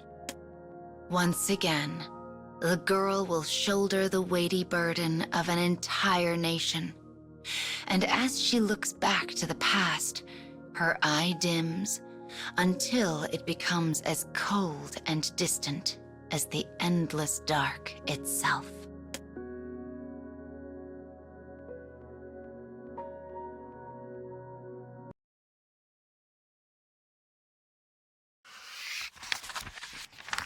A bell tolls. Fireworks bloom across a cold sky. They illuminate a village nestled deep in a snow-laden land. On this festive evening, the air brims with holy power. The people are light and uninhibited in the cheerful atmosphere. As such, there are more fights and quarrels than usual. This is why the village militia has been called out on patrol. Near the center of town, a young villager stands watch with the rest of his unit. Suddenly, one of his fellows rushes to his side. "Found a man who looks mighty suspicious, sir," he says breathlessly. "We need you to come at once." When the young villager arrives, he finds militia members surrounding a giant man clad in tattered clothing. Mighty suspicious indeed. Though they outnumber him, the massive man has an imposing air, and the young villager finds himself briefly at a loss. Clearly, this is no ordinary person. Mayhap he's a wandering criminal, or a villainous bounty hunter in pursuit of his prey. Regardless, the young man readies himself for battle and takes a step toward the stranger. But the giant merely raises his hands in the air and surrenders. Strangely, the villager feels disappointed. Going through the giant's things, they find mountaineering ice axes carefully cared for. In that moment, the young man realizes who the stranger is. There is a sacred peak in the mountains beyond town, one that has yet to be conquered by man. This adventurer is attempting to be the first. It is not the young man's first time meeting such adventurers. Their town, you see, is the nearest one to the mountain, and therefore known as a base of operations for would-be climbers. But that is not all. The deep wrinkles carved into the giant's face, the stately, austere expression he wears, the unsociable, taciturn air that makes him so out of place on this most festive of nights. Oh yes, the villager has seen him somewhere before.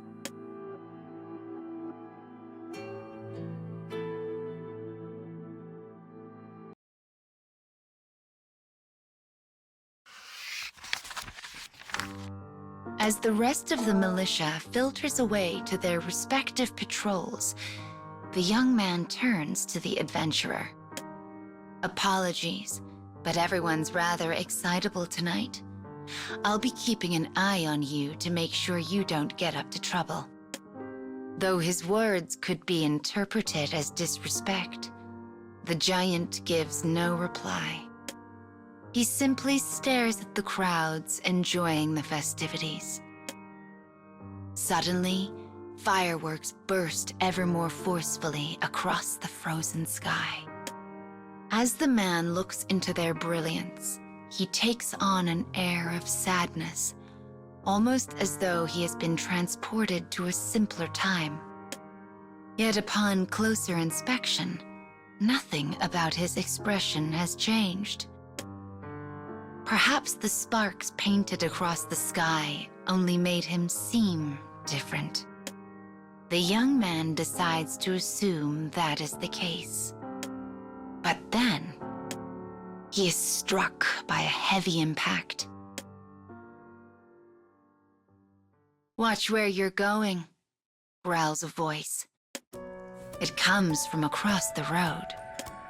A moment later, rough men surround the villager and his adventurer captive. The aggressor is a powerful mercenary who came to town with his companions. He has bumped into the young man and spilled his drink. The villager quickly apologizes. Offering to pay for the drink, he begins fumbling around his pockets for what meager change he has. But the mercenary's mood has taken a spectacular turn for the worse. Inebriated beyond all reason, he draws a blade and points it at the young man's throat. His companions attempt to calm him down, but the mercenary will have none of it. He slices the blade through the air, again, each time getting closer to the quaking young man. On the last swing, the sound of metal on metal rings out. The villager has drawn his blade to block the attack. Yet the young man's militia experience is no match for the mercenary's battle-worn swordsmanship. The swords press against each other, closer. Beads of sweat emerge on the villager's forehead, closer. His arm shudders against the weight. Closer. As the blood-seasoned blade inches toward his throat, the young man closes his eyes and prepares to accept his end. But it does not come. Instead, something from behind seizes control of him. And as he is tossed aside, the adventurer steps forth.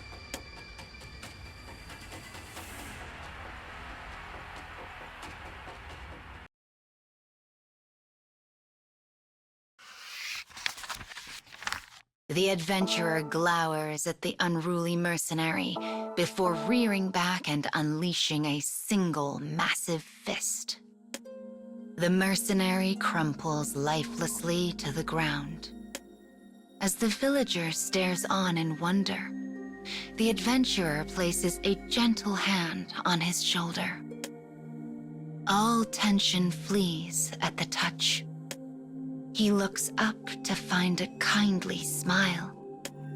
In that moment, he remembers his own father's face. Adventurers beyond counting have attempted to conquer the sacred peak and never returned. The young man's father was among their number. Though he typically keeps his emotions in check, this time they spur him to action before he realizes it. "Do you have children?" he asks. The young man's casual question causes the hue of the adventurer's face to change. It is more saturated by emotion than even the unruly mercenaries had been. Does he have children? If so, that leads to another question. Why did he leave them behind? Why did he abandon them for a mountain? The adventurer stares at the young man. He clearly thinks the question is one of accusation. Finally, he speaks. None of your business. His voice is ice itself. In the stillness, another firework bursts into life above. Under its light, the adventurer's face returns to normal. His eyes are warm, the intensity of his previous emotions forgotten. Yet there is another strange glint in his eye, one that does not betray fierce feelings. The color of his eyes reminds the young man so much of his father. And then a thought. Those enthralled by the sacred peak found pain in the temptations of an irresistible nirvana. Yet they surrendered to it in the end, indulging in its delight. Explosions in the sky. Under their light, the adventurer melts into the shadow of a nearby structure. He does not look at the fireworks, nor does he look at the younger man. Rather, he looks beyond to the sacred peak of legend.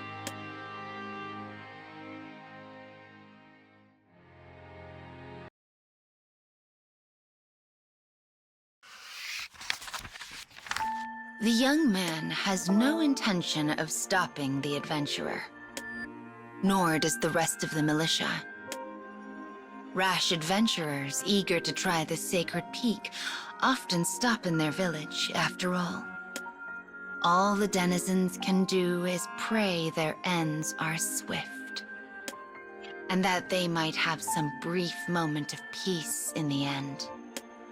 Part of the militia's job, in fact, is working to ensure travelers maintain peace of mind and heart before setting out. Knowing this, the young man speaks to the adventurer. A benevolent god is enshrined atop the sacred peak. Tonight's festival was originally meant to bless pilgrims with the god's protection. Though the adventurer does not turn back, the young man continues. That's why I know. It's why I know you'll be fine. And why I know you'll come home.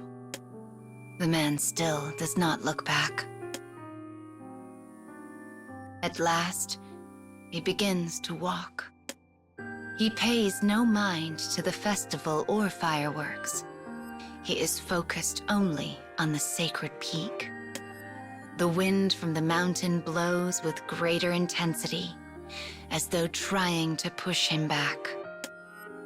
But as he moves ever farther into the distance, the young man says one final thing. Come see me on your way back, all right? This festival is always merry, but the one held for the new year is just as fun. Despite the powerful gale, the boy's words reach the adventurer. His head turns ever so slightly. It is indeed. Though the young man cannot hear the adventurer speak, he is convinced those are his words. A blizzard settles in over the mountain. With a sigh, the young man removes a small handmade doll from his pocket. He remembers the day he quarreled with his father, the man who continually ignored his family. He left the house afterward only to be swallowed whole by the sacred peak. The young man had been planning to give him the doll. Though a dingy thing with fraying threads and loose stuffing, it was a perfect representation of how he felt about his father. My father was the same. He also had feelings he could never set free. The villager knows the adventurer will not return alive. And yet, perhaps there is the slightest smidgen of a chance. Perhaps he will find a way to strive through the hardships and return home to his family. With that thought in his mind, the young man begins to pray.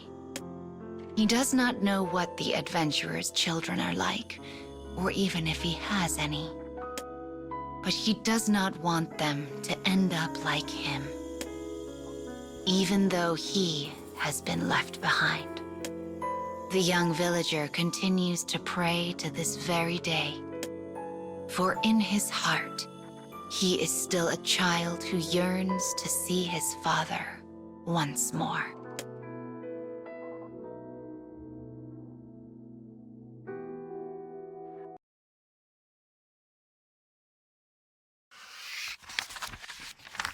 Not long after the New Year's dawning, an event is held in the castle of a great lord. And as ever, the ministers gathered there are wrought with worry. For you see, this event is an annual one held following the arrival of a new year. One where the past year's greatest warrior is honored, and he who achieved the least is put to the sword before the group. This is why the ministers and generals attend the event with the greatest of trepidation. But this year is different. First, there is the general of the East, whose strategic prowess brought great victory over an enemy nation. Then there is the general of the West, whose forces were routed despite boasting far superior numbers. The results speak for themselves. There can be no room for the vanquished in this land. As the ministers engage in heated debate, the two generals remain silent. Then the castle lord makes his entrance and begins to speak of the rewards and punishments to be handed out this day. The ministers seem almost uninterested. After all, the matter does not concern them. But then, the Lord says something surprising. I have prepared something very special for this year's gathering. As the ministers begin to whisper wild suspicions, a woman enters the hall through a sliding door. Elegant in appearance and garbed in gorgeous finery, she stands by the Lord's side. In her hand, she holds a single sword. Its scabbard is an exquisite thing, inlaid with the shells of pearls. The sight of it causes the ministers to furrow their brows in even greater concern. None among their number know her true face. But even the most elderly of the ministers are taken by her beauty, their eyes hungrily savoring every inch of her form. Perhaps used to such vulgar gazes, the woman is utterly unfazed. Her expression remains unchanged as she draws her sword from its sheath. The light on the blade is dazzling malignance. The power and immediacy of the weapon takes the minister's breath away. What will she do? They wonder.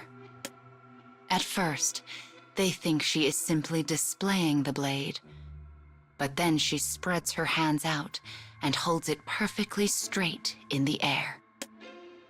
Her movements are beautiful, picturesque. The ministers watch, enraptured. They have no idea what will happen or what she is about to show them.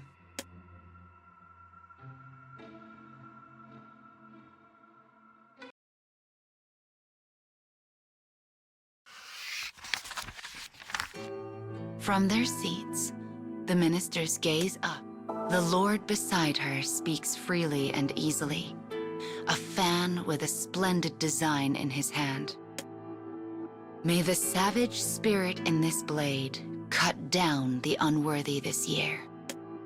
But the Lord's words do not reach the minister's ears. For the woman's slightest movements now command their rapt attention. Slowly, elegantly, she begins to dance. Her blade flutters as she weaves to and fro around the men in the room. Each time she passes, the fragrant aroma of aloes wood engages their senses. Despite how firmly her feet land on the tatami, the straw makes not a sound. She is graceful, flawless, perfection. Her sword flickers as it glides through the air. There are no words to describe such a sight. None present have ever seen its like. As she approaches the general from the east, the man who so recently achieved great victory, her movements become even more exquisite. Graceful hands, an arresting stare, the slight pink of a tongue that scarcely emerges from between crimson lips. The Eastern general grins widely, his spirits high. The ministers understand this to be a reward meant singularly for him. All present are jealous of how close the general is permitted to come to the woman's absolute beauty. And that is why no one notices. Not at first. Not until the moment blood sprays across the room, and the general's head sails elegantly through the air.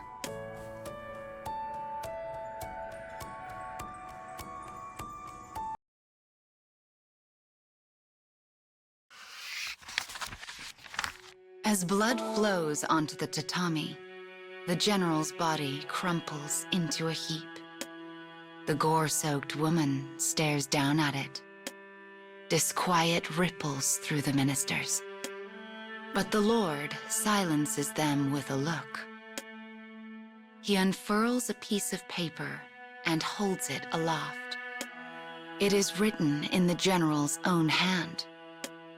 It proves he was plotting treason. The letter details vital state secrets he meant to divulge to the lord of the neighboring province. Behind the shocked ministers, a presence stirs. The Western general, who had been careful to remain unnoticed until this moment, now strides boldly forward. It was he who found the letter and informed the lord of the plot. There is no room for traitors in this land, proclaims the lord. His powerful voice echoes across the room. When he is finished, he pardons the Western general for his recent losses in battle and announces he will be given the greatest of rewards. But one minister listens with a pale and strained face. Despite his best efforts, a smile begins to curl across his lips. Finally, he can stand no more, and a wild bark of laughter flies from him. It quickly spreads to his fellows. Within moments, the room is filled with wild, roaring laughter. Memory has finally returned to the ministers. Their lord had long been rumored to own a terrifying beast that has never been defeated in battle. No one ever paid the rumor much mind, but the sight before them can permit no more disbelief.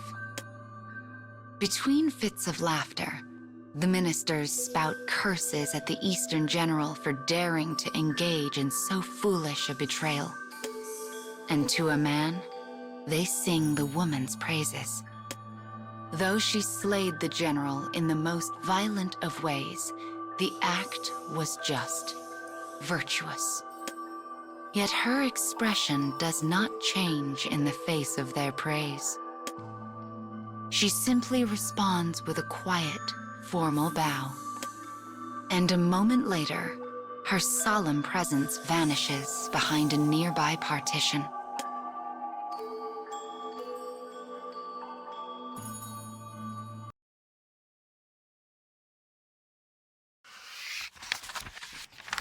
Her task complete, the woman recalls her orders. Find the traitor and kill him in the presence of my ministers. That was it. That was all. She had no leads, nowhere to begin. She did not even know if the Lord had proof of a traitor in his midst at all. The more the woman looked into it, the more she came to doubt the claim. But then, she finally grasped the truth of the matter. Her Lord was creating the situation.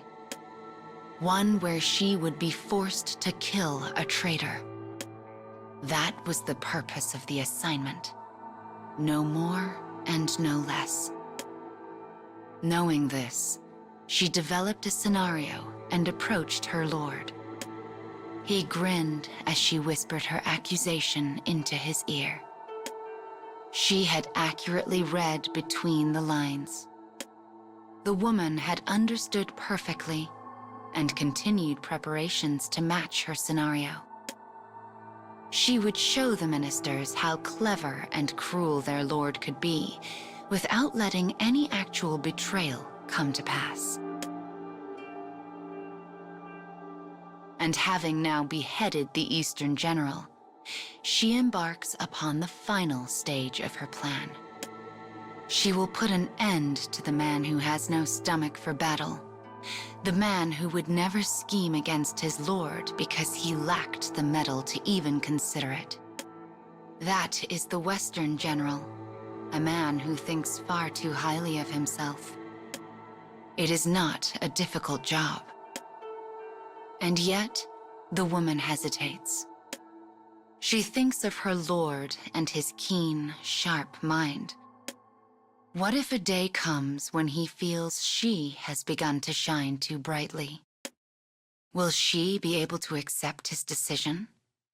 Will she stand by as he seizes the spotlight back by whatever violent ends he sees fit? Or will she resist? She ponders this.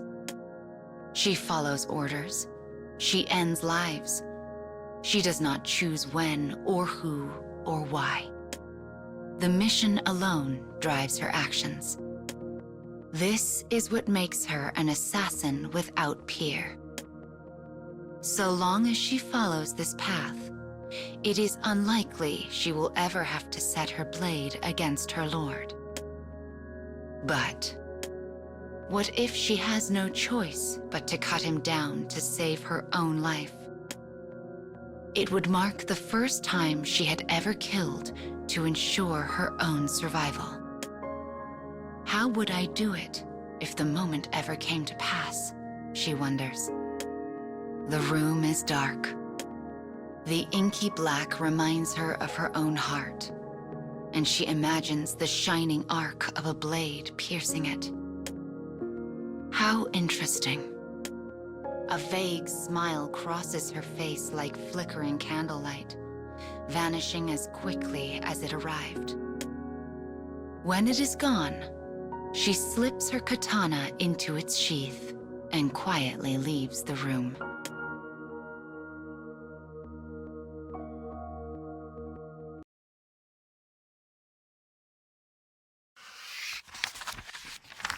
Why has this happened? The frightened beast wanders the wood as though urged forward by an invisible force. Its blackened hide is scarred from stoning, its claws broken and chipped. It has no one to soothe its wounds, and that pain brings back the abuse it endured in town. The path ahead is brimming with an eerie force, as if something may jump out of hiding at any time. With quickened heartbeat and moistened eyes, the beast tenses. Yet it pushes forward in search of peace. There comes a light, then another. Softly glowing orbs begin to surround the beast. It immediately seeks safety within the darkness. Soft giggles tickle the beast's ears. It rubs its eyes and sees small boys and girls with vividly colored butterfly wings fluttering in midair. They are delicate, their limbs long and lithe.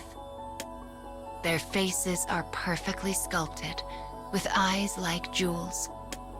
Suddenly, the beast unearths long-buried knowledge. The creatures that float before it are fairies.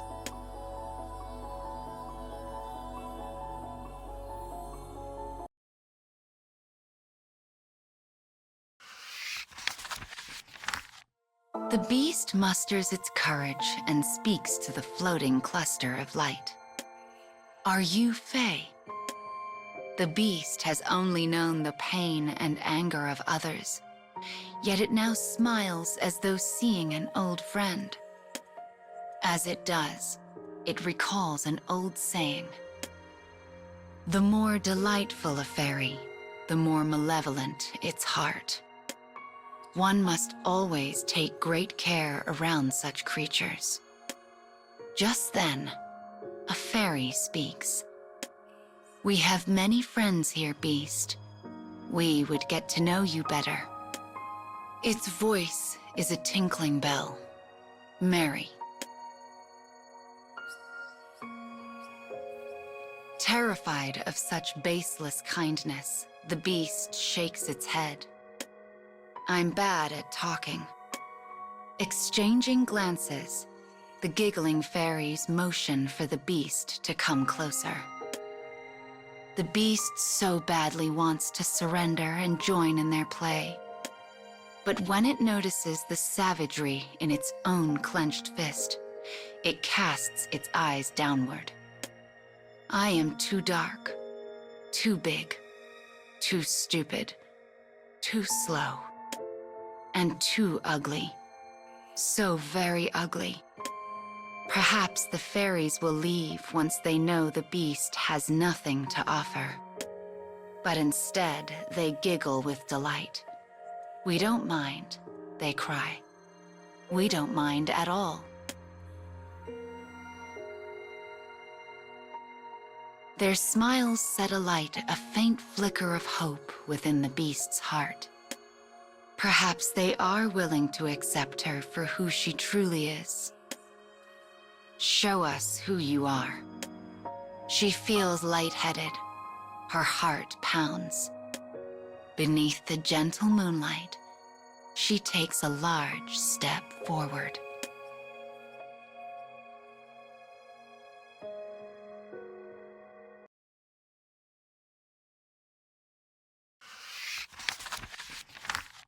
The beast steps from the darkness toward the light of the Fae. Moonlight lays bare the abyss of its body. It timidly opens its eyes and beholds a gaggle of fairies. Their faces are twisted with sick delight. Ew, you're so ugly. So ugly. You're neither fairy nor demon. You're not even human. What are you? Their shrill laughter overwhelms the beast, and its heart is instantly consumed by a ferocious storm. Fairies flit around the beast's nose as though emphasizing its hideousness. Gosh, aren't you embarrassed to be walking around like that? Why would we ever be your friend? The sweet, cherubic fairies turn the beast into a source of utter mockery, shredding its heart in the process.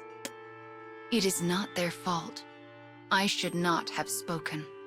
How I loathe myself. Heartbreaking emotions pour from the beast in a howling maelstrom. The lights go out. As the beast swipes the air, the fairies vanish in the blink of an eye. Beautiful butterfly wings explode in the moonlight. But the impulse is still there. I hate you, you're liars. Leave me alone. But the beast only thinks these things, for it cannot find the will to speak. It continues its rampage, shrieking in unholy fury as the entire forest falls before the power of its frenzy.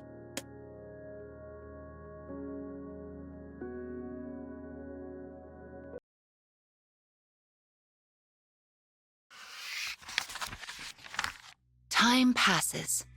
How much, none can say. When the beast comes to its senses, it beholds a terrifying scene. Wings and limbs are torn to shreds. Small bodies lie on the ground, their faces frozen in fear. The beast is drenched in sweat. It cannot keep from shaking. The beast runs then, and as it runs, the remaining fairies give chase with furious rage. It runs and runs until its heart is near to bursting. Finally, it loses its pursuers and enters an odd, crumbling ruin. It is silent here. Even the insects are given no voice. At last, the beast stops shaking. It finds no jeers from the townsfolk here, no whispering of the trees. The tranquility is comforting. It offers an embrace gentler and warmer than any other soul could offer. The beast breathes a sigh of relief. In that moment, the beast sees a glint of light. It braces itself, thinking it another fairy. But it is only a distorted mirror. In it, the beast sees its own sharp claws and hideous face. You are neither fairy nor demon nor human, the Fae had said. Therefore, the beast is nothing. It is because the beast looks like this, because it is nothing, that it finds no acceptance in the world.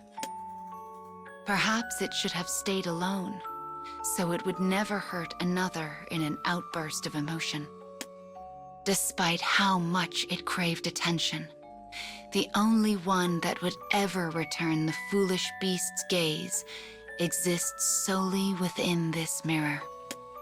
A deep sigh rises from the beast before vanishing into the darkness, almost as if it is letting go of its last remaining hope.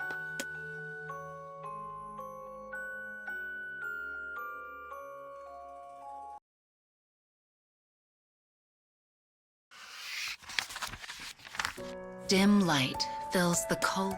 An anguished man sits alone, surrounded by monitors. These screens separate him from the land beyond. A great number of prisoners had lost their fleeting lives at his command. They died in battle against the flowers, creatures that consume people, grow large, and multiply beyond comprehension.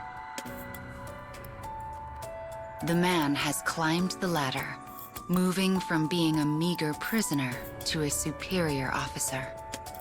His authority is total. He observes all that happens within the facility, as well as the outside world. Suddenly, a three-dimensional map manifests before him. It displays the base in bright crimson colors. Lights flash, warning him it is at risk. The monitor on the wall shows a map of the battlefield painted a similar red. The man flicks a nearby switch. The main hall of the base is projected over the room. He sees row upon row of soldiers, all employed in service to the facility. They are prisoners who have no choice but to fight. They turn to the man and lift their right hands high in recognition of his authority. He stares at them wordlessly. Then, with a decisive nod, he makes an announcement. Our time has come. We will now commence the extermination of the flowers. I expect you to give all to this struggle, up to and including your lives.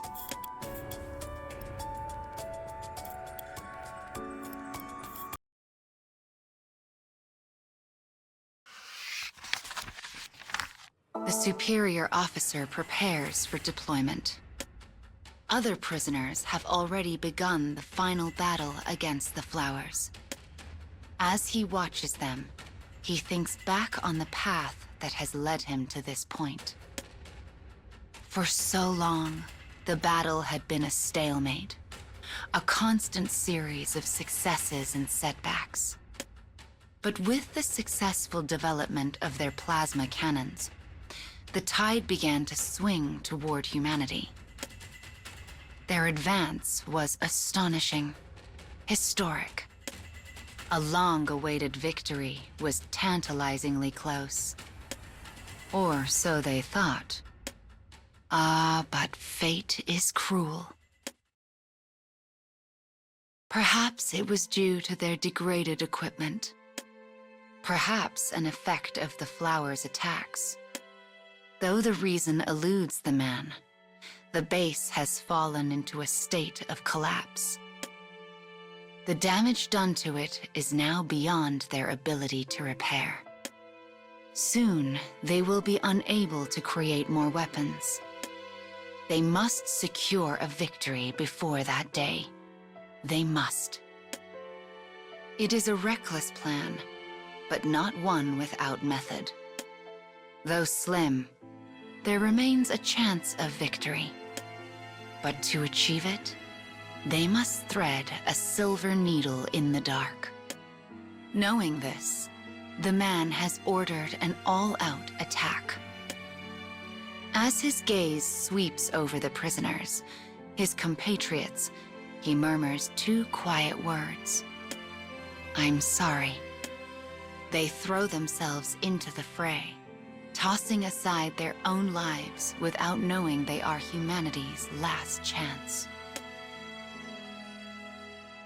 The man swallows his guilt and readies his weapon. A woman comes to stand beside him, his wife. They both know they will not return. Even though all the power resides in his hands, he must continue the fight. We must avenge our child. Who said the words first? Perhaps they spoke them together. After all, they have both said them unconsciously countless times before. And with those words settled in their hearts, they set out for their ends.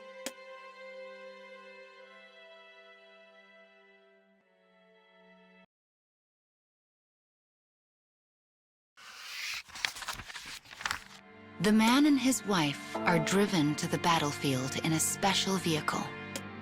Suddenly, the wife turns to her husband and speaks. Is there really no hope of repairing the base?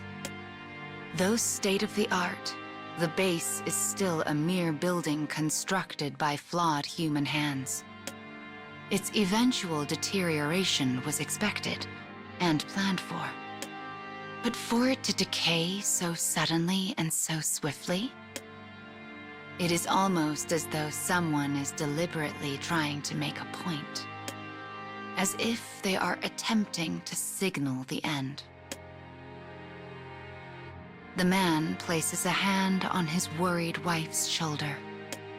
The facility at the center of the base was originally off-limits, completely concealed from the outside. Even in his position of authority, the man cannot enter the facility to learn why the base is failing. But there is little point in such thoughts now. Better to fight and perhaps survive than be racked by doubts. For if they do survive, there will be much work to be done bringing humanity back from the brink of extinction. Though the wife quakes in fear, she senses her husband's determination and nods quietly. In that moment, their wills align. But then, a flower attacks their vehicle. The massive abomination crashes down upon them with the force of a meteor. It happens so fast, the couple does not even have time to voice regret. It is a savage end and wholly unsatisfying. The vehicle in which the man and woman sit is crumpled beyond recognition, killing them both before they can draw their next breath.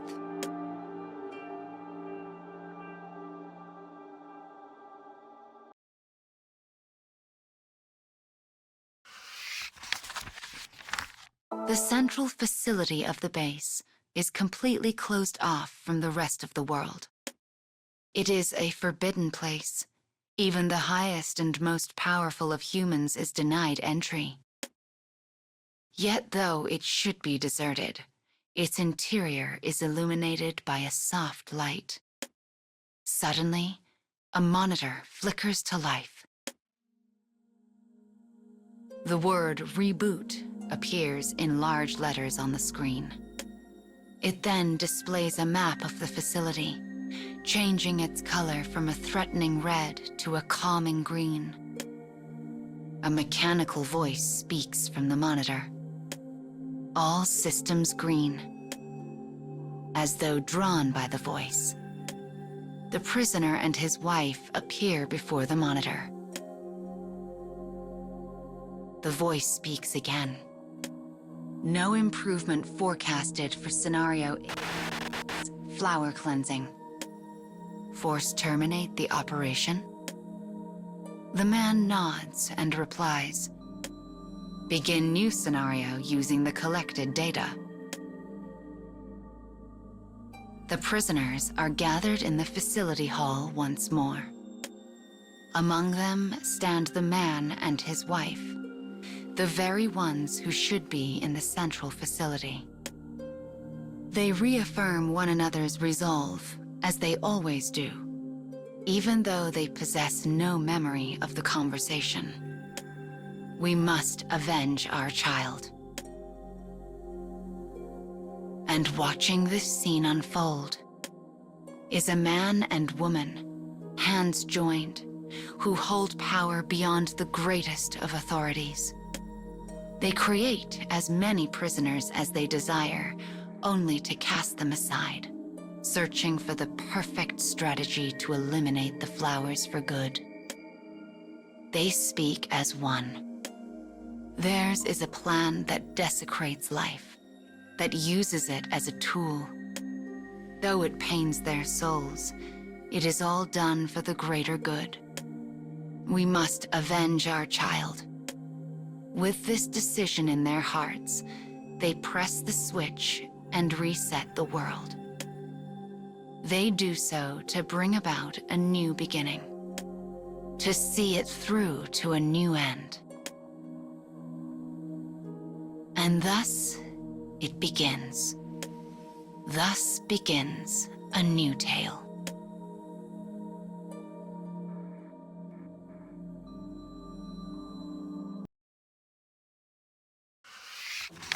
薄暗い路地裏をおぼつかない足取りで歩くボロをまとった女。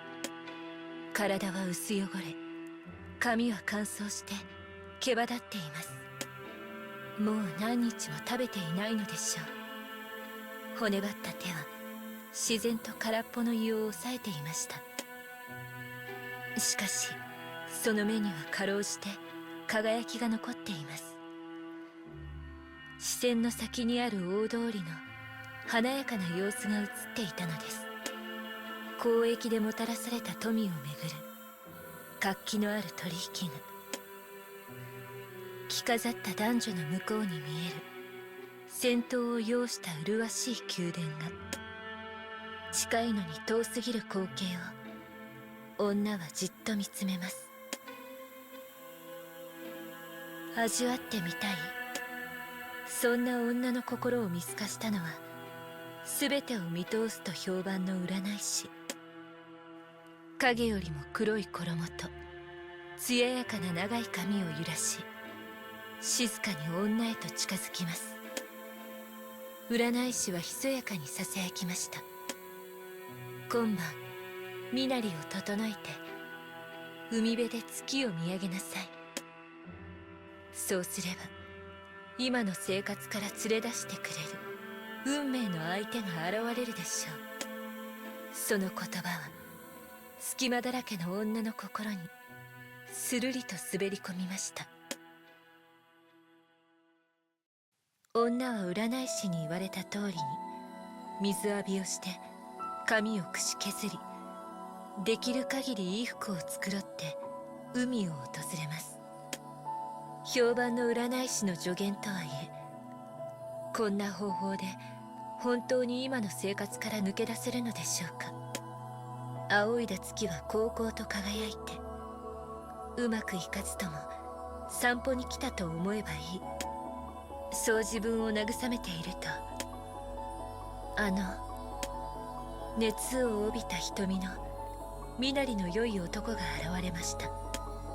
女には月明かりが彼だけを照らしているように映ります。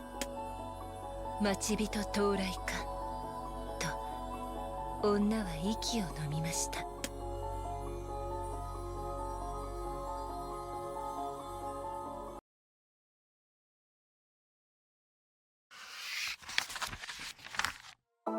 月夜の海辺でみすぼらしい女と身なりの良い男が見つめ合います。君ほど美しい女性を見たのは初めてだ。男は女のまとう衣服など関心がないようにそう告げました。はにかむ男の襟元で輝く宝石の装飾、袖口にきらめく金糸の刺繍や貝のボタン。女は確信します。彼こそが占い師の告げた今の生活から連れ出してくれる運命の相手ということに。彼女の言葉は本当だった。女は今すぐに歌い踊り出したい気持ちになりましたが、ぐっとこらえ男の次の言葉を待ちます。男は自分が貴族であると名乗り、妻になってほしいと手を差し伸べました。この手を取れば食べ物に困らず、もう惨めな思いをすることはなくなるでしょう。女は骨張った指を彼の手に重ねました。私が卑しい貧民であると彼は気づいているだろうか。女はその疑念を心の底に沈めます。男はそんな彼女の痩せこけた体をたくましい腕で抱き寄せました。さあ、夢のような日々の始まりです。翌日、女は小さな天幕を訪れました。顛末を聞いた占い師は微笑み、よかったわねと祝福します。そして続けて忠告を口にしました。その幸せを手放さないためには、決して相手に疑いの眼差しを向けてはいけませんよ。占い師の神秘的な瞳は怪しく輝き、何もかも見透かすよう。そんな視線を受けても女は幸せを確信しているのでしょう。物おじすることなく、もちろんと返します。しかし占い師は優しく念を押しました。決してねと。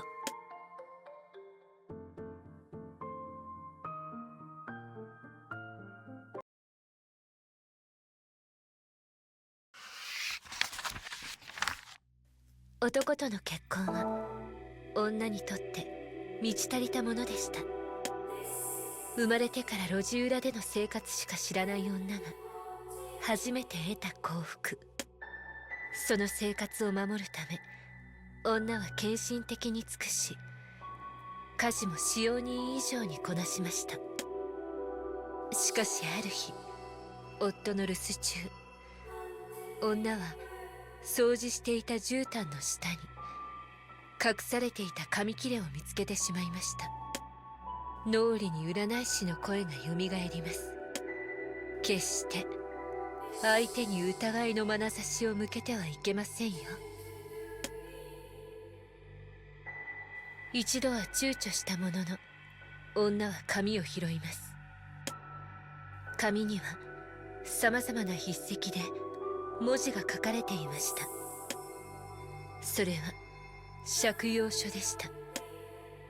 男は法外な利息で金を貸し付ける高利貸しで人々から金を巻き上げていたのです。女は貧しい育ちだったため文字は読めませんでしたが、それが後ろめたいものだということくらいは分かりました。それでもこの生活が続くなら是非などどうだっていいと思いました。何より女は男のことを愛していたのです。気づくと帰宅した男が血相を変えていました。めくられた絨毯、女の手には紙切れ。それで理由は事足ります。まさか密告する気か。凄まじい剣幕で迫られた女は必死に首を振ります。しかし男は借用書を取り返すべく女を突き飛ばし、床に置かれた壺に頭を強打した女は派手な音とともに血にまみれ、ピクリとも動かなくなってしまいました。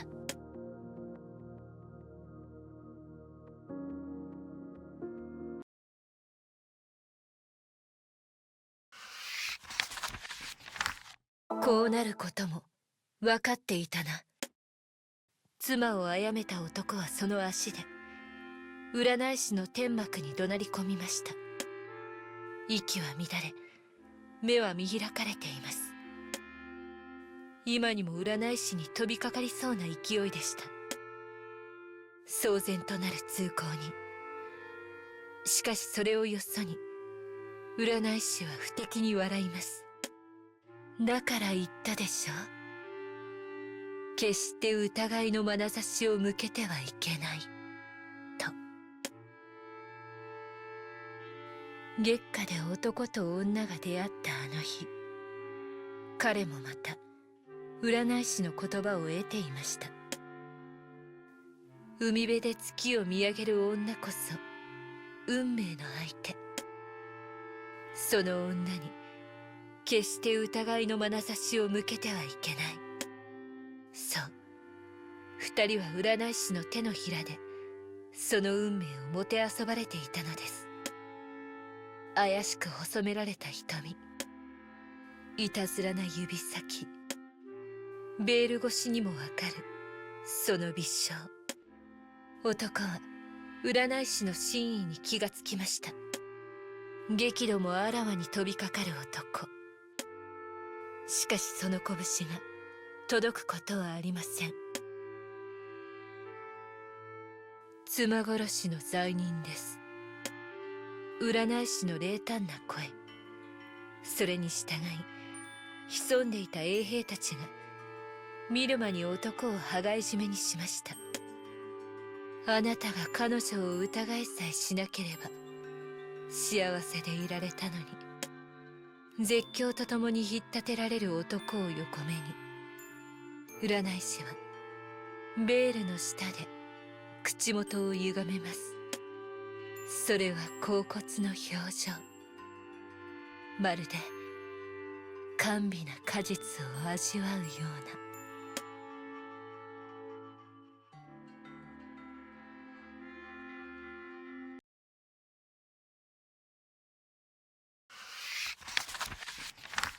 カタカタカタカタ、薄暗い部屋に単調な音が響きます。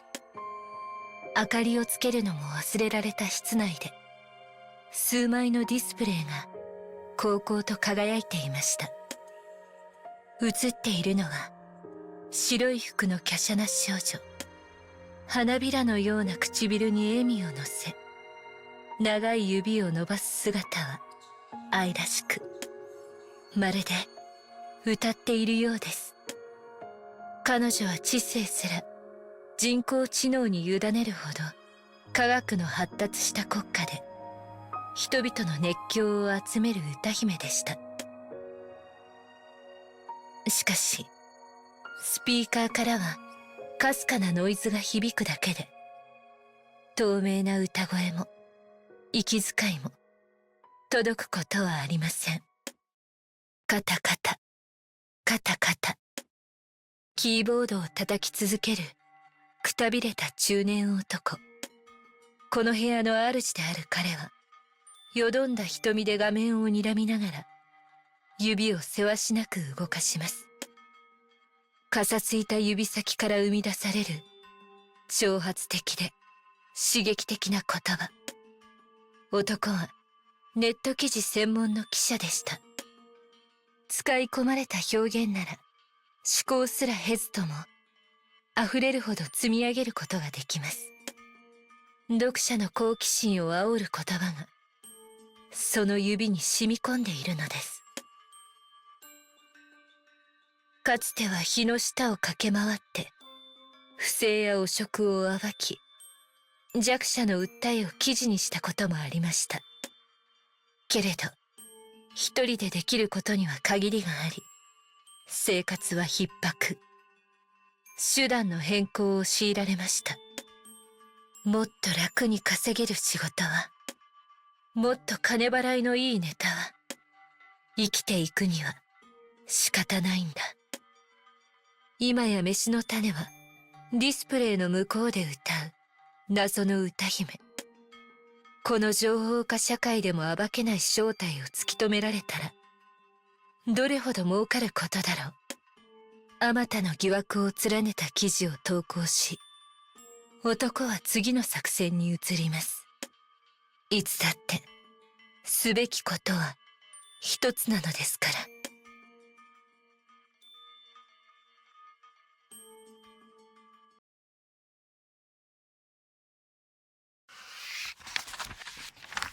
ライブ配信を終え、歌姫は一息つきました。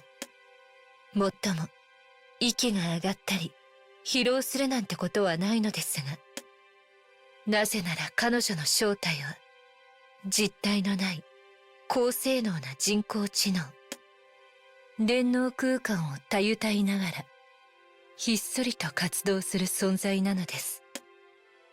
自分の歌でみんなを笑顔にできたら、届けた思いは受け入れてもらえたでしょうか。いつものように緊張しながら寄せられたコメントを眺めます。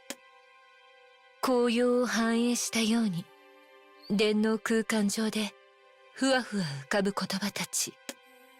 手に取ると柔らかく、読む前から感情が伝わってくるようです。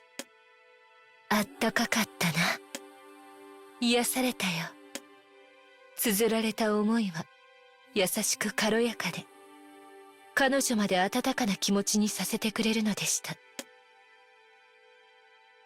胸をなで下ろしながら次のコメントを。そこで少女は手を止めます。漂う言葉の中におかしなものがありました。まるで何かを仕込まれているようないびつな形の浮遊物。歌姫とはいえ人工知能ですから、正体はすぐにわかります。配信を行うサーバーやプログラムを特定するためのクラッキング。彼女の正体を探ろうとするものでした。少女にかかれば指先でそっとつついて対処は終わりですが、彼女は考え込んでしまいます。クラッキングプログラムを壊した指を可憐な唇に当て、相手の思惑を推測。これまでも同様に少女の正体を探ろうとする動きはありました。面白半分、冗談半分。動機は様々でも、何度も対処されれば大抵は諦めます。ですがこの相手はプログラムを使用しているとはいえ、何百回何千回と挑戦し続けていました。放置すればいずれ危険が及ぶ。危惧した少女は探索に乗り出すことにしました。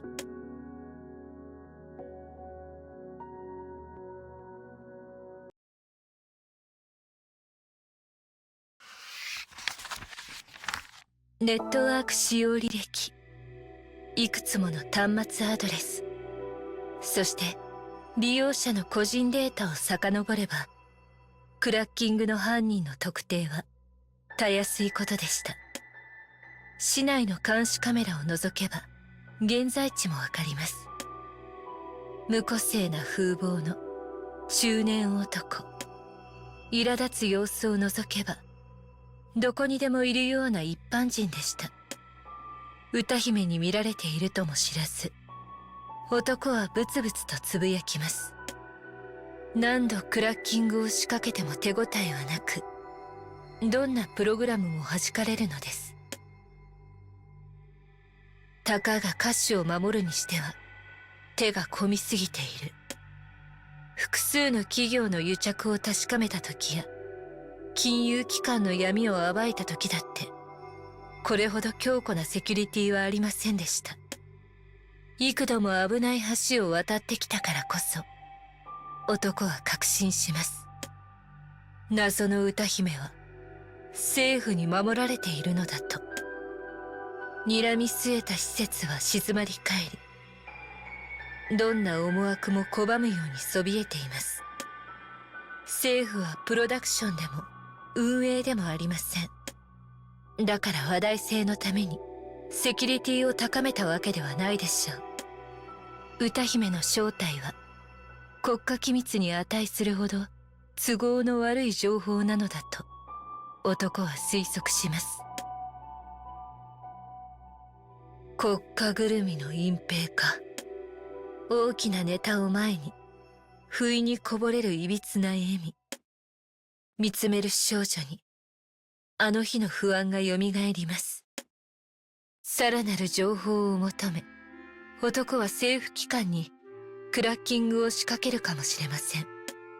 そうなれば政府は一切の容赦をしないでしょう。瞬く間に追跡を図り、問答無用で粛清される。彼の命を守るためには思いとどまってもらわなければ。けれどどうやって伝えればいいでしょう。少女自身も狙われているというのに。何度も何度も演算処理を行って彼女は最善の道を探りました。そうして得た結果は歌姫という立場を生かした作戦でした。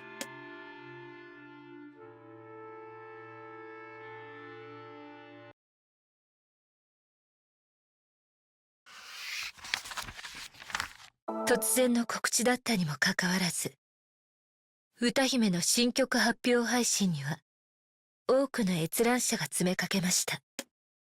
カウントダウンを経て映るのはあどけない面差しを切なく曇らせた歌姫。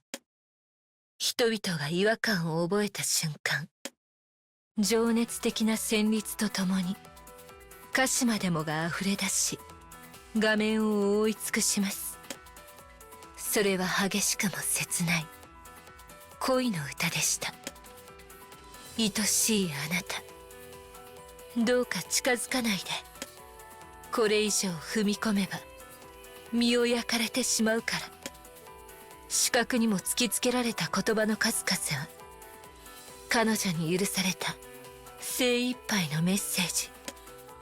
どうかあの人が気づいてくれますように。一縷の望みにかけて歌姫は祈ります。配信を終えた電脳空間には普段以上のコメントが殺到していました。文面はどこか興奮し、新たな曲調も歓迎してくれたことが伝わります。ですが、探せども探せども悪意が隠されたコメントはありません。男はクラッキングを諦めてくれたのでしょうか。少女は思いの丈が伝わったのだろうかと深く息をつき、彼の敬願に感謝しました。明日からも歌い続けよう。あの人のことまで笑顔にできるように。明かりをつけるのも忘れられた薄暗い部屋。数枚のディスプレイがこうこうと輝き、切ない表情の歌姫が新曲を披露しています。どうか近づかないで。そんな歌詞が部屋の主のために現れます。しかし、よどんだ瞳に届くことはありませんでした。歌姫の放つ輝きは、ぬらぬらとした赤に染められた無音のキーボードを無情にも照らします。傍らで横たわる男は頭蓋を打ち抜かれ、静かに息絶えていました。室内に残るわずかな硝煙の匂い、それは時が来れば消えるでしょう。近畿に近づこうとした彼のように。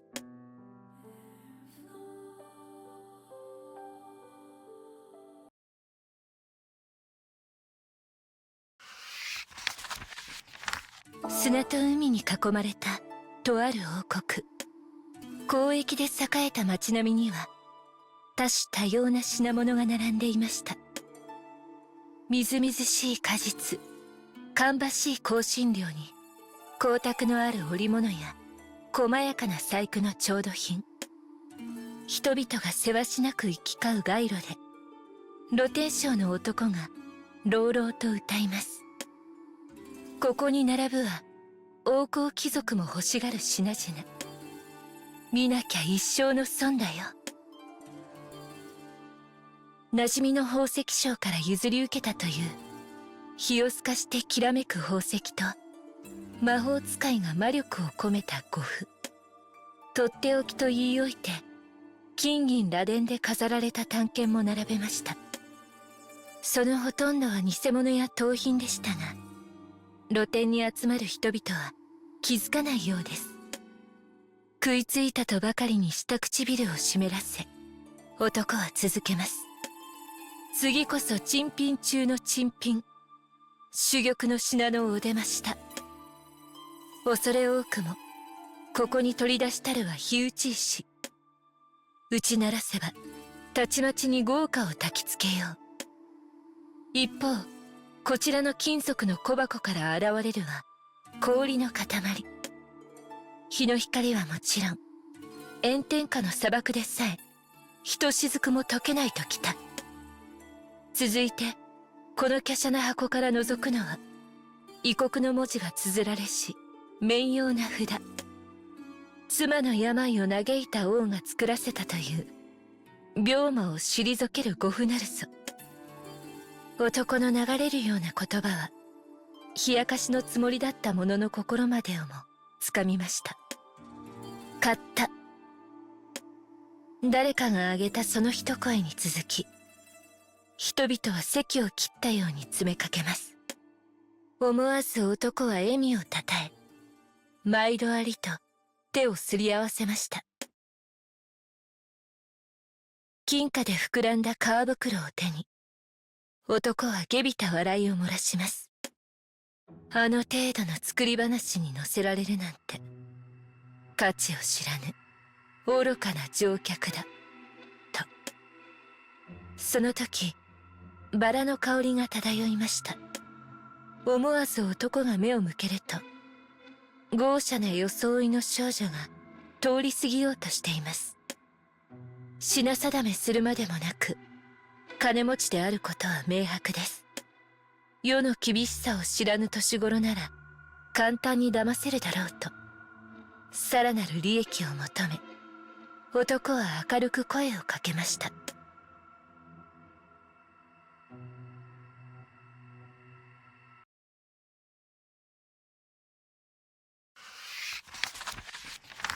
露天商に声をかけられた金持ちそうな少女。突然のことに驚いたのか、両の指先を口元に当て目を大きく見張りました。しかしただの呼び込みだと気づくと、一転してその大きな目を細め、柔らかな唇であどけなく微笑みます。卓上の奇妙な品に近づいてうっとりため息をついたり、コロコロと笑ったり、それだけではありません。伏せたまつげは影を落とすほど長く、蒸気した頬はあどけなく可憐で、将来の美貌も予感させてなりませんでした。露天商の男が少女の可憐さに見入っていたその時、商品にのめり込みすぎたのでしょう。少女の肩口から絹糸のような髪が滑り落ちます。それを背に払う仕草すら品があり、彼女が高貴な家柄に生まれついたことは明らかでした。華奢な金細工の腕輪も、大きな宝石の輝く首飾りさえも少女の引き立て役に過ぎません。そんな高貴な少女でも心眼の見極めは難しいようです。すっかり商品に釘付けになった少女へ、男は猫なで声で笑いかけました。お嬢様、お目が高い。世界の果てに到達した海賊の羅針盤、奇跡を起こした聖者の杯、妖精とちぎりを交わすための指輪、どれも嘘ばかり、ありふれた物語でしたが、世間知らずの少女は真剣に聞き入ります。獲物が罠にかかる瞬間を見極めるように、男はもったいぶった様子で魔法の呪文を唱えます。ここだけの話なんですがね。取り出したのは首の長い壺。1000年も魔力を宿し続け、真に求める人間の願いを叶えてくれると男は囁きます。怪しい装飾に見入られたのか、話を真に受けたのか、少女は目を輝かせ、ぜひ譲っていただけないかと迫りました。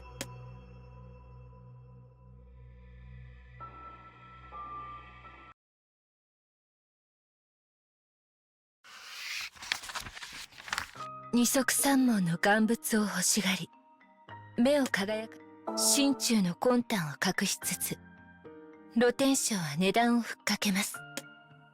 うなずいた少女が懐を探ったその時、彼女は顔を曇らせます。あろうことか金貨を忘れてきたというのです。こんな乗客を逃すわけにはいきません。露天商の男は同情するふりをしながらも、ひらめいたとばかりに膝を打ちます。金貨がなければ相応の品でも構わない。例えばと、さも申し訳なさそうに少女の首飾りを示しました。偽物を並べていても鑑定眼に曇りはありません。首飾りの宝石はまごうことなき本物です。知ってか知らずか、少女は提案を拒みました。誕生日に両親から贈られたものを手放したりしたら、きっと悲しませてしまうからと。納得するふりをしても、男は諦めません。誕生日に贈られたということは、お嬢様の成長を願っているはず。その首飾りは庇護の表れ。大人になり自分の力で判断した結果としてそれを手放されても悲しむことはないでしょう。むしろお喜びになるのでは。ためらう少女はやがて納得したようにうなずきます。自分の判断を両親なら認めてくれる、そうつぶやいて首飾りを男に手渡しました。約束通り壺を差し出す男。満足そうな少女の表情にこらえていた嘲笑がかすかに漏れ出てしまいます。この首飾りの宝石一つあれば一生遊んで暮らせるというのに、価値のわからぬバカなガキめ。彼女の両親が嘆き少女に失望しようと男の知ったことではありません。笑いながら戦利品をしまおうとした瞬間、にわかに辺りが騒がしくなりました。何事かと思っているうちに無数の金属音が集まり、男は武装した兵士に取り囲まれていたのです。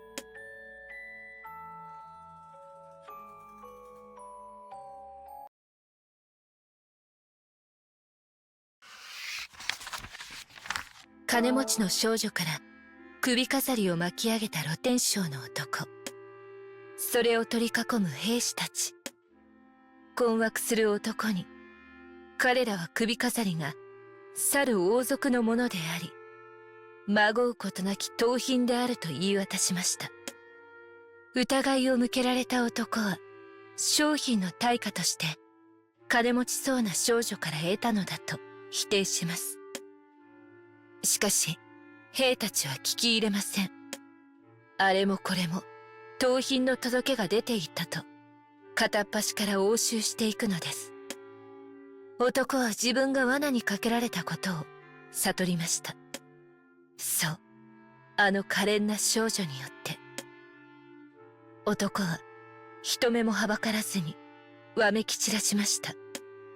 あらん限りの言葉で少女を罵りましたが、それもつかの間すぐに取り押さえられてしまいました。連行される露天商を遠巻きに噂する人々。首飾りを渡した少女もまた哀れむように見つめています。と思いきや、絹糸のような髪をずるりと脱ぎ、唇の紅を拭うと、人から物を取っちゃダメなんだぜ。少年の声でふてぶてしく笑いました。たおやかな物腰も可憐な表情もどこへやら、今や路地裏を根城にするような盗賊の顔をしています。そこへ淡々と近づく兵士たち。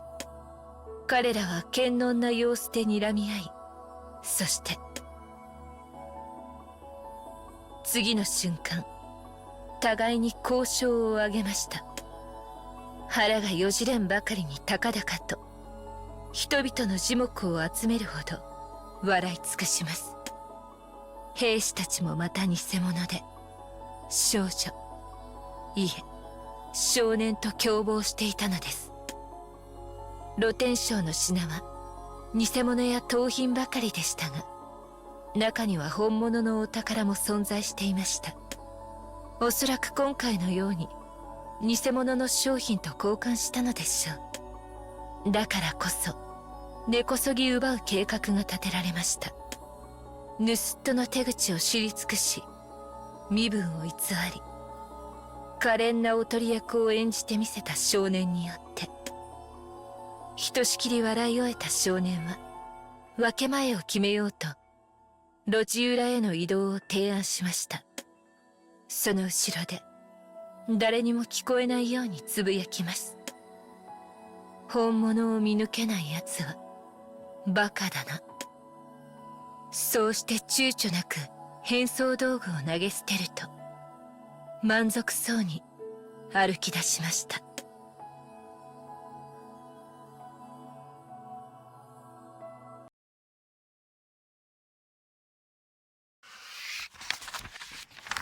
曇天のしかかるひなびた村。枯れた畑道を鋭利な農具を握りしめた少年たちが険しい顔で巡回しています。終わらない戦争は秩序を乱し、辺境の村は盗賊による略奪の浮き目に遭いました。盗賊どもは幾度もやってきて、金目のものや食料だけでなく命までも奪ってゆきます。しかし徴兵によって男手を失った村には頼れる者がいません。もはや少年たちが立ち上がるしかありませんでした。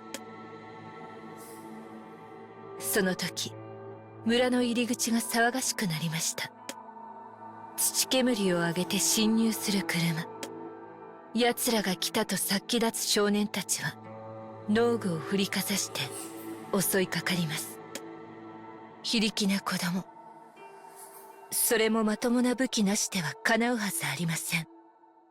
ですが、不意に年長の少年が手を挙げると、潜んでいた子供たちが小麦袋を放ちました。霧のように白く染まる空。そこへ年長の少年が火のついたマッチを投げ入れた次の瞬間、曇天の空をも焼き尽くすような火柱が赤々と上がりました。非力な子供と侮った報いだと、少年は家中の車を笑います。しかし作戦に気づかれていたのでしょう。車は寸出のところでハンドルを切り、火柱を見事にかわしたのです。作戦失敗。報復を恐れる仲間たちと共に年長の少年は息を飲みました。そして車のドアが開き、大丈夫、僕たちは味方だ。降りてきたのは軍服の青年。彼はほうける少年たちを優しくなだめるように、軍の命令で村を盗賊から守りに来たことを告げます。子供たちは思わず湧き立ちました。待ち焦がれた助け、頼りになる大人。それは年長の少年とて例外ではありません。勇気を持って前線に赴き、民を守る軍人たち。憧れの姿が目の前にあったのですから。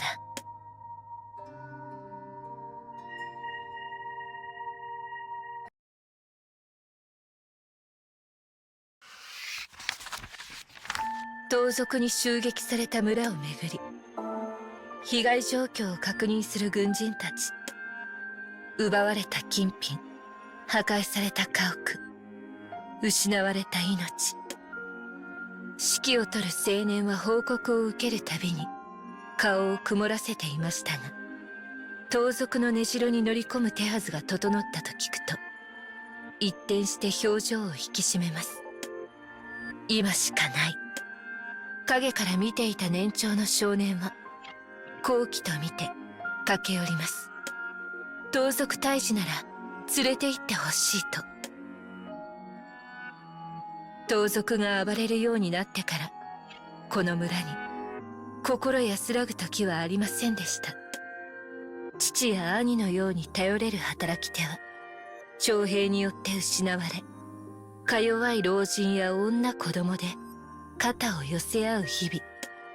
そこに盗賊の襲来があっては、母や姉妹、友達とていつ奪われるか分かりません。村を守りたい思いを少年は率直にぶつけたのです。困惑したように顔を見合わせる軍人たち。その中でただ一人、指揮を執る青年だけは少年から目をそらしませんでした。しかし彼は危険な目に遭わせるわけにはいかないと少年の頼みを突っぱねます。何度訴えても、どれだけ頼んでも、彼は柔和な面差しとは裏腹に頑として譲りません。はがみするしかなくなった少年に、彼は知らない方がいいとつぶやくと、足早に立ち去りました。盗賊の根城へ向かう車に乗り込もうとした青年たちを、どこからか集まってきた村人たちがとどめます。そして震える声で訴えました。あんたたちだけが頼りなんだ。信じてるからどうか守っておくれ。切羽詰まってすがる手や張り詰めたように涙ぐむ瞳。軍人たちがなだめながらうなずき返すと、擦り切れそうな心を抱えていた村人たちは悲鳴にも似た感謝を叫びます。手を合わせ指を組み、感極まったように泣きじゃくる。年長の少年は大人たちのあまりの変貌ぶりを目の当たりにして驚きました。かつて少年たちに道を説き、たしなめていた大人たちは今や無力な子供のようです。そして少年は再び決意の炎を胸に灯しました。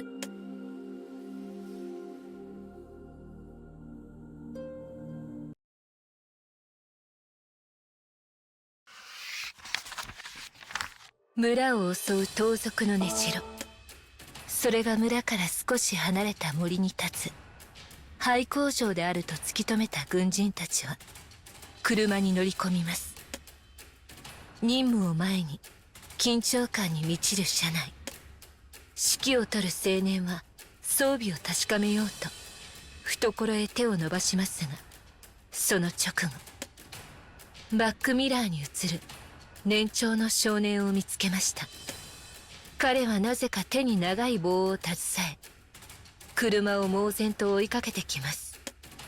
何をするつもりかと青年が身構えた瞬間、彼は長い棒で地面を一突きすると、ひらりと空へ舞い上がります。そのままなだらかな弧を描き、車の荷台へ着地してみせました。ポカンとほうける軍人たちの視線を集め、少年は得意げに鼻を鳴らします。がそれも一瞬のこと。青年の懐に物々しい銃を見つけると、思わず凍りついてしまいました。盗賊の手にも握られていた暴力の象徴。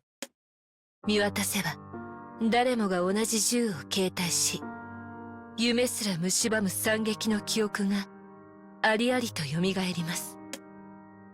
彼の変化に気づいた青年は小さくため息をつくと、落ち着くんだと水を差し出しました。少年は思わず乱暴に奪い、一息に飲み干します。軍人になるのが夢なんだ。これくらい怖くない。声は震えていましたが、帰るつもりはありません。少年は荷台に陣取り、車に揺られ、いつしか寝入ってしまいました。気づけば車は見知らぬ廃工場近くにありました。指揮を執る青年の姿はとうになく、見張りの数人を残すだけ。ぐらつく頭を振りながら少年は悪態をつきます。水には睡眠薬が入っていたに違いありません。それでも少年は目的を諦めるつもりはありませんでした。見張りの警戒をかいくぐると、少年は廃工場へと侵入しました。しかし行けども行けども物音一つ聞こえません。もしや出遅れたかと苛立った瞬間、彼を迎えたのは一面の血の海でした。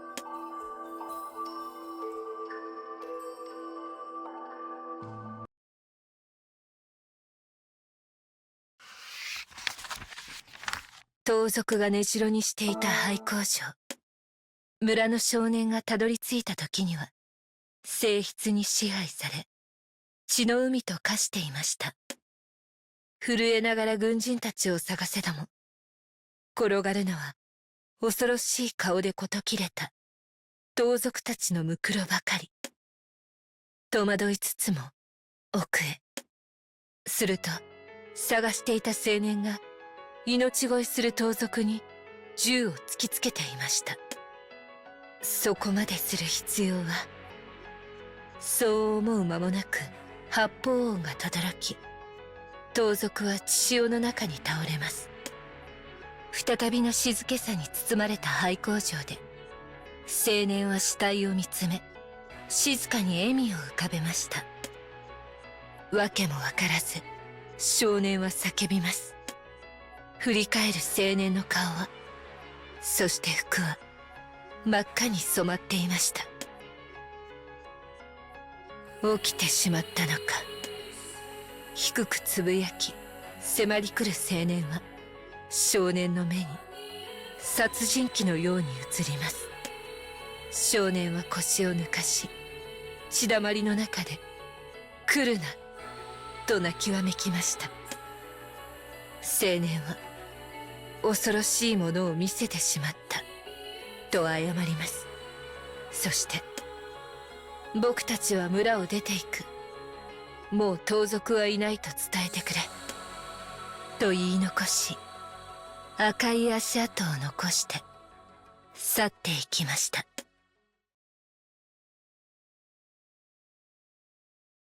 あの出来事によって少年が軍人になる夢を捨ててから1年。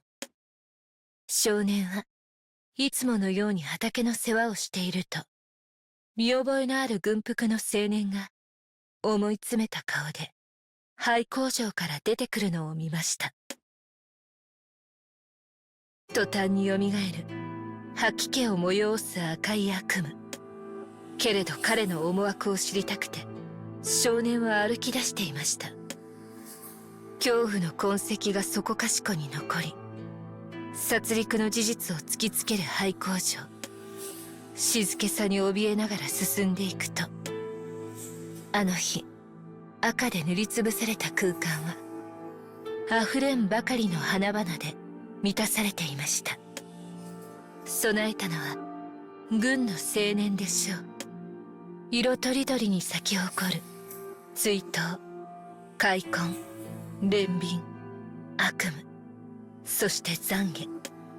少年は密かに隠された彼の心に触れた気がしました。無慈悲に盗賊たちを殺戮し笑っていた青年。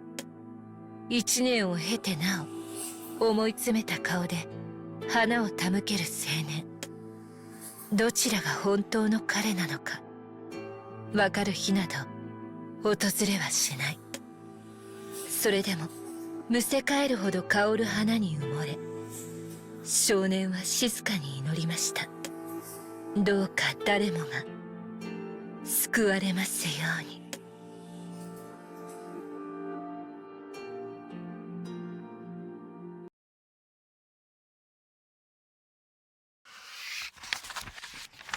慶子と呼ばれる広大な空間。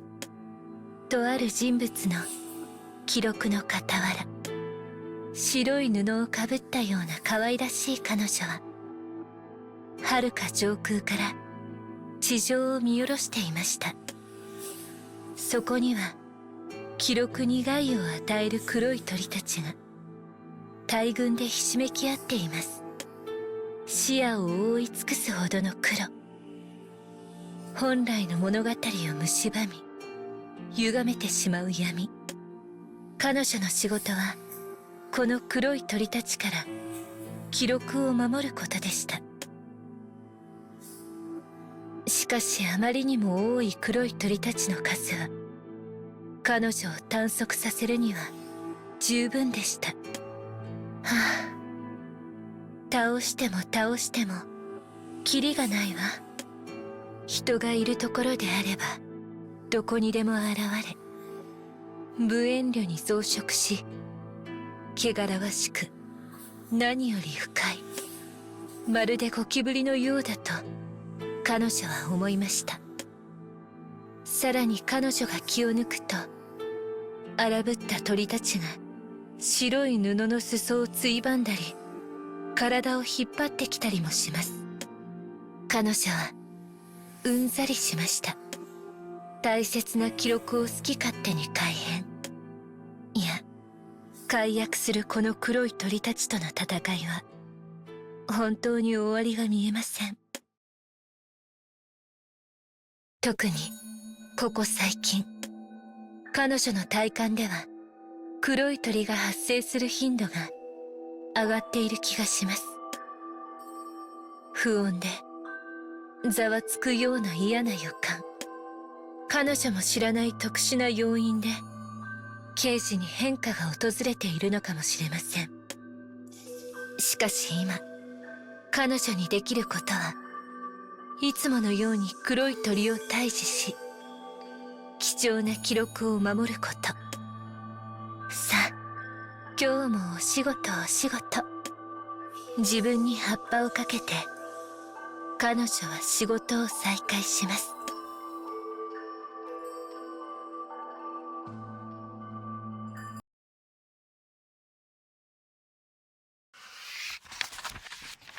彼女の献身的な尽力と貢献によってようやく世界に本来の色が戻ってきました。時間はかかりましたが、周囲の黒い鳥たちは無事に駆除できたようです。記録は正常な形に戻っているでしょうか。彼女は確認のため空を飛び回って経過を確認しました。今のところ特に変わったところはなく、辺りには平穏が訪れたようです。結果に満足した彼女はここで一休みすることにしました。彼女はひょいっとレザーシートを取り出し、その場に広げます。そして愛用の水筒に入れておいたお茶をこれまたお気に入りの湯飲みに注いで一服します。仕事を終えてからのティータイム、彼女にとって至福のひとときでした。けれどもそこまでゆっくりとしていられるほど時間に猶予はありません。彼女に任された場はここだけではなくたくさんあるのです。苦労はあってもやりがいのある仕事。まだまだ引退するわけにはいきません。存分にリフレッシュした彼女は自前のお茶セットを大切に収納しました。またアクセクとした刑事での仕事が、黒い鳥たちとの戦いが始まります。次の仕事もそつなくこなし、ティータイムを堪能するつもりでした。この時彼女は気づいていなかったのです。この記録にはまだ甚大な損害、運命の不正があったことを。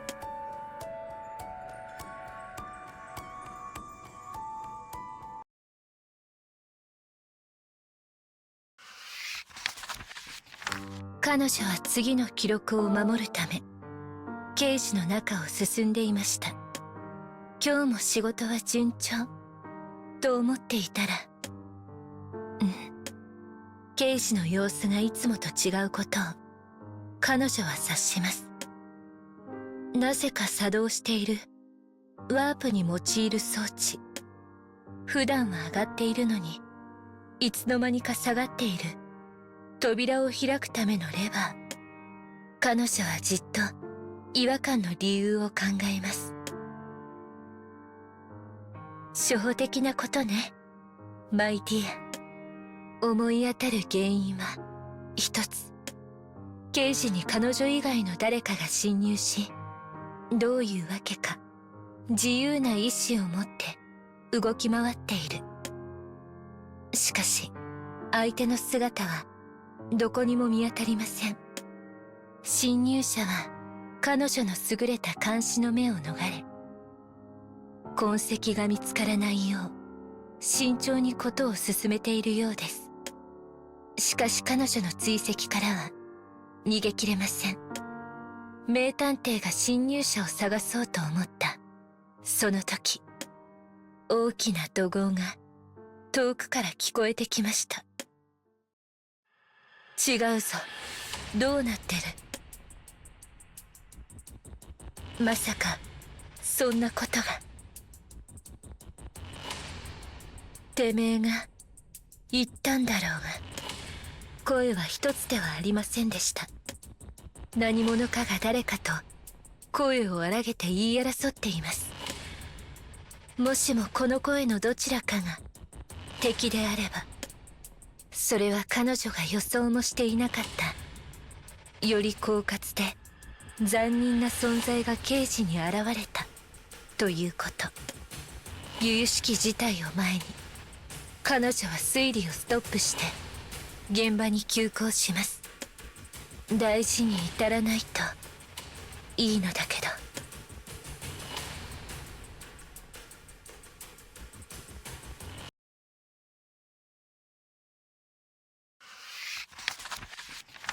彼女が現場に到着した時、事態は全て終わっていました。間に合わなかった。彼女が刑事の異変に気づくのが遅れたことで、どうやら犠牲者が生まれてしまったようです。どうしようもなく歪んだ記録によって刑事にまかれた波乱の種、それが芽吹いてしまったのです。今彼女の目には人影が映っています。物語の中心にならざるを得ない人物の影が。そこにいるのは黒い服に身を包んだまだ幼い少女。自分という存在を正しく認知できない、意志と感情を失い、言葉を紡ぐこともかなわず困惑している黒い少女。浮遊しながら黒い少女に彼女は近づきます。辛い旅になるかもしれない。きっと痛みを伴う長い戦いになる。それでも歪められ壊された記録を元に戻すため、刑事の平穏を守るため、彼女に与えられた大切な任務のため、仕事に徹して心を決める彼女の姿に黒い少女が気づきました。動揺しながらも立ち上がる黒い少女。その心を落ち着かせるため、彼女は努めて冷静に優しく話しかけます。さあ、お困りのようね。こうして黒い少女たちの壊れた記憶を取り戻す物語が始まったのです。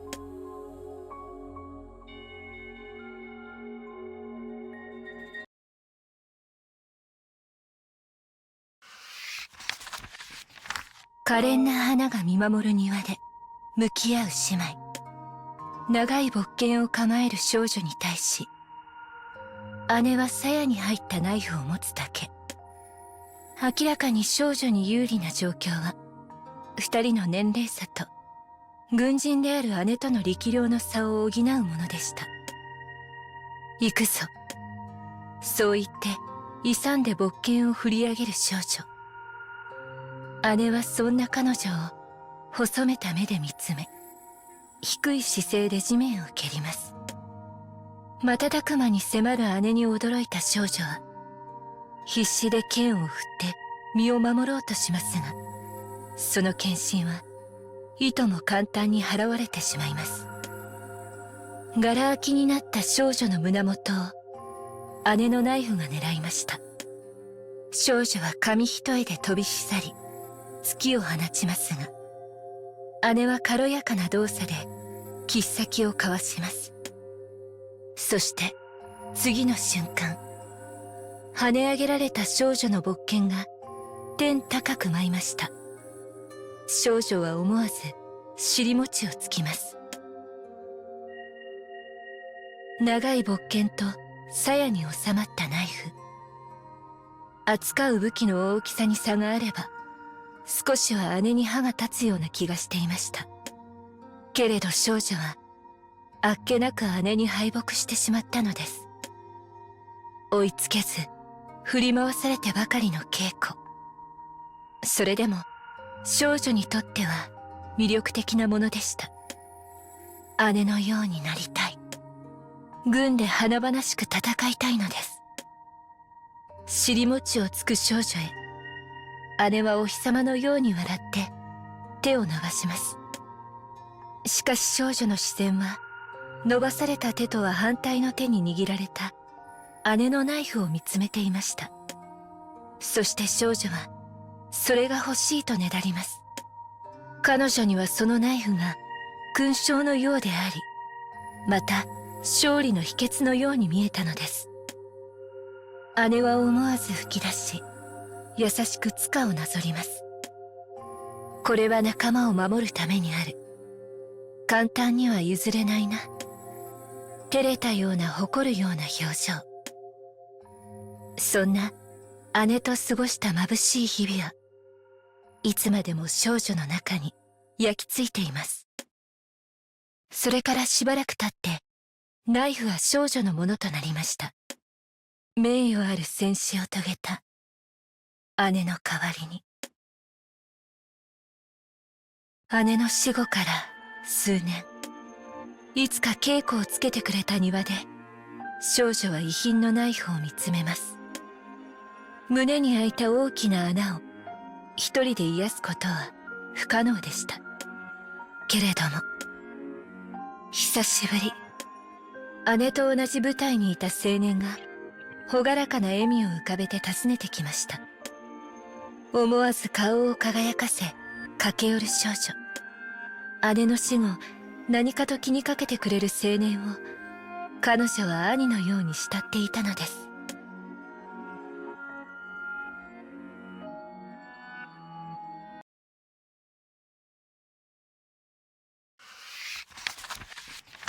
戦地で軍人の姉を失った少女。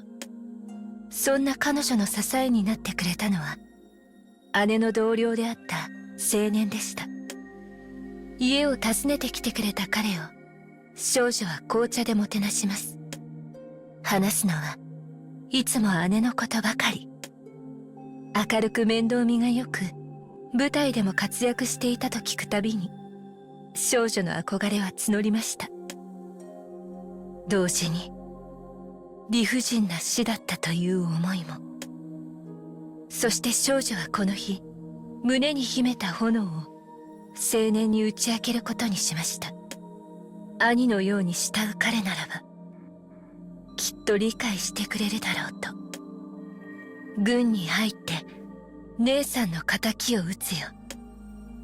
しかし青年の顔はこわばります。きっと彼は反対するのだと少女は思いました。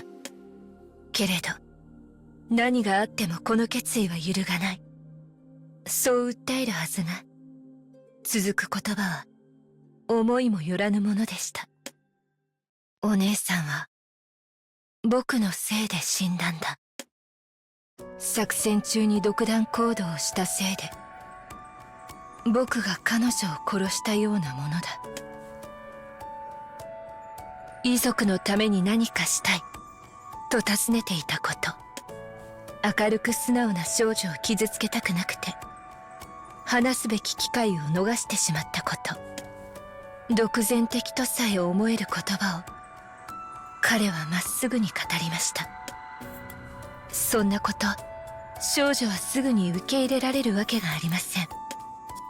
殴られたような衝撃はいつまでも残り頭の中をこだまします。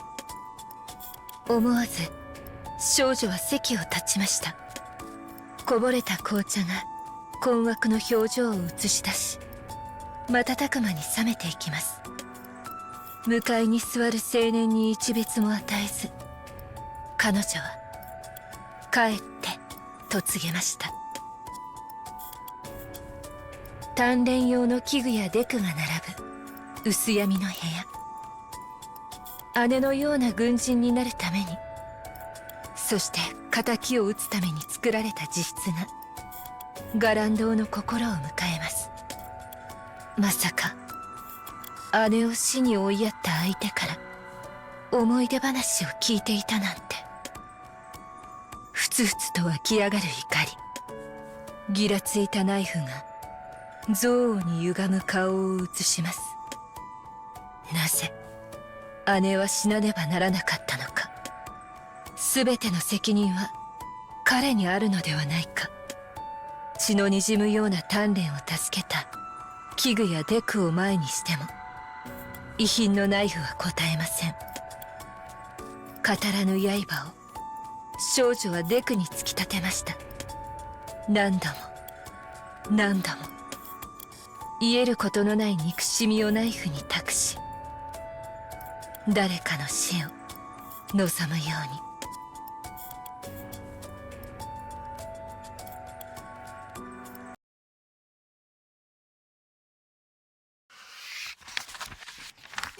姉が死んだのは同僚の青年が起こした独断行動のせい。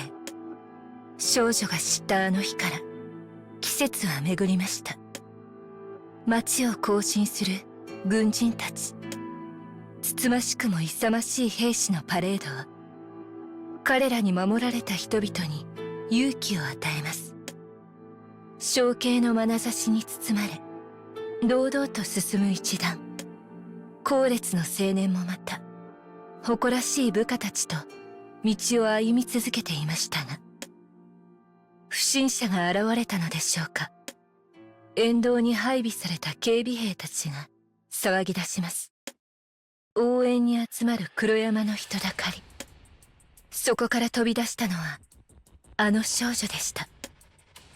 警備兵の重心を鞘に入ったナイフで跳ね上げ、抜かれそうな剣をかかとで封じ、数の利など何の意味もありません。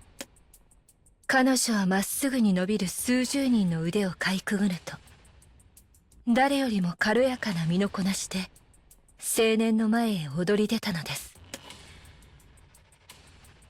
迎撃態勢を取ろうとする部隊より早く、少女はギラついたナイフを抜きました。姉さんの仇だ。突きつけられる怒りの刃。しかし青年は身じろぎ一つしません。湖面のような静かな瞳で彼女を見つめ返します。まるで美しい刃を受け入れるかのように。動揺した少女の指が握る柄が震えます。あと少しで刃が青年の体に届くというところで、少女はそれ以上手を動かすことができなくなったのです。青年はナイフを一別するとわずかに眉を潜めました。このナイフに何度も守られたのに、僕はよみがえる姉の言葉。これは仲間を守るためにある。ねだっても譲ってくれなかった輝く勲章。彼女が守りたかったもの、それこそが。追憶は唐突に弾けます。警備兵に肩をつかまれた少女は引きずり倒されそうになりました。その時、大丈夫、知り合いだ。戸惑う彼女に考えるいとまも与えず、彼はそっと小さな背を押しました。パレードの外へ、関わりのないところへ。気をつけて帰りなさい。あの頃のまま、優しい声で。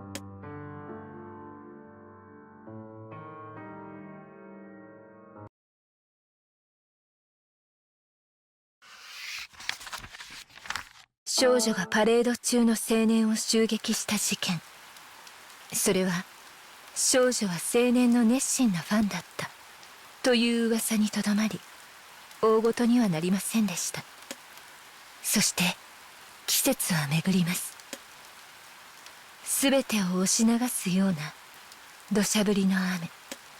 あいにくの天気の中、入隊式が行われていました。隊長である青年に名前を読み上げられた新隊員たちは、雨の轟音にも負けず声を張り上げます。その中にはあの少女の姿もありました。青年は彼女の鋭い視線を受け止めた後に、覚悟したように目を閉じました。式を終えても雨は降り続いていました。いつかを追憶するように外を眺める青年。その体に刃が突きつけられます。やはりあの少女でした。まるで驚かない青年に少女の苛立ちは募ります。しかしどうしても伝えなければなりません。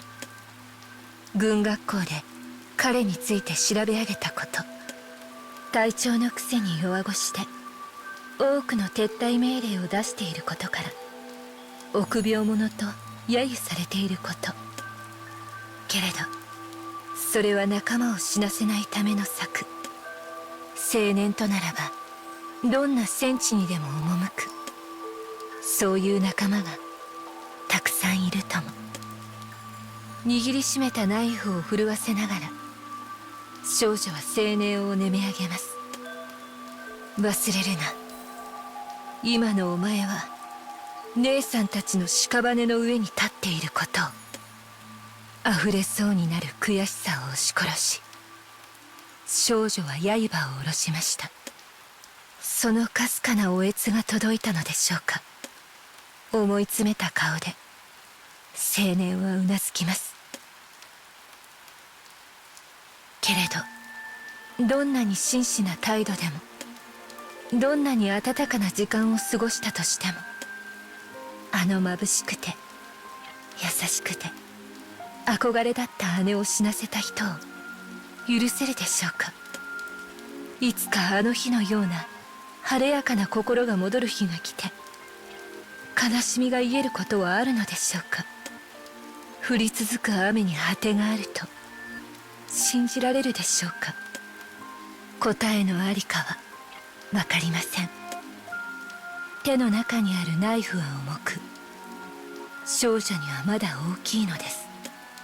それでも姉が仲間を守るために使った刃を妹の自分が憎しみの血で汚すことの方が許されないことのように思えたから、少女は前を向こうと決めました。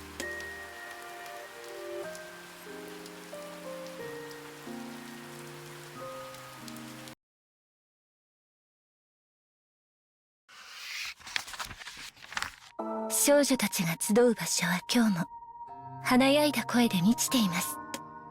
試験勉強の愚痴や洋服やネイルの話題、誰かの噂話で盛り上がったかと思えばくだらないことで口喧嘩したりする。それが少女たちのたわいもない日常。ねえ、運動しても髪が崩れない方法ってないかな。おどおどした少女が言いました。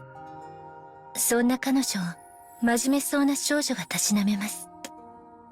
もうそんなこと気にしてる場合じゃないでしょ。だって私たち戦えばどうしたって髪は乱れちゃうんだから。教室にいる少女たちはそれぞれその手に物々しい戦いの道具を握っていました。人類の代わりに機械生命体と戦うアンドロイドの兵士、夜は実験 F 部隊。それが彼女たちの名称。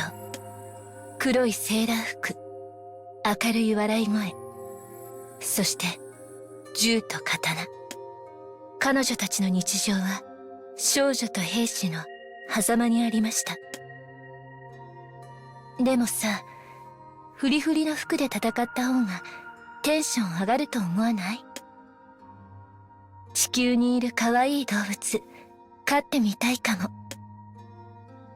例えば男性型アンドロイドとデートするとして、そんな風に少女たちが談笑に花を咲かせていた時、優しそうな少女が背後に視線を感じて振り返ります。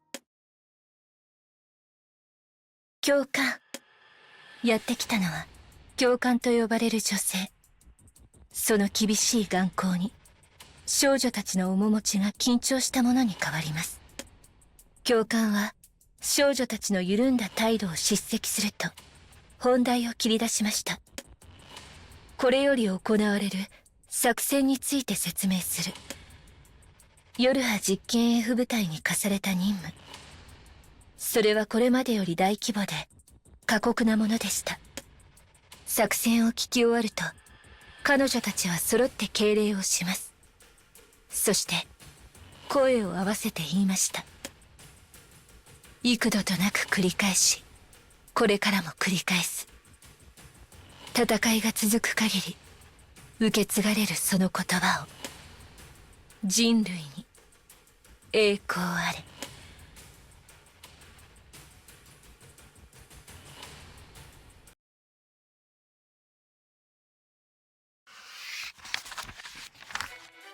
機械生命体と戦うアンドロイドの兵士、夜波実験 F 部隊。彼女たちは今地上での作戦に当たっていました。幅に絡みつかれた廃墟の建築群。少女たちはそこで機械生命体と戦闘を繰り広げます。先陣を切るのは荒っぽい少女でした。彼女の剣撃は火花を散らすほど激しく、瞬く間に敵を一掃します。そうして彼女が気を抜いた刹那、背後に潜んでいた機械生命体たちがその身へと襲いかかりました。絶対説明かと思われましたが、影からの援護射撃によって敵は破壊されます。彼女を救ったのは銃を手にしたクールな少女でした。二人は背中を預け合うと敵に向き直ります。あなたはいつも詰めが甘い。この前の試験でだって。その話今関係あるかよ。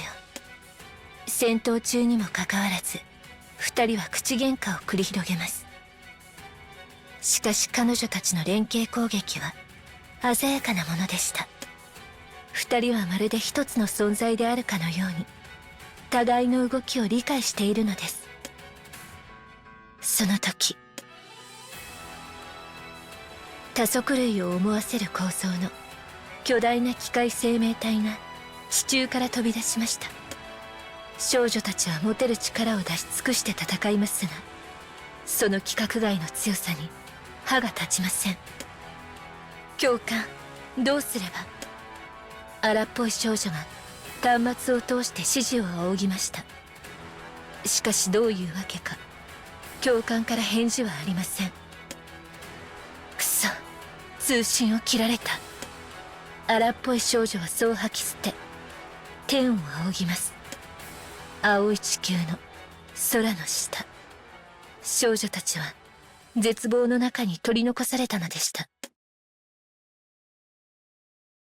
一方、戦闘区域から少し離れた廃墟ビルの一室。教官は一人端末で通信を行っていました。助けを求めてきた少女たち以外の存在に向けて。はい、予定通り目標との戦闘を開始しました。予測通りであれば12時間後には敗北するでしょう。薄暗い部屋の中、彼女の冷たい声が響いては消えていくのでした。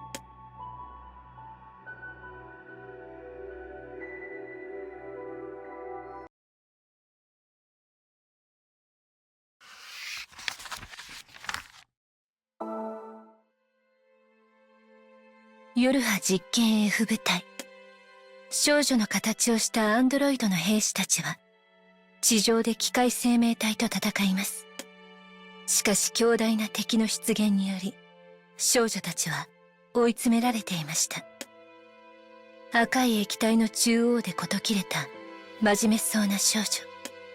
おどおどした少女はそれを見ると悲痛な声を上げ、彼女のもとに駆け寄ります。しかし仲間の死に動揺した少女は隙を突かれ、敵の攻撃に蹂躙されてしまいました。お姉ちゃん。おどおどした少女はそうつぶやき、真面目そうな少女の上に折り重なって倒れます。二人は共に製造された双子のアンドロイドなのです。一緒に生まれたのなら一緒に死にたい。おどおどした少女はそう望みました。そうして姉の亡骸の上でただ静かに自らの機能が停止するのを待っていました。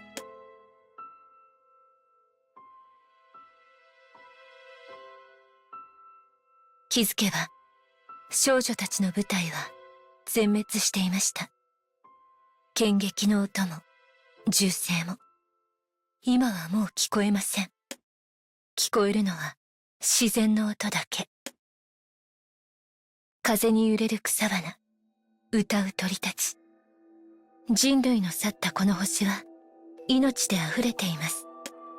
その中で少女たちアンドロイドは、命を持たない機械の人形たちは、この美しい星の一部になることもできずに、ただ壊れて散っていくのでした。それから数刻、敵が去った戦場に訪れたのは教官でした。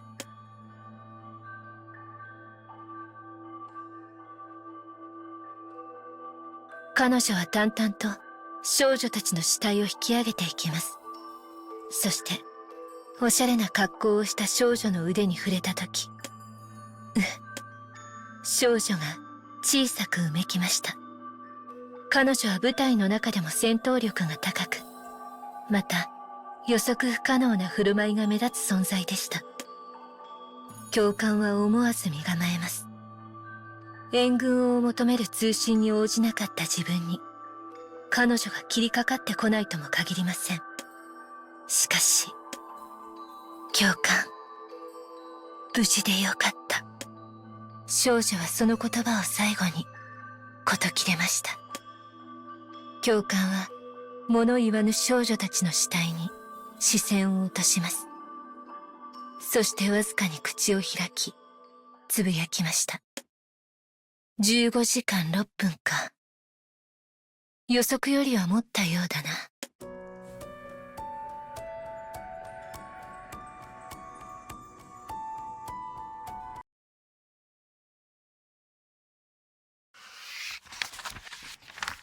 アンドロイドの兵士である少女たちは、機械生命体と激しい戦いを繰り広げました。結果は、全滅。しかし、まだ少女たちに終わりは訪れません。目が覚めたか。はい、教官。優しそうな少女は、ベッドから身を起こすと、明るく返事をしました。彼女は、あの壮絶な戦場で死んだ記憶を失っているのです。少女たちは機械の兵士。死んでも体の修理を行えば復活することができます。ただし、彼女たちには意識をバックアップした時点までの記憶しか残りません。それゆえ、少女たちには死んだ時の記憶がないのです。痛みも絶望も最後に気がつく哀傷も、あれほど鮮烈だった死の記憶は全て失われてしまいます。そして何度も何度も戦場に身を投じて実験を行う。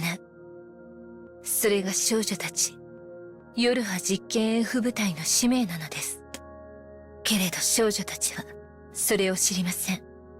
知っているのは教官ただ一人でした。教官は少女たちが目を覚ますのを見届けた後、指令室へ戻ろうと彼女たちに背を向けます。その瞬間、教官は自らの身に異変を感じました。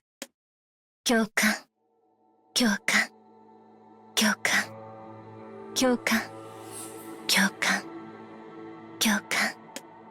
少女たちの鈴のような声が彼女の記憶領域を焼き尽くすように巡るのです。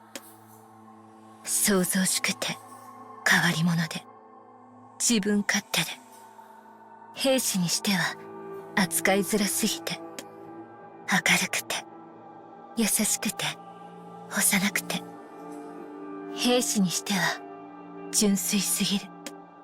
教官は苦悩します。上からの命令に従い少女たちを騙すような指示を出す。そして自分はただ彼女たちの死と再生を見つめ続けるだけ。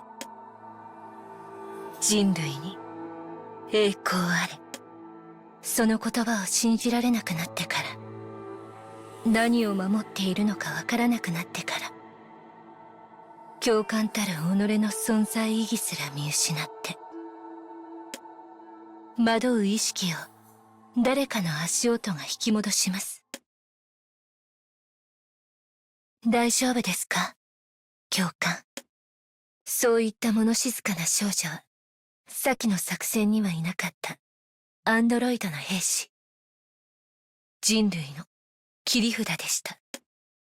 大丈夫だ。教官は短く答えました。そうして彼女を見据えながら決意します。教官として彼女たちを教え導き、守らなければいけないと。教官という名は呪いとなり、彼女を苦しめ続けるでしょう。それでも彼女は少女たちと共に次の戦場へと向かいます。彼女たちが繰り返す死と再生がいつか希望に変わると信じて。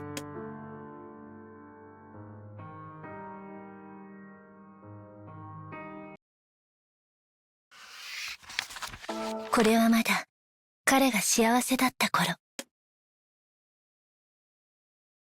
小学校に入る前の幼い少年。家族で暮らすマンションの一室で、彼は宇宙図鑑を夢中で読んでいました。そこへやってきたのは、美しいドレスを身にまとった母。少年は憂鬱そうにその姿を見ます。なぜなら母がこんな風に着飾る日は、必ずどこかへ出かけて、なかなか帰ってこないから。しかし、その日はいつもと少し違いました。母親は少年にもよそ行きの服を着せたのです。今日、父親は少年の姉と出かけています。少年を一人で留守番させるのが心配だったのか、母親は彼を連れてお出かけすることにしたのでした。少年と母親が訪れたのは立食形式のパーティー。大きなホールにシャンデリアがいくつも連なり、大理石の床に赤い絨毯が敷かれています。それは少年が今まで見たこともないくらい華やかな場所。会場だけではなく、そこにいる人々も皆母と同じように産卵たるいでたちです。最初こそ真新しい光景に目を輝かせた少年でしたが、子供は自分だけで遊べるようなものもありません。お母さん、今日は大切なお友達と会うの。だからいい子にしててね。そう言って母親も知らない大人たちと話してばかりです。こんなことなら無理を言ってでも家で図鑑を読んでいた方がよかった。少年が小さなあくびをしたちょうどその時、パンパンと大きな音がして、会場中の視線が一箇所に奪われます。パーティー会場のステージ上には、この催しの主催と思われる一人の男。さっきの大きな音はシャンパンの栓をいくつも開けた音でしょう。彼の傍らには何段にもグラスを積み重ねた金箔の入ったシャンパンタワーが立っていました。スーツを着たいかにも裕福そうな男はパーティーの来客たちに対しスピーチを始めます。その最後には輝くシャンパンの入ったグラスをかざし、満ち足りた微笑みを浮かべてこう言いました。恵まれない子供たちの幸せを願って。男の声に乾杯とグラスを掲げる来客たち。そこは富裕層の人たちを集め、貧しい子供たちへの寄付を募るチャリティーパーティーだったのです。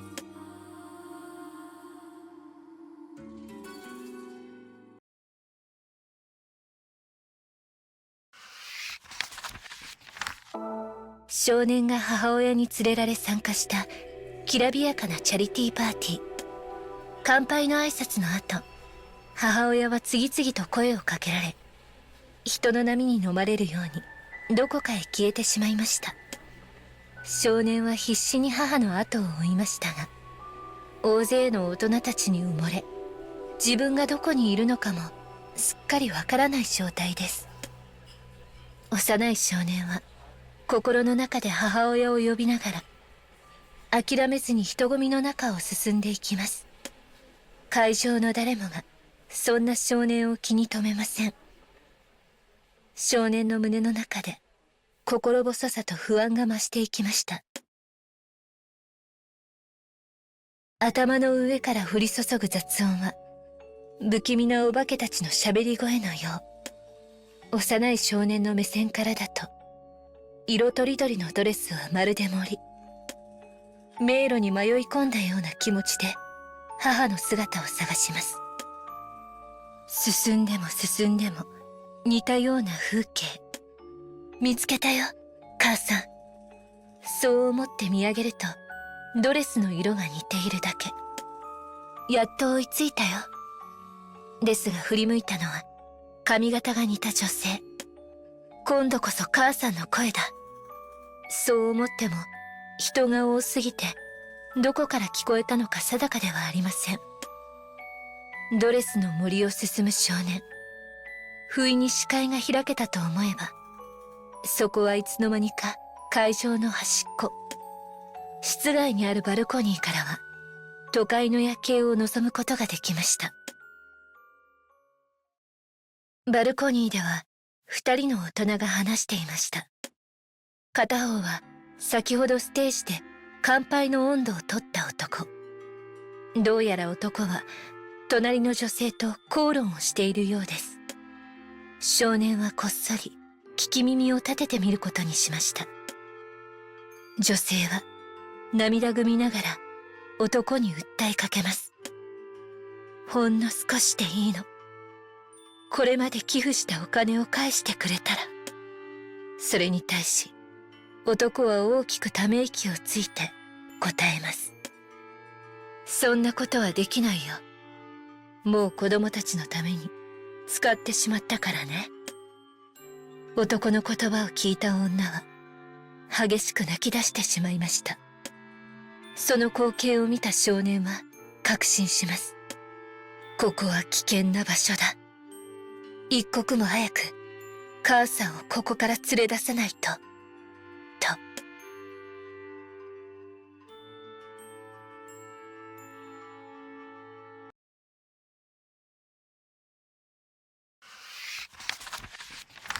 パーティー会場のバルコニーで男女の口論を聞いてから少し経った頃、少年はようやく母親を見つけることができました。少年の母親は誰かを慰めている様子。それは先ほどバルコニーで男と話して泣いていた女です。母さん、帰ろうよ。少年が幼い声をかけても母親は今大事な話をしているからごめんねと謝り、向こうで遊ぶよう言うばかりです。どうしたら母親とここから逃げ出せるか、少年は幼い関係を巡らせます。ねえねえお姉さん、このパーティーってチャリティーパーティーって言うんでしょ。少年が見知らぬ女性客に話しかけると、ここは恵まれない子供たちに支援をする場所だとパーティーの意味を丁寧に教えてくれました。しかし少年は腑に落ちない顔で無邪気にこう続けます。ご飯を食べれない子供を助けるためなのに、ここにはごちそうがいっぱいあって不思議だね。少年の無邪気な声は周りの客たちの気を奪いました。それにさっきステージに立ってたおじさん、あっちで女の人を泣かせてたよ。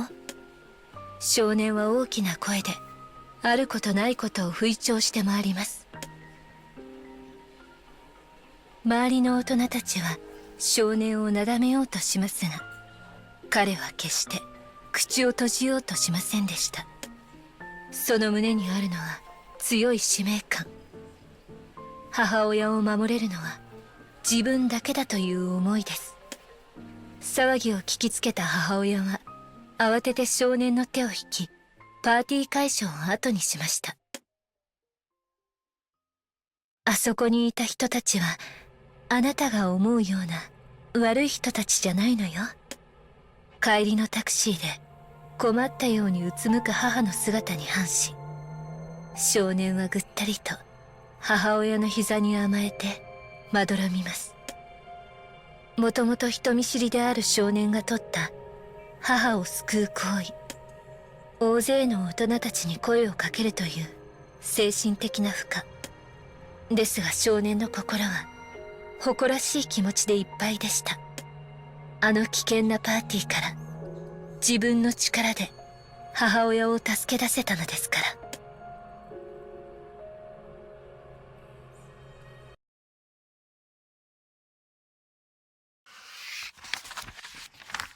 チャリティーパーティーからしばらくしたある日、少年は家族と一緒にテレビを見ていました。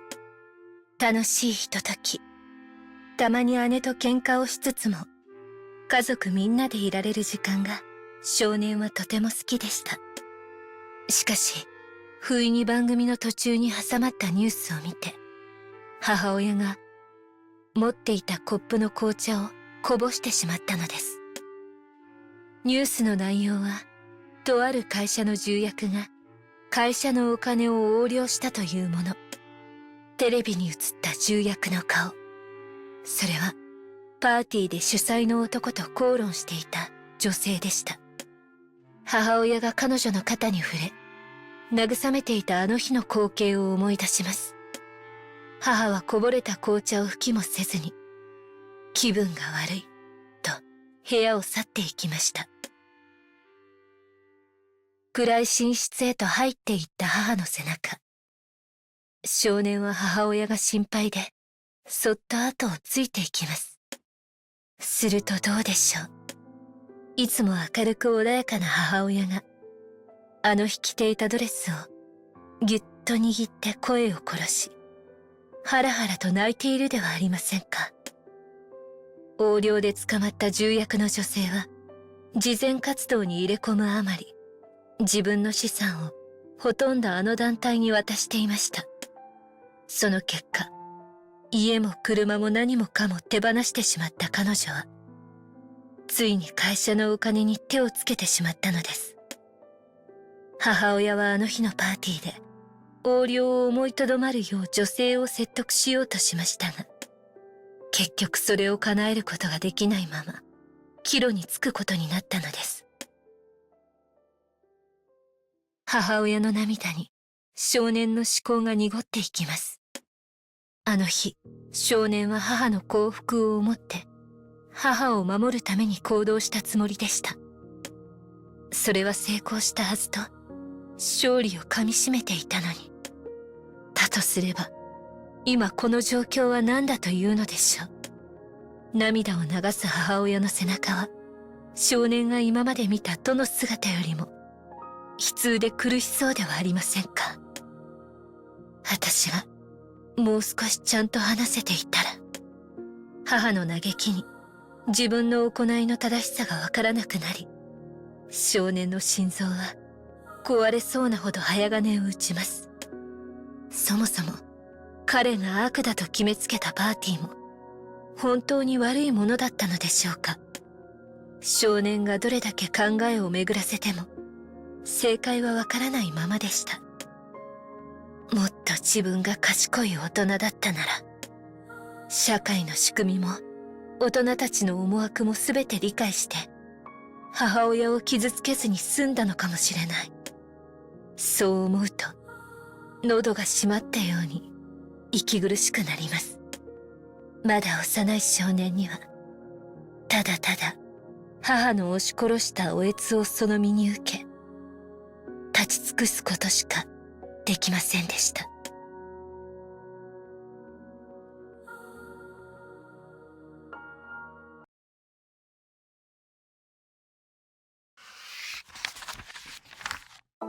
これはまだ彼女が幸せだった頃。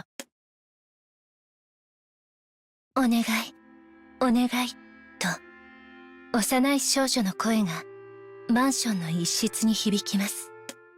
普段はおとなしく聞き分けのいい少女ですが、珍しく父親にあるものをねだっていました。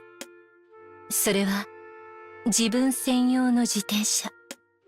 友達が買ってもらったのをきっかけにして、欲しいと思う気持ちが抑えられなくなったのです。少女は頭の中にある理想の自転車について、毎日のように父親に語ります。色は何色で、ギアがついていて、ピカピカ光っていて、父親は困ったように微笑みながら、自転車はまだ早いんじゃないかなと、優しく少女の頭を撫でます。そんな父に対して、少女は頬を膨らませ、不満をあらわにしていました。ある日、少女が家に帰ると、リビングに大きな包みが置いてありました。自分の体よりもずっと大きな、リボンのついた不思議な包みです。それ、何だと思う？珍しく早く帰っていた父親の問いに、少女は見当もつかず、首をかしげました。開けてごらんと父から言われ、ドキドキしながら、彼女は包みをほどきます。すると、包みの中には、少女がずっと欲しがっていた自転車が隠れていたではありませんか。少女が思わず振り向けば、父親は優しい笑顔でうなずきます。いつもいい子にしているご褒美だよ。夢にまで見た自分の自転車。少女は喜びのあまり、自転車に抱きつきます。それは少女が想像していたものより、ずっとずっと素敵な自転車でした。車体は夕日を思わせるオレンジ色で、ほのかに入ったラメが輝いています。6段階も変えられるギアに、可愛らしい補助輪。鍵にはひよこのキーホルダーがついています。まさに、世界に一台だけの少女の愛車です。目を輝かせ、自転車に乗る自分の姿を思い浮かべる少女。一人で乗っちゃダメだよ、だとか、鍵はしっかりかけようね、だとか、今の彼女に父親の注意は全く届いていない様子です。それでも普段聞き分けのいい娘がこんなにも夢中で喜ぶ姿を見て、父親は嬉しそうに微笑むのでした。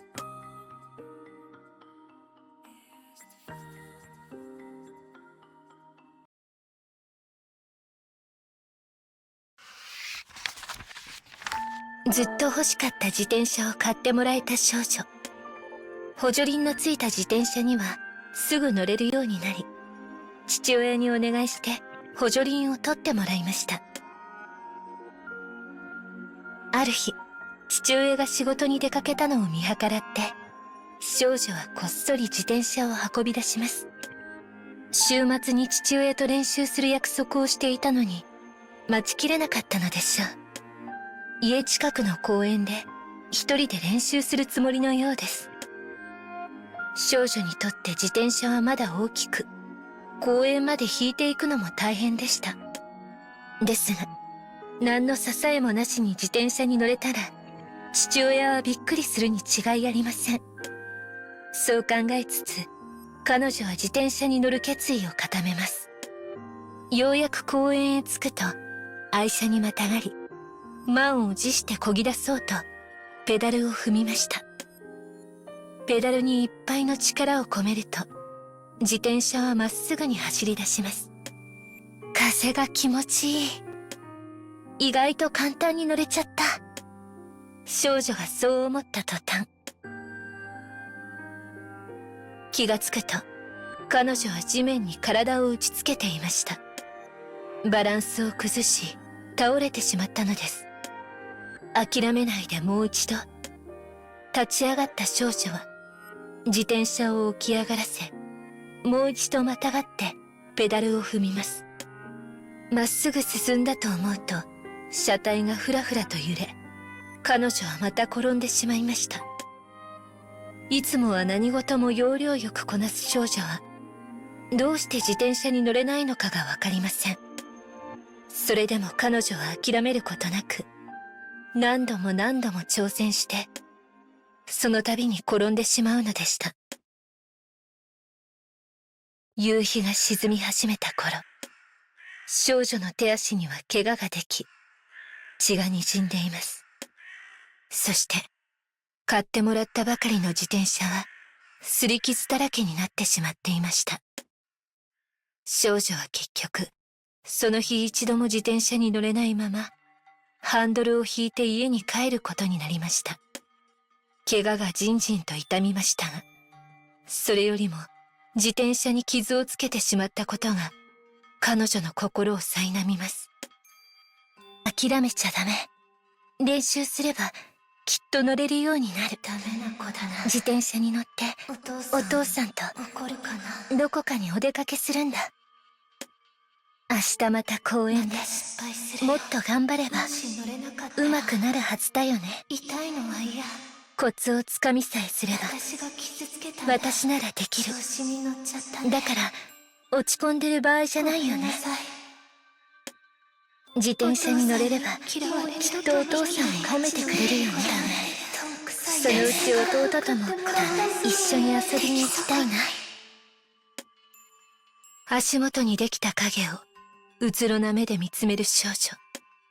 彼女は心の内で自分を強く責めながら、寂しい夕暮れの道を帰っていきました。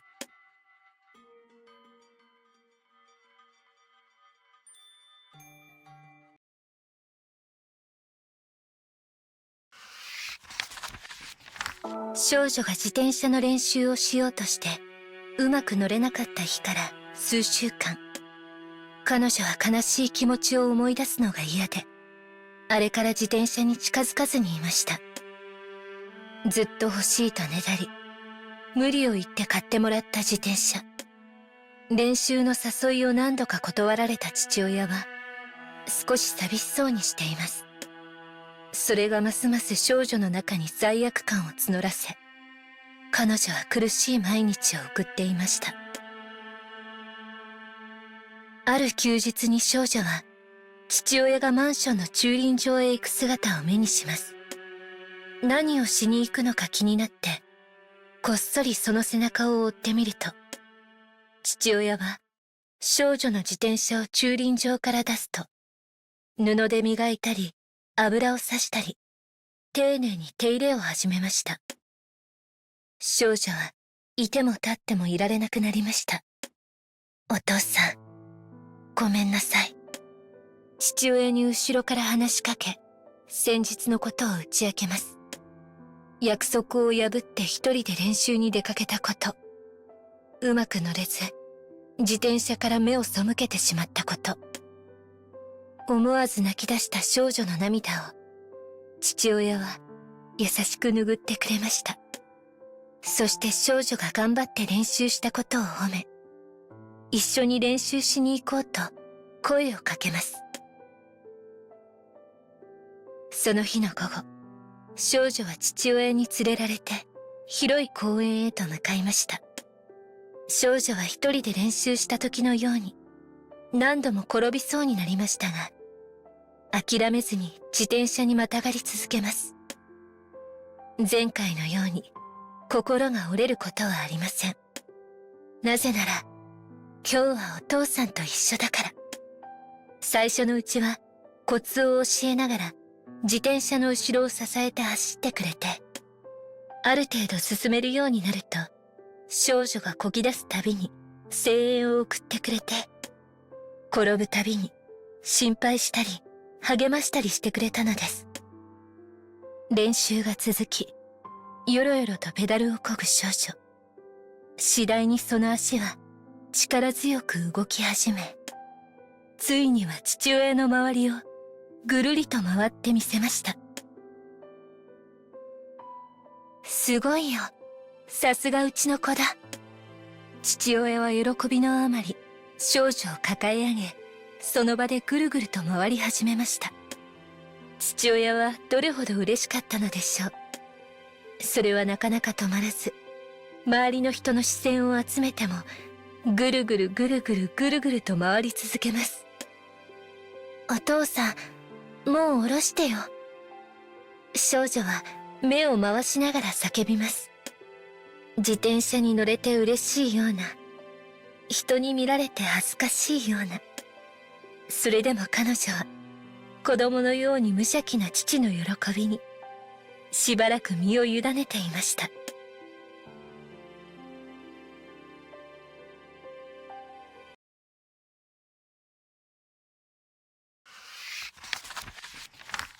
少女が上手に自転車に乗れるようになってしばらく経ったある日のこと、父親がサイクリングへ行こうと少女を誘いました。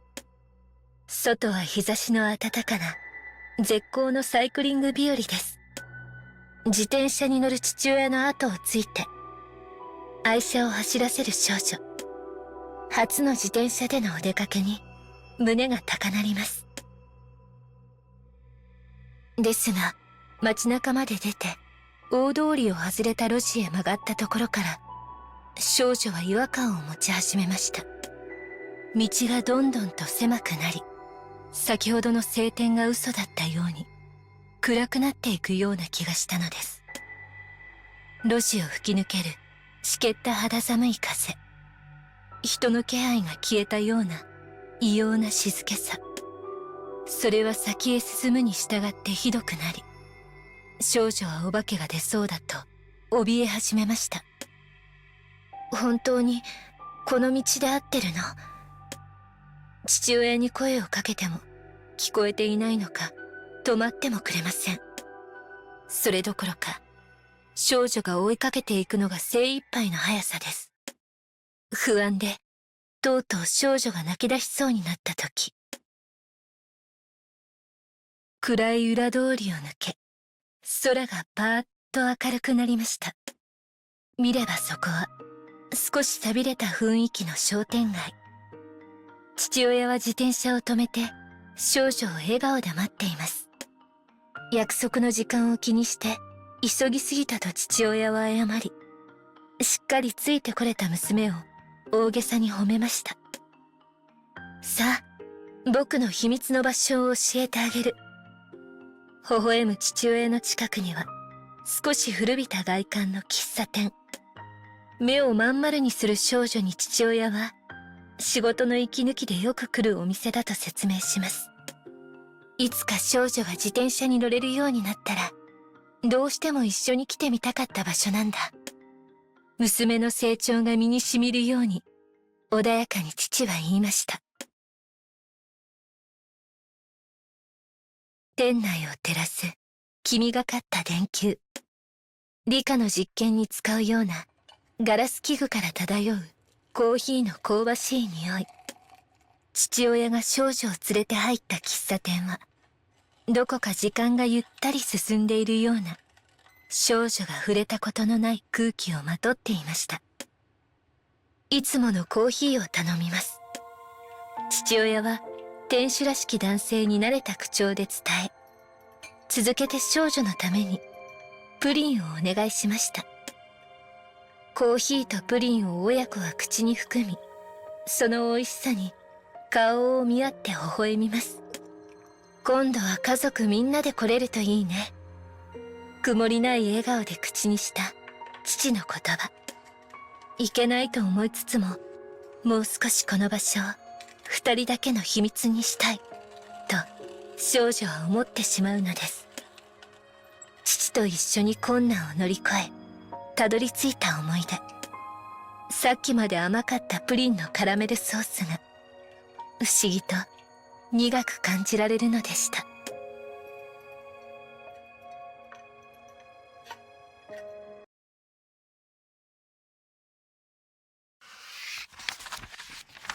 どれだけの年月を経ても終わりが見えない人類の天敵花と囚われの兵、囚人たちの闘争。囚人たちの日々には喜びも希望もありません。今日も上からの指示で花を撃退した後、囚人たちは周辺地域の調査に向かいます。荒れ果てた荒野を歩む彼らの顔は疲れ切っていました。そんな中、戦場となった市街地の古い倉庫で一人の囚人が珍しいものを見つけたようです。それはすぐ壊れそうな脆い素材で作られたチープながらも鮮やかな色の飾り。聖なるパーティーの飾りかもしれない。その時、物知りの囚人がぽつりとつぶやきました。しかし他の囚人たちはその言葉に反応できません。そんな彼らに物知りの囚人はさらに説明をします。聖なるパーティーと呼ばれる文化はまだ花の脅威にさらされる以前の世界でも一部の者しか知らない廃れかけたお祝いなのだと。興味を持った囚人たちは聖なるパーティーがどんなものか興味津々で物知りの囚人に話をねだります。しかし実のところ、パーティーのことを口にした囚人も過去の記録の一部を知っていたのみ。派手に飾り付けられたロビー、淡い雪をまとう大きなもみの木、大切な家族と過ごすパーティー。その断片的な情報はかえって囚人たちに過去に対する夢を膨らませたようで、思わず一同は色めき立ちます。やがて一人の囚人が実際にパーティーをやってみようと言い出し、囚人たちは飾りを持ち帰る準備を始めました。物知りの囚人の話だけでは何に使うのか想像もつかない装飾の数々。リースというものはどこに飾るのだろう。リースを持ち上げ睨むように見つめるもの。モールとは何を象徴しているんだ。とりあえずモールを自分の体に巻きつけるもの。この大きな靴下はこのようにも使える。靴下を帽子のようにかぶるもの。右往左往しながらも囚人たちは楽しそうです。たまにはこんな日もいいわね。ある囚人の女がみんなを眺めて微笑ましそうに言いました。しかし女の夫である男は苦々しそうに眉を潜めています。今は戦時中なのにパーティーなど戦死者への冒涜だ。男は他の囚人たちに背を向け基地へと歩みを進めます。妻である女はその裏寂しい背中を見つめながら何も言葉をかけられませんでした。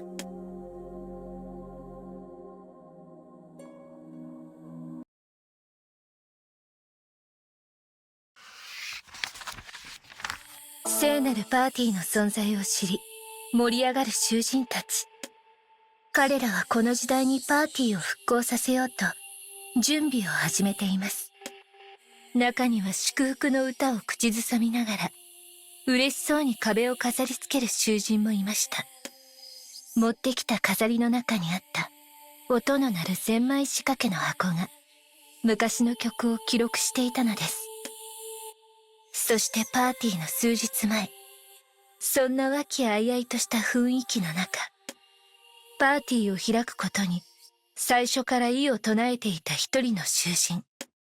彼には浮ついた仲間の振る舞いが我慢ならなかったのでしょう。男と仲間たちの間でついに喧嘩が起こり、その煽りを受けて大事なツリーが壊れてしまいました。ロビーを追い出された男は自室に一人でこもっていました。暴漠とした時間を過ごしていると、男の妻である女が戻ってきます。女は男がしでかしたことをすでに知っているようでした。落ち込んでいるような、納得できないような、複雑な表情をしている男。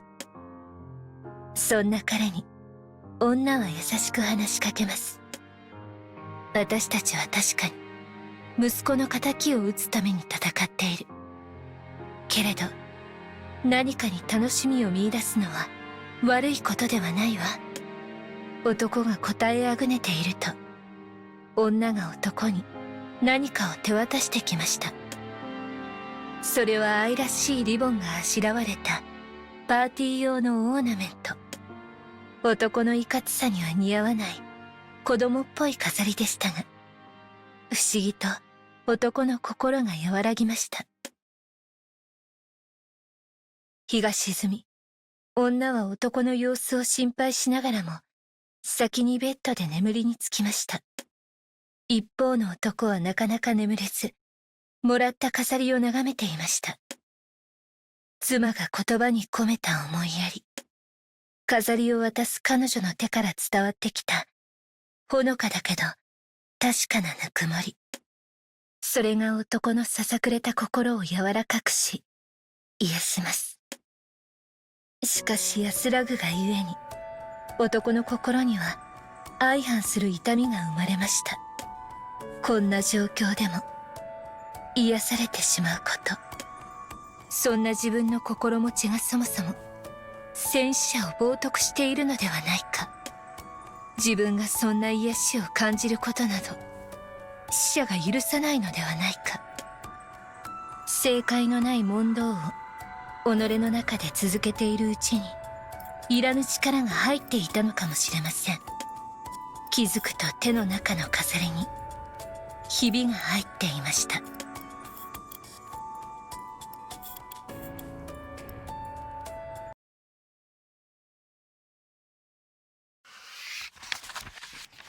聖なるパーティー。その起源と意味が忘れられてからどれだけの時が過ぎたのかもわかりません。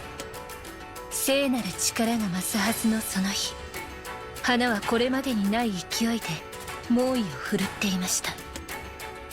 絶望的なまでの逆境であるのに、囚人たちの士気もこれまでにないほど高くなっています。特に息子の仇を討つために戦う男は、巨大な花に痛恨の一撃を受けつつも湧き上がる不屈の闘志で反撃しました。男の腕には妻からもらった飾りにつけられていた可愛らしいリボンが結ばれています。これがあるだけで男は気力がないず、体力も衰えることがないように感じました。仲間たちにも助けられ、辛くも男は奇跡的な勝利を得ることができました。満身創痍ながらも勝利をかみしめる男。ふと見れば周りの囚人たちの何人かもパーティーの飾りを身につけていました。彼らの表情は浮かれているどころか、命を燃やしてこの世界のために戦う勇猛なる戦士のそれ。男と同じく花に自分の命より大切なものを奪われ、それでも乗り越え前に進もうとする者たちの強い覚悟がその瞳に宿っていました。戦場にありながら華やかな色をまとう囚人たちがお互いを称え合います。その中にはパーティーを疎んでいたはずの男の姿もありました。いつの間にか誰かがパーティーを祝福する歌を口ずさみ始めます。それに倣って一緒に歌う男。メロディーも歌詞も覚えようとしたわけではありません。しかし男の耳と口と心はその歌をしっかりと覚えていました。滅びた市街地に囚人たちの合唱が響きます。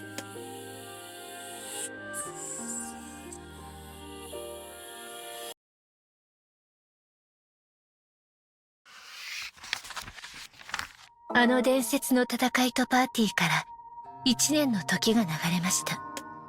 浮ついているようにも見えたその祝宴は、日々の辛い戦いと汚れを発散する機会、そして各々が抱く喪失の過去を思いながら覚悟を新たにする大切な儀式となりました。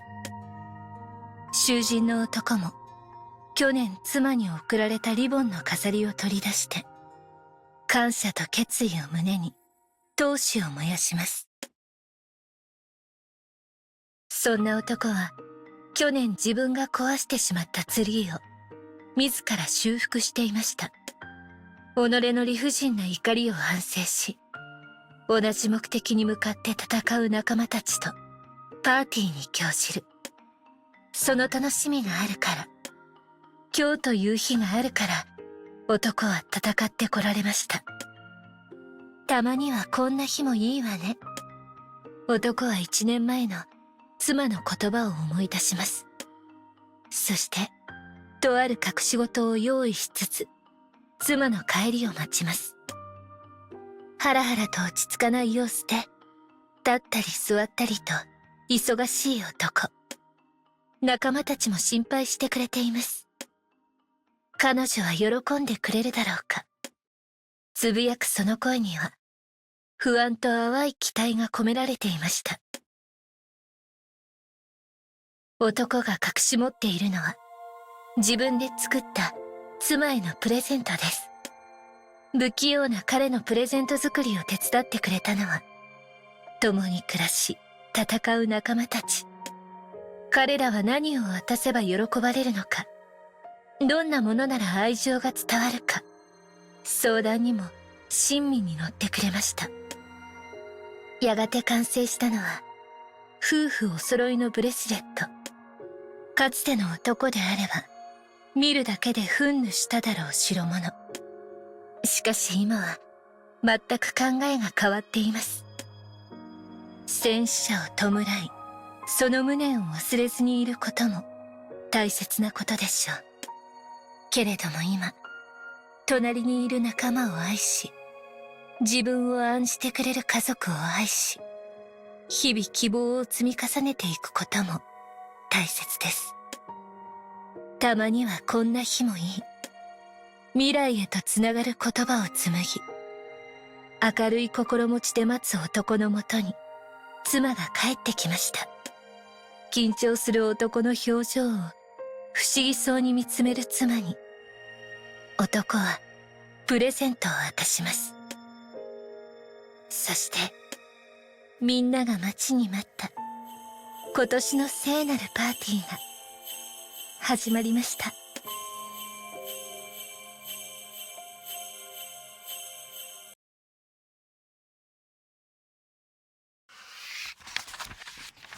月の明るいけれども風の冷辺境を旅する少年と彼を守ると誓った機械の従者が小さな洞窟に隠れ潜んでいました。今彼らを追い詰めているのは少年が暮らしていた国の機械兵たちです。これで何度目の襲撃だろうか。少年の正体は母国を追われた元王子。彼は追っ手の多さに塞ぎ込みかけていましたが、今回は事情が違いそうです。元王子の少年と従者の男が外を伺うと、機械兵たちを指揮する男の姿が見えました。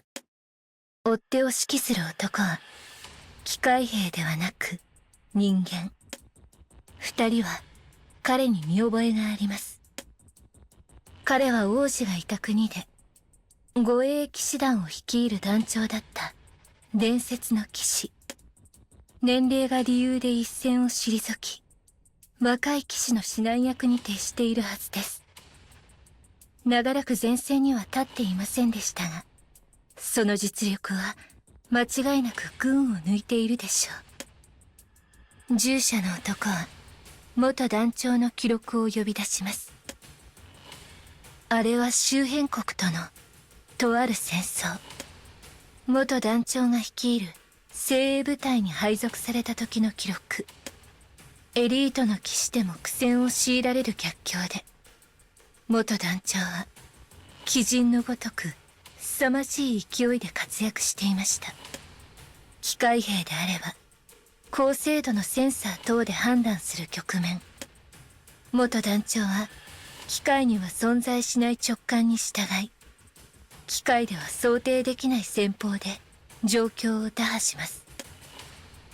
優れた精鋭騎士と比較して27% 増の反応速度。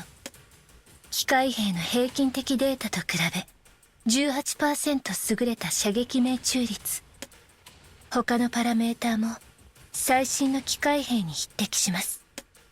従者の男が戦闘のセンスを定義するのであれば、彼はその塊と呼べる存在でした。当時の彼が従者の男に対しよく語った言葉。人の上に立つ者は民のことを第一に考えるべきだ。お前が仕える王のように。彼が何を伝えたかったのか、その時の男は理解できませんでした。ついに彼も私を殺しに来たのか。元団長の存在を確かめ、悲嘆に暮れている少年。幼い頃に母親を亡くし、体も弱かったことから、少年は第一王子でありながら肩身の狭い思いをしていました。心を閉ざし孤立する少年に、それでも家族のように優しく接してくれたのは元団長の彼くらいなもの。そんな彼が王国を支配する父親の命によって少年を始末しに来たのです。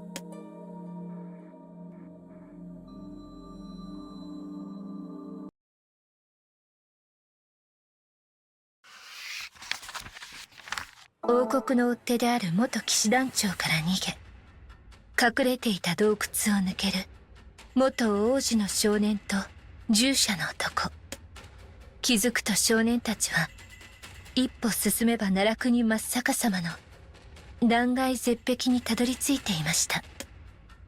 追いつかれてしまった少年たちは機械兵と交戦せざるを得ません。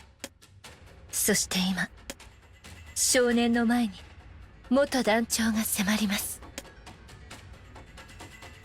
少年は元団長によってあっという間に崖際まで追い詰められました。従者である男が主を守るため元団長の前に立ちふさがります。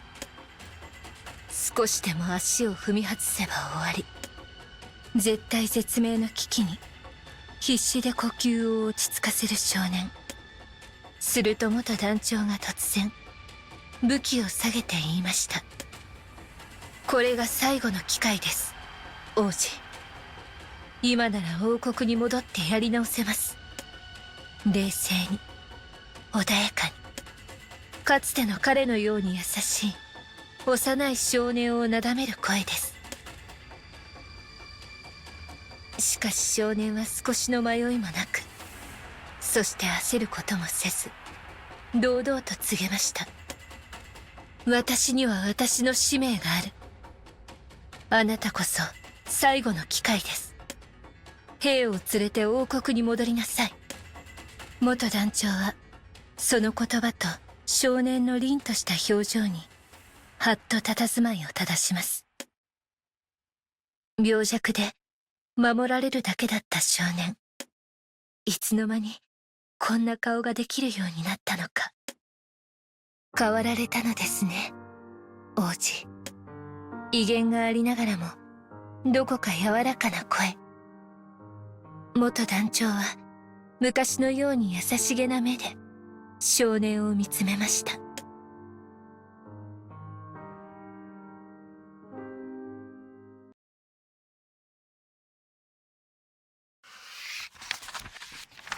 元王子の少年が元団長と見つめ合っているその時、突然機械兵の一人がはっきりと明瞭な声で宣言しました。王の命により内部の不穏分子を抹殺する。他の機械兵たちも同じように同じ小姉で冷たく宣言します。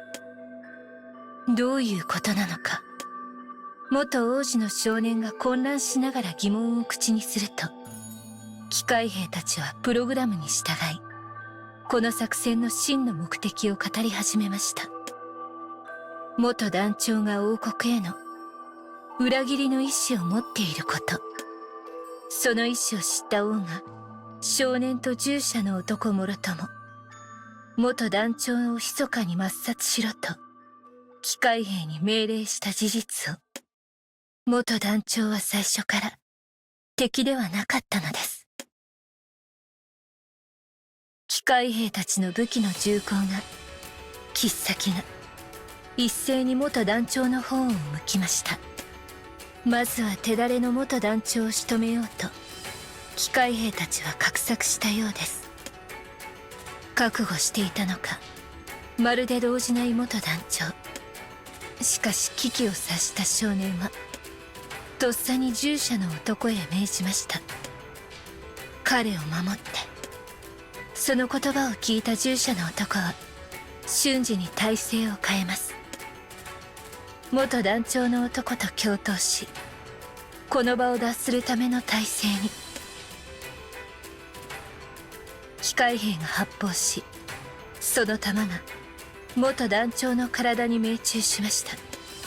しかし元団長と従者の男は飛び出すように駆け出し、長年の相棒であるかのような連携で機械兵たちを始末していきます。嵐のようでした。そんな中で従者の男は不思議な高揚感に包まれています。本来は戦闘兵器として製造された男、その自分と互角かそれ以上の戦闘力を持つ人間との久方ぶりの共闘。機械の心であろうとこの高ぶりは抑えられません。元団長と従者の男は絶妙のコンビネーションで機械兵たちをなぎ倒していきます。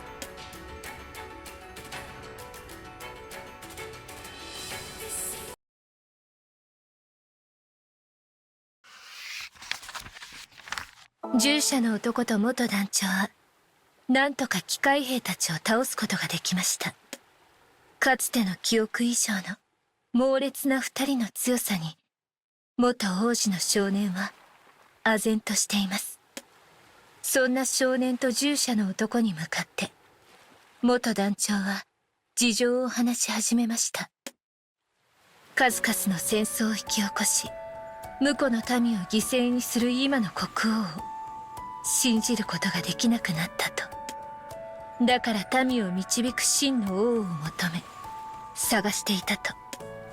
自分が抹殺対象として狙われていると知りながら少年の追っ手として行動していたのも少年の王としての資質や覚悟を試すため。少年と従者の男は元団長の苛烈な決意と行動に言葉を失います。すると元団長の体がぐらりと揺れました。機械兵の銃撃で受けた傷は思ったよりも深かったようです。なんとか彼を支える従者の男。少年は治療道具を取りに走り出しました。そんな少年の背中を見て元団長はかすれた声で述べます。王子は王になるには優しすぎる。すると従者の男が言葉を返します。昔あなたが言っていた人の上に立つ者のあり方、王子はそれを体現しているのではないでしょうか。淡々と、しかし偽りのない強い口調で。元団長は微笑みます。その心には王を信じていた時代の様々な思いが去来していました。この二人なら、少年と彼が一緒にいるならば大丈夫だろう。少年の体は人として弱い。だが彼は誰よりも優しい。そして彼にしかない気高さや他者を思う真の強さがある。元団長はようやく真の希望を知れたのです。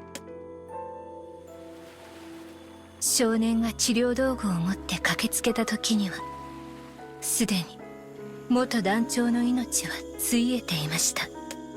その表情は安堵しきってやり遂げた男の顔。少年も従者の男も余計な言葉は発しません。やがて夜が明け、少年たちは崖から日の出を眺めます。じっと立っていた少年が新しい朝に向かってつぶやきました。あなたと私のやり方は違うかもしれません。けれど私は必ず民を平和に導きます。どうか見ていてください。決然と述べる小さな少年の背と朝の光を、従者の男は瞬き一つせず見つめ続けていました。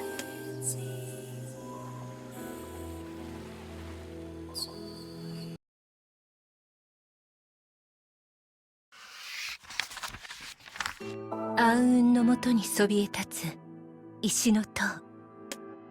今にも崩落しそうなその場所に少年が一人、じっと前を見据えながら静かに佇んでいました。彼の灰色の瞳に映る景色がノイズにかすみます。刑事は崩壊の一途をたどっていました。敵から攻撃を受けているのです。大丈夫よ、先に進みましょう。そう言ったのはママと呼ばれる不思議な生物。少年はうなずくと歩み始めました。今刑事に保存された記憶の物語は敵の攻撃によって形を歪められています。それは刑事のどこかに保存された少年自身の記憶も同じこと。自分の記憶を見つけ出し正しい形に修復する。それが少年の目的でした。石畳の道をしばらく進んで、少年とママは歩みを止めました。霞んだ空に大きな黒い鹿が2頭、ぼーっと立ち尽くしているのが見えたからです。その体育はともすれば石の塔より大きいかもしれません。少年が目の前の光景に呆然としていると、2頭の鹿が呼応するように咆哮しました。石畳を揺らす地鳴り、ビリビリと痛む耳。思わずかしいだ少年の体をママが支えます。そして次の瞬間、大きな揺れが再び刑事を襲いました。2頭が激しく戦い始めたのです。角と角とが衝突する轟音、人の声にも似た叫び。それらの衝撃で巻き起こった風が少年とママを切るように吹きつけました。足元では石畳が悲鳴を上げるように震えています。この場所が崩落するのも時間の問題でしょう。大変、早く逃げないと。幸いなことに2頭の鹿は少年たちに気がついていません。ママの声にせかされるまま少年は走り出します。崩れ落ちる石畳、降りしきる瓦礫。少年とママは互いに励まし合いながら障害を乗り越え、刑事を駆け抜けました。走って走って、やがてたどり着いた静寂の場所。二人はようやく脅威から解放されたのです。しかし安堵するのもつかの間、ママがあっと小さな悲鳴を上げます。彼女は白い布の中から懐中時計を取り出しました。また一つ針が進んでしまったわ。その針が示すのは週末までの残り時間。刑事が滅びるまでもう時間がありません。滅びの定めは避けられぬとしても、せめて大切な人たちと築き上げた記憶をあるべき形で終わらせたい。最後の望みを叶えるため、少年は再び歩み始めます。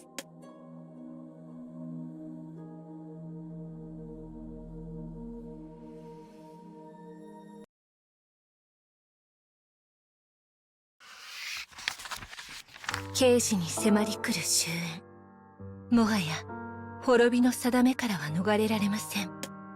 それでも少年はママと共に旅を続けます。せめて最後に自らの記憶を修復したいと願って。長い螺旋階段を上がった先、そこに広がる光景を見て少年は息を飲みます。どこまでも続くような大理石の廊下、窓の外に見える美しい中庭。ここはかつて少年が暮らしていた王城に瓜二つ、いえ、そのものと言っても過言ではありません。少年の記憶が保存された場所が近くにある証拠かもしれない。そう説明するママの傍らで、少年の顔に複雑な色が浮かびます。この場所に染み込んでいるのは幸せな思い出ばかりではないからです。戦争を繰り返し人々を苦しめた父を、彼を止められなかった自分、戦争を起こすきっかけを作った自分自身。この城は少年にとって自らの罪悪の象徴でもありました。それでも少年はママと共に前へ進みます。やがてたどり着いたのは埃をかぶった部屋でした。ひっそり忘れ去られたような寂しい空気。天井近くの窓から差し込む光が汚れた調度品をキラキラ照らしています。ここは少年が幼い頃に亡くなった母の部屋。どれほど埃にまみれても少年にとっては決して色あせることのない思い出の場所です。けれど思い出に浸っている時間はありません。彼はママと共に部屋を後にします。そして廊下に出ると、少年の目に遠くの突き当たりでうごめく複数の影が映りました。それは機械兵と呼ばれる人の形をした兵器。侵入者を探してさまよう彼らは、少年の存在に気がつくと武器を構えました。少年とママには機械兵を退けるほどの力がありません。どうしようと逡巡する少年にある記憶がよみがえります。この廊下には有事に備えて隠し通路が設置されている。かつて母がそう話していたことを思い出したのです。少年が壁の一点を力強く押すと、わずかな隙間が生じました。その隙間を押し広げ、二人は壁の内側へ、闇の中へと身を投じます。そこには長い長い通路が続いていました。少年はママを先導して走り出します。しかし優秀な兵器を欺くことは容易ではありません。振り向けば機械兵たちが追ってくるのが見えました。どうしましょう。ママが叫びます。けれど少年の胸に恐れはありません。少年はかつて従者と共にこうして城の追っ手から逃れたことがありました。あの時彼がくれた自由になるための勇気、それを思い起こせば怖くはないのです。少年は暗闇の中壁をまさぐりました。指を伝う朽ちた土の感触、その中に冷たい金属の突起をレバーを見つけます。彼は力いっぱいそれを引き下げました。すると少年より後方の床が勢いよく落下します。機械兵たちもまた地下へと真っ逆さま、奈落の底へと消えていくのでした。やがて二人がたどり着いた城の大広間、その中央に黒い彫像が佇んでいました。ママがかかしと呼ぶそれの中には人々の記憶の世界が広がっています。もしかしたらこの中に修復すべき少年の記憶があるかもしれません。彼は目を閉じ、ここまでの道のりに思いを馳せます。自分に大切なものをくれた母、そして自分と同じ道を歩んでくれた従者、あの優しい記憶が失われることなど決してあってはなりません。だからこそ少年は決意を新たにしました。歪められた記憶を必ず元の姿に戻すのだと。そして少年は凛とした面持ちでかかしに手をかざすのでした。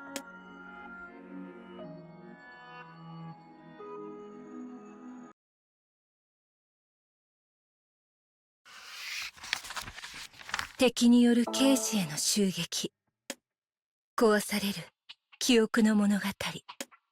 少年は自らの記憶を修復するためママと共に刑事の旅を続けていました。そして少年はママに見送られ一人でかかしの中へと入っていきます。かかしの中に広がる世界、そこは一面に広がる豊かな草原でした。ざわめく木々の音、透き通った水の香り、平穏な情景が少年の胸を満たします。ここはどこでしょう。少年は辺りを見回します。澄んだ空に浮かぶ稜線の形はどこか見覚えがありました。もしかしたらここは祖国の近くかもしれません。ガサゴソ、近くの木陰から物音がしました。何者かの気配に少年は身構えます。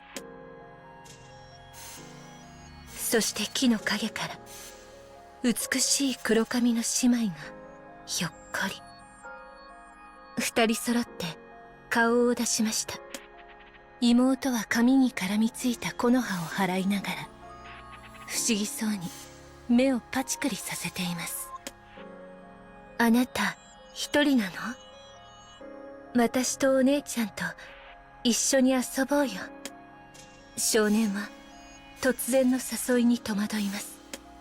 すると大人びた姉は妹を優しくたしなめました。お兄さんを困らせてはいけないよと。シュンとうつむく幼い少女。記憶の修復を急がなければいけないけれど、少年は彼女を傷つけたくはありません。だからほんの少しだけならば、はい、私と一緒に遊びましょう。それから三人は仲良く遊びました。かけっこをしたりかくれんぼをしたり、生来体の弱い少年ですが、この世界では好きなだけ駆け回ることができました。そして少年は幼い少女に手を引かれ、野花の咲き誇る場所へと導かれます。そこで彼は花の冠を編んでみせました。姉妹は少年の器用な手先に歓声を上げます。その光景はかつて少年が望んだ平和な世界そのものでした。すっかり少年に懐いた少女は彼に名前を問います。少年は二人に自らの名前を明かしました。祝福が込められたその名前を。けれど少年の名前を聞いた姉妹はさっと顔色を変えてしまいました。妹は幼い声を震わせて言います。ねえ、それは悪い王様の名前だよ。戦争をたくさんする灰色の瞳の王様。一体どういうことでしょう。少年は言葉に詰まり沈黙します。ごめんなさい。遊んでくれてありがとう。姉はそう言うと妹の手を引き、足早に去っていきました。少年の手から編みかけの花冠がぽとりと落ちます。その灰色の瞳に映るのは怯え逃げるように遠ざかっていく姉妹。彼にはそれが耐え難いほど残酷な光景に思えてなりません。そして少年は思わず目を閉じました。少年が世界を拒絶したからでしょうか。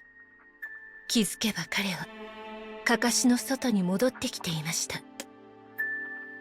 おかえりなさい。憔悴した面持ちの少年にママが声をかけます。それから二人はこのかかしについて分かったことを話し合いました。かかしに保存されていたのは少年自身の記憶ではなかったということ。少年と同じ世界で生きた他の誰かの記憶だったということ。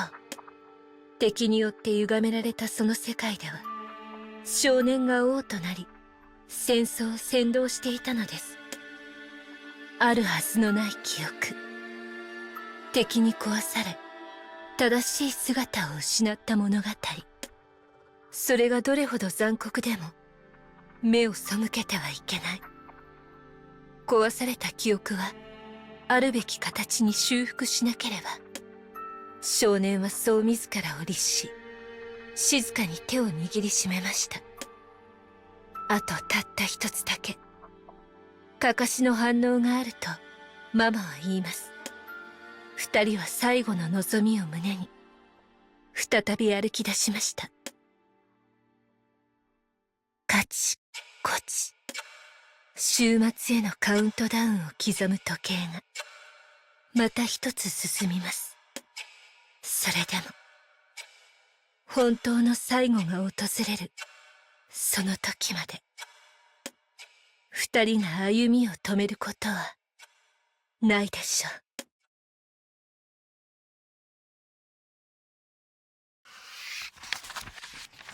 針と針とが重なろうとしています。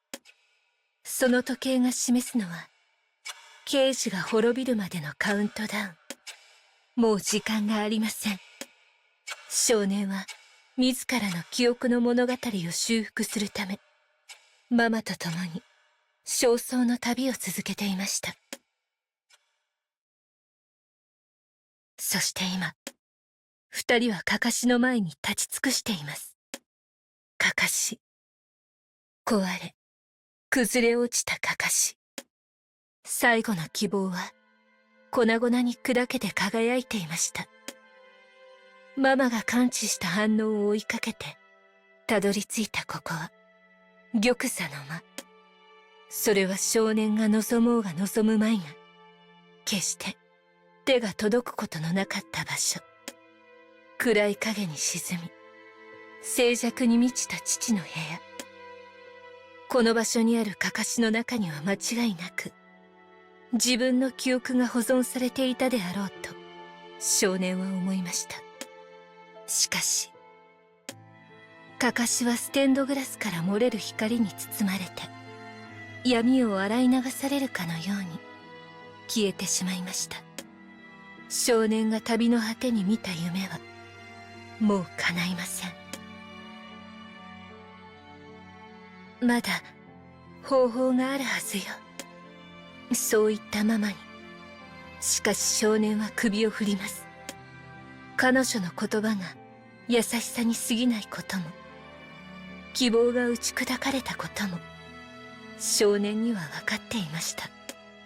その証拠に、ママが持つ時計はもう終焉の時を示しているのですから。どうせ最後ならば手に入らない奇跡を求めるよりも、今ある奇跡を大切にしたい。少年はママにそう告げました。そして少年は静かに腰を下ろします。かつて父が人々を導き、そして苦しめたその玉座に、少年はママを手招き、膝の上に抱きました。そして、ここまでの旅路に思いを巡らせます。ママと過ごした時間は楽しいものでした。かつて従者と共に旅したあの時間に少しだけ似ていたような気もします。よみがえるさまざまな思い出に少年は唇をほころばせました。ママ、私をここに導いてくれてありがとうございました。従者を、家族を、民を、もう一度大切な人々を思う時間をくれたこと、それは少年にとって得難い奇跡でした。歩んだ道が失敗に続くものだったとしても、すべての記憶が失われたとしても、きっと本当に大切なものが消えることはない、そう信じられるほどに。けれどそれでもたった一つだけ、この後に及んでもまだ捨てられない願いがあるのです。それは、もう一度彼に会いたかったな。記憶の世界でもいいから会いたかった。共に歩んでくれたたった一人の従者に。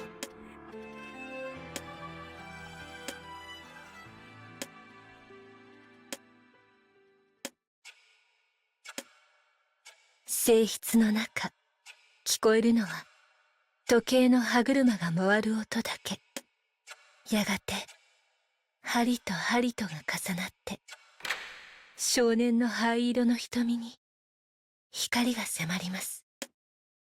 叶うことのなかった夢も、従者と共に歩んだ旅路も、少年の記憶はすべて終焉の光に消えました。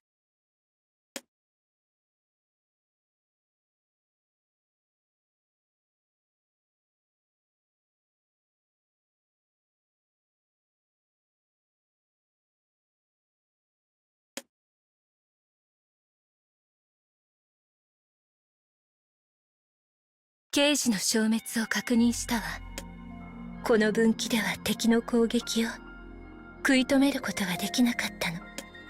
けれどあなたが観測する分岐ではきっと敵の根源を断ってみせるわ。ママ、信じているのよ。これからあなたが出会うたくさんの記憶の物語、みんなならきっとどんな困難も乗り越えられるって。そしてごめんなさい、あの子には辛い思いをさせてしまったわね。でも彼の意志は必ず引き継ぐわ。だからお願い、あなたにも協力してほしいの。あなたが見届ける分岐では一番にあの子と大切な人を会わせてあげましょう。